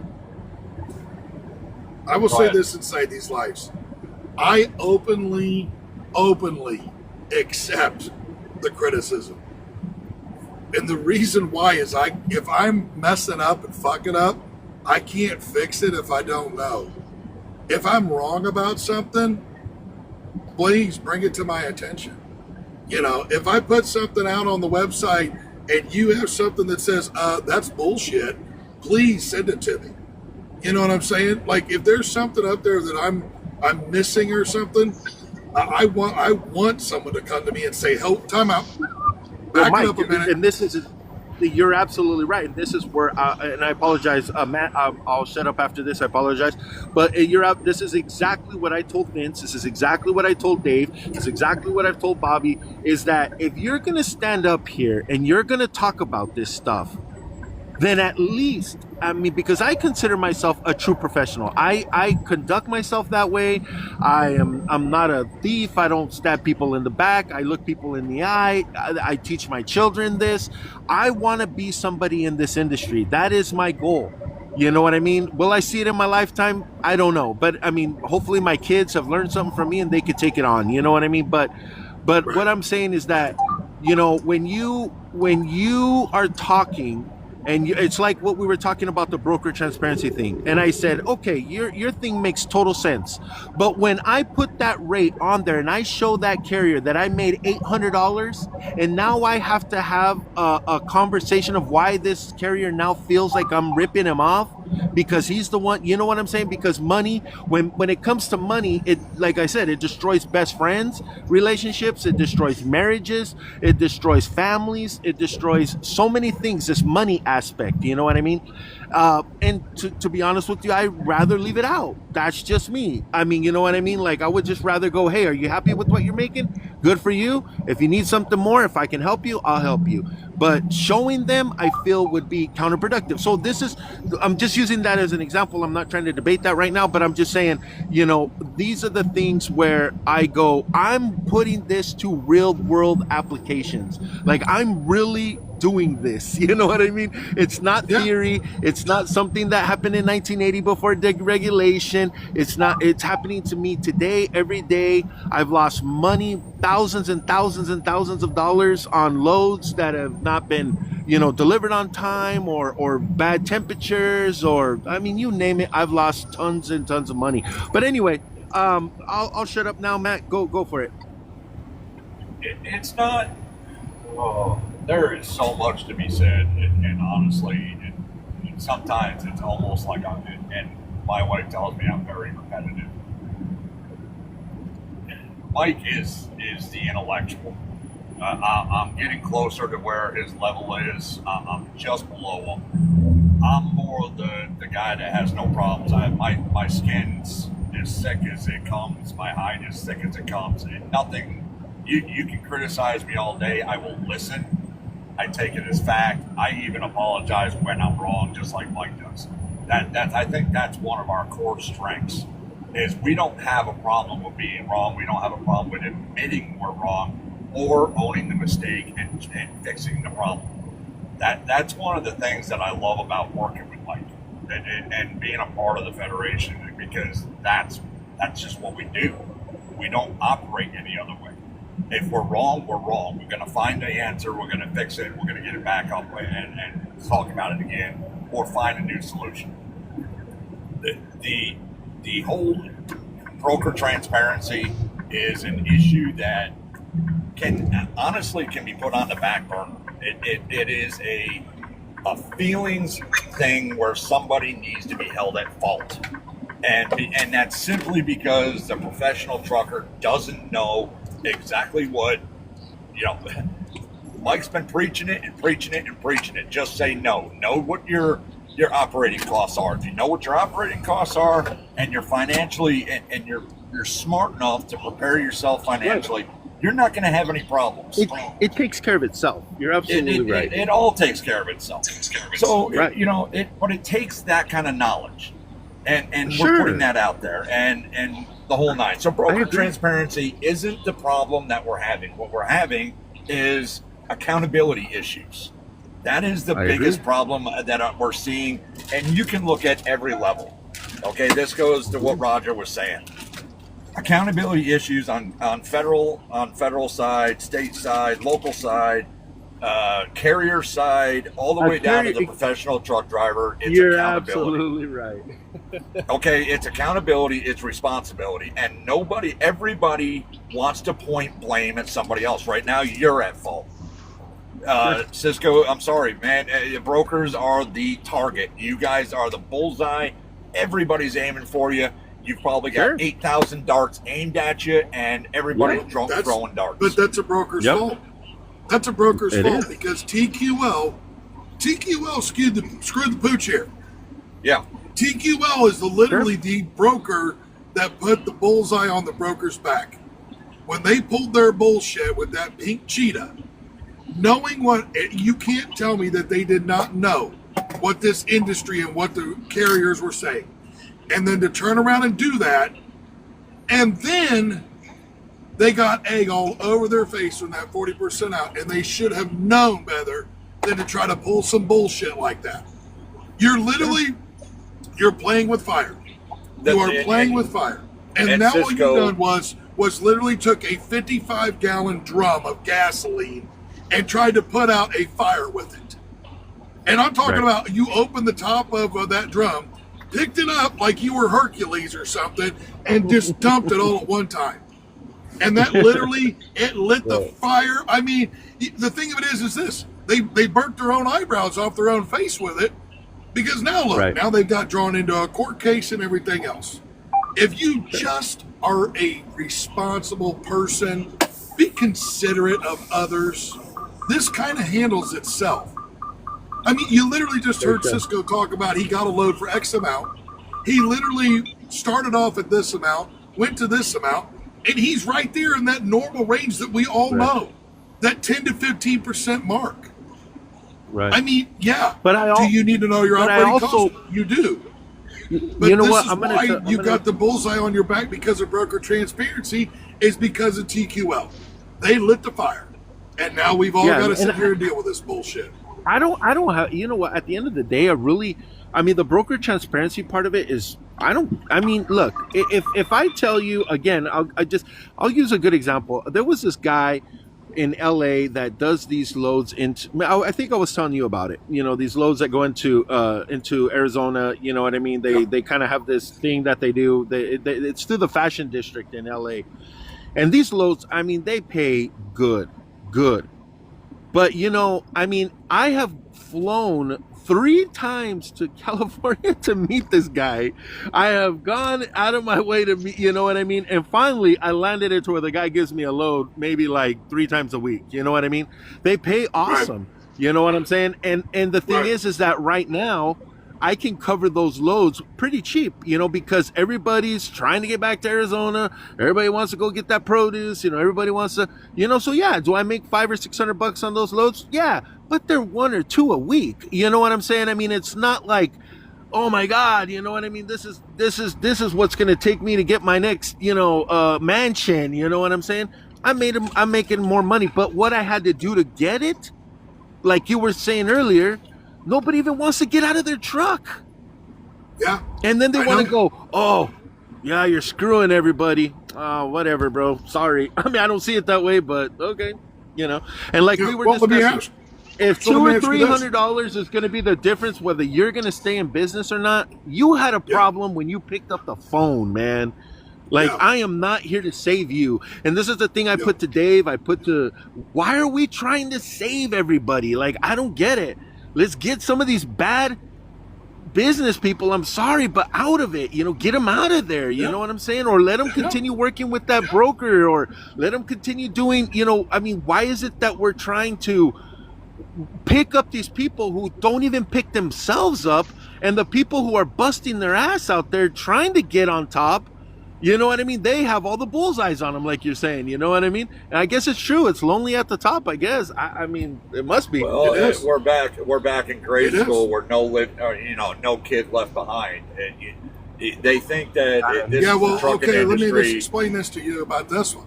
You want to talk about that, and to correlate that here, I was literally just watching this young lady on TikTok. She's from Canada.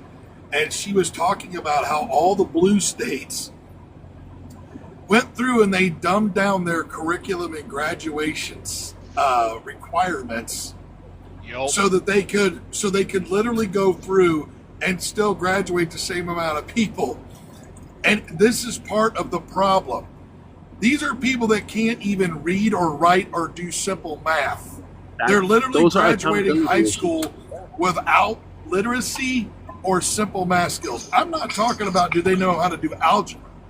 I'm talking about they can't add 2 plus 2 and get 4. And you could do that with your fingers. 1, 2, 1, 2, 1, 2, 3, 4. They can't even do that.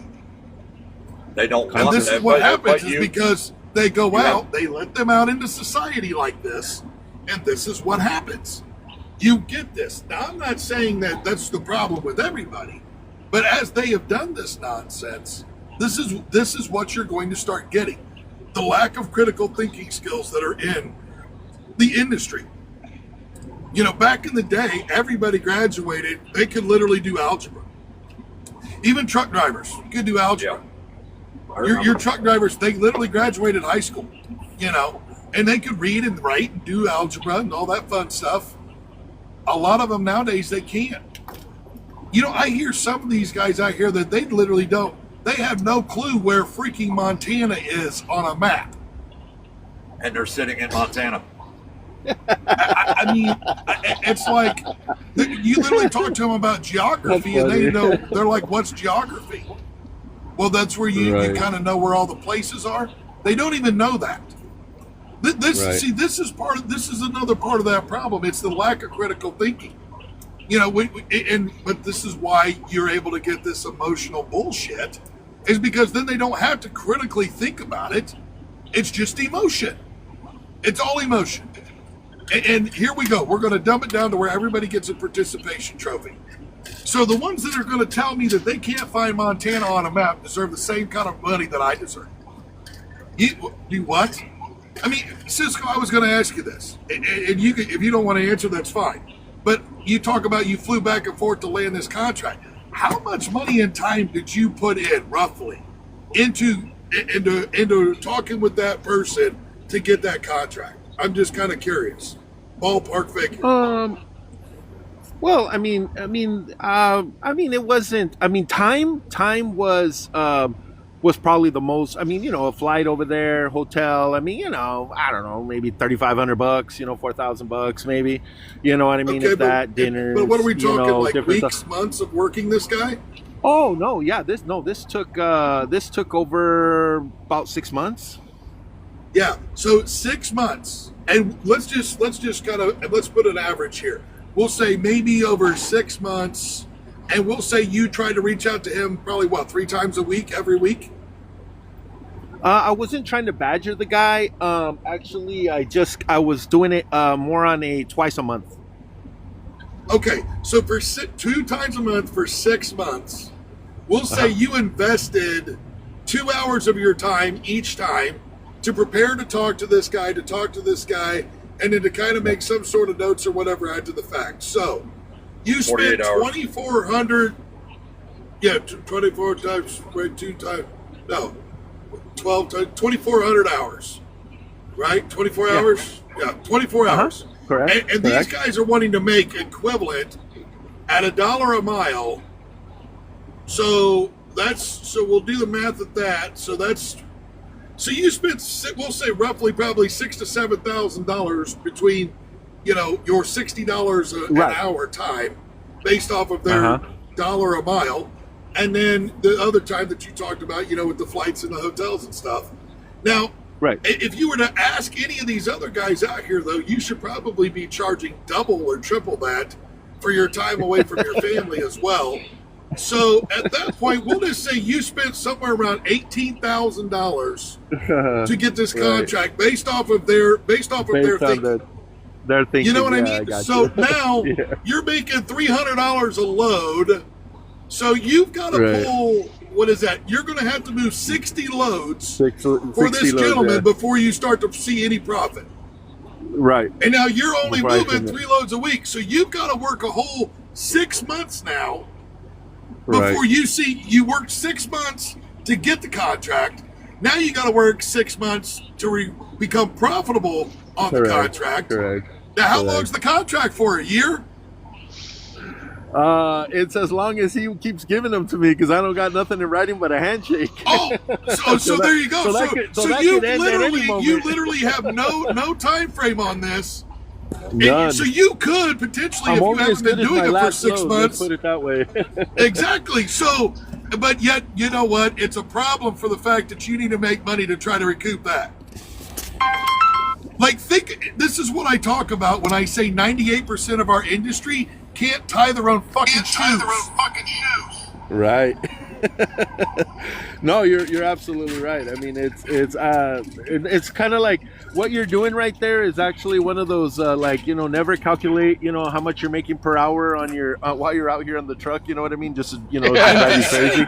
What I'm saying is this. But that's what you just did to me. Now I want to go and get more lows. Yeah. Well, no, what I'm saying, if you go off of what these guys are thinking here and the way they think, well, this is what I'm saying. It's like, oh my god. Well, it's you can look at things you can look at things from an angle that will drive you crazy, or you can look at things from an angle that keep you sane. I mean, I think, and that's where the decision comes in.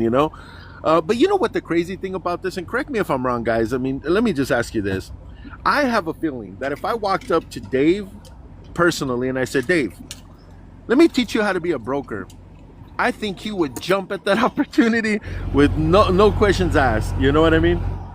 I mean, they would. I mean, you know what I'm saying? Like, it's like I just know that, like, if they had that opportunity to do it, they would be right there doing the exact same thing that those guys are doing. You know what I'm saying? When they start seeing how it works, you know what I mean?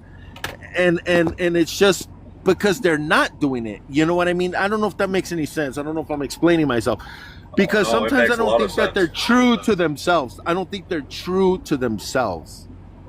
You know what I mean? Like they're not truthful with them as I think it's just, well, I don't have that opportunity, so how can I fight against it? Kind of a mentality. Yeah, well, I can tell you this. I know he's not true to himself because he got shit fire pissed off about the whole thing that him and I got into it about yesterday and the day before. He got shit fire pissed off about it back in the end of October, accusing me of doing it. And then retracted that accusation and made the fucking apology, and then can't understand why he admittedly did it, and now I'm pissed. Oh, right. This is how I know. Not true to myself. Okay. Right. And I have don't know, all the man. text messages to back up what I have to say. Well, I could So- imagine. I could just imagine. So this Dave guy, I've got to ask, does he not even realize there are companies, like actual companies out there paying their drivers $1 a mile today? No. Oh, he wants Oh, everybody. he a dollar he a mile. knows. He knows. I've heard it. Because- I've heard it. He just thinks everybody should get that. No. I'm sorry. I'm new to this game. I'll admit I'm new to this game. I've got maybe 10, 11, 12 years doing this, Okay. and there is no reason I should be making as much as somebody that, like Matt. He's been doing it probably 3-4 times longer than I am. Okay. It shouldn't happen. Somebody Well- coming into this shouldn't be making as much as I am. Well, what Well, they did, what he wants to do is the ladder that you're supposed to climb. What he wants to do is knock it down, lay it on the ground, and make everybody even. No. There is no more ladder to climb. He wants everybody on there. Basically, even if whether you have ambition or you don't, you're equal in the eyes of him. And I'm sorry, but that's not how it works. Oh, but this is the thing. If you corner him about that, he'll start backstepping. He did it on the phone with me the other day. When I told him, you think all these guys deserve it? The ones that leave the apple juice and all that stuff that I've talked about? Well, no, they don't deserve it. I said, do you think the carriers that are in your group that can't figure out how to call me to get a fuel card that would probably save them 80 cents to $1 off a pump price? They can't even make a simple phone call, but they want to sit there and complain about it the entire time that they're not making any money, but they're not using fuel cards? Do they deserve $5 a mile? He goes, well, no. I said, then what the fuck are we even talking about here? Because that's most of the fucking industry that's over here supporting your $5 a mile, $1 a mile bullshit. They don't deserve it, even according to you. Yes, but then he gets on his lives and he starts preaching that everybody deserves it. He fires them right back up and puts everybody back in the same position again. Well, no, he won't say it publicly. He'll say it on the phone, but he wouldn't say it publicly. I'll No, guarantee you that. he'll publicly make it sound like everybody deserves the 5.51. He only privately So does that in the background. I don't know that whole even thing. I mean, even if you take two guys that have been doing this for a decade each, and okay, I've been doing it for 12 years roughly. I got 6 jobs that I've been to in 12 years. That's including the one I was at for like 2 months because they couldn't get a paycheck right. And then you take somebody else, like another driver I know that's got 8 years, and he's been through 24 companies. He should be making $1 a mile. He No. shouldn't be making 50 cents a mile. He's a No. risk. This is where we have that issue that, and this is where, he's tried to say, well, you signed the petition and you did this, and the petition that I fucking signed had to do with the part of what I put in the goddamn thing. That's what I backed up. So, but yeah, that's one of those things. This is the problem. This is where I'm all about the education, bringing it out to where that everybody knows what their operating costs are. Then you just make smart business decisions. But this is where I also wrote in, and it's always been in there in the FOET, which is what I refer to as my 31-page document, of that people need to know how to run a business. Yeah. It's that simple, and we need to have drivers that have proper education, like Cisco asked, he's talking about, is in that education, is there something in there to teach them, what it does? Yeah, actually there is. And it's up on the website. So if you want to go through and read it, what a driver's curriculum would look like, it's in there. And that's what we would give, if they were to come back through FOET and say, yeah, we'd like to use your document as a blueprint. Well, here you go. This teaches them everything. The whole 9 yards. I'm just looking. I'm really looking to make some money, man. That's really what I mean. I really want to get out. I mean, I'll rephrase that. I'm looking for some. I want to be successful, man. You know what I'm saying? That's what we all everybody really that starts a business do. Everybody that starts a business wants to be successful. I have 2 trucks that I have paid for just sitting there, man.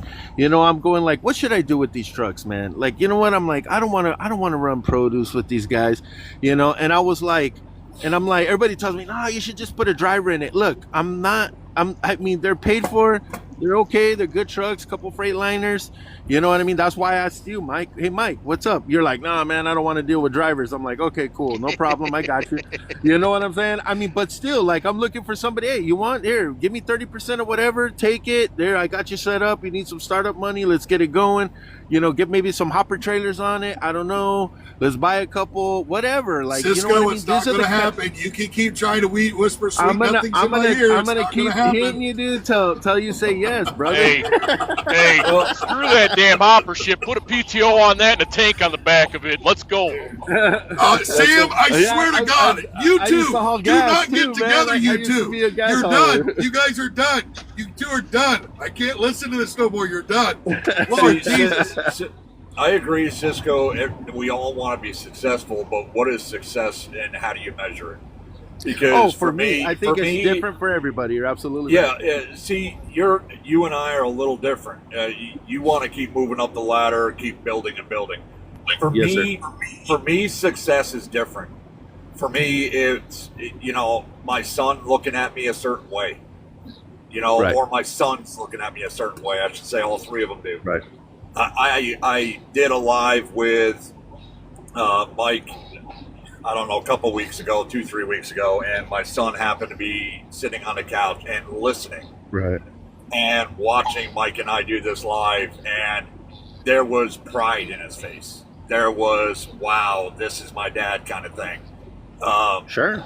For me, nothing else in this world matters. I can't take money with me. I can't take a house with me. I can't take a truck. Well, I might be able to take a truck with me in my grave. I can't take these things. But when it comes time, when it all comes down to the end, whatever happens with a federation right now is being seen by my oldest son. Might have been in here a little while ago and listened. He follows along. My middle-aged son, my 23-year-old might be paying attention. My 12-year-old pays very close attention. When it's all said and done, success for me is when they can sit there and say, Dad did something with his life. He stood on his all 10 toes. Sure. He held that line. He stood for what he believed in. He stood for his brothers and sisters out there. And knowing that they've got that kind of pride in who I became and how I grew as a man, that to me is success. It's not a dollar value to me. Sure. It's not the amount of trucks that I own. It's not about, and it's about how they personally see me.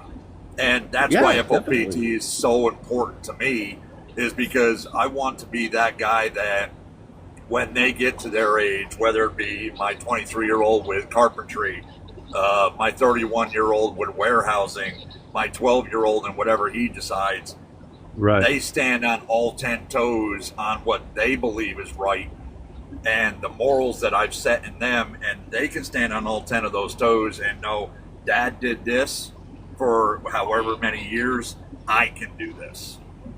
And that to me is success. And you're that's how it's measured. yeah, definitely. I mean, I'll give I you can tell mine. you right now, I will never be able to add trucks. And Sam right here, he can actually attest to this one, because unfortunately, there ain't too many I'm out there that would be able to keep up with my standards, because my standards as a driver are pretty fucking high. And at the moment that you let chicken bones fall out the door of your truck when you show up to a shipper is the day you might as well pack your shit, because I'm flying to get your truck. Because if you let it go through, and if you think you're going to pull it back into a yard, and I'm not going to go out there and look at that thing, and you're going to try to explain to me how you didn't have an opportunity to wipe it down somewhat, and it's got a half an inch of dirt on the floor, I don't think so, dude. And the other thing is this. Oh, hey, You gonna by be the able to go way, out there and run the hours that I run? Because most of them can't do it. He had a buddy of his go, hey, you think Cupcake would be able to go through and fire up another truck for me? And he flat out looked at him and he said, son, you can't drive more than 400 miles. He drives 1,100 miles a day. And he goes, oh, bullshit, that's not legal. No, it is, dude. It's legal. It's called ag exempt. You know. and I'm just going to fuck with you and say that he called. Oh yeah, I don't doubt it. I don't doubt it. And like what Matt was saying, your fucking son and my nephew, Jesus.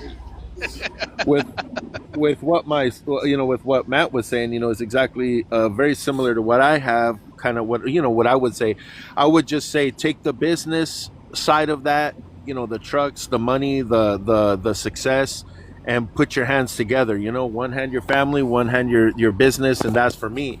I have both of my sons working with me. My oldest son started with me when he was 19.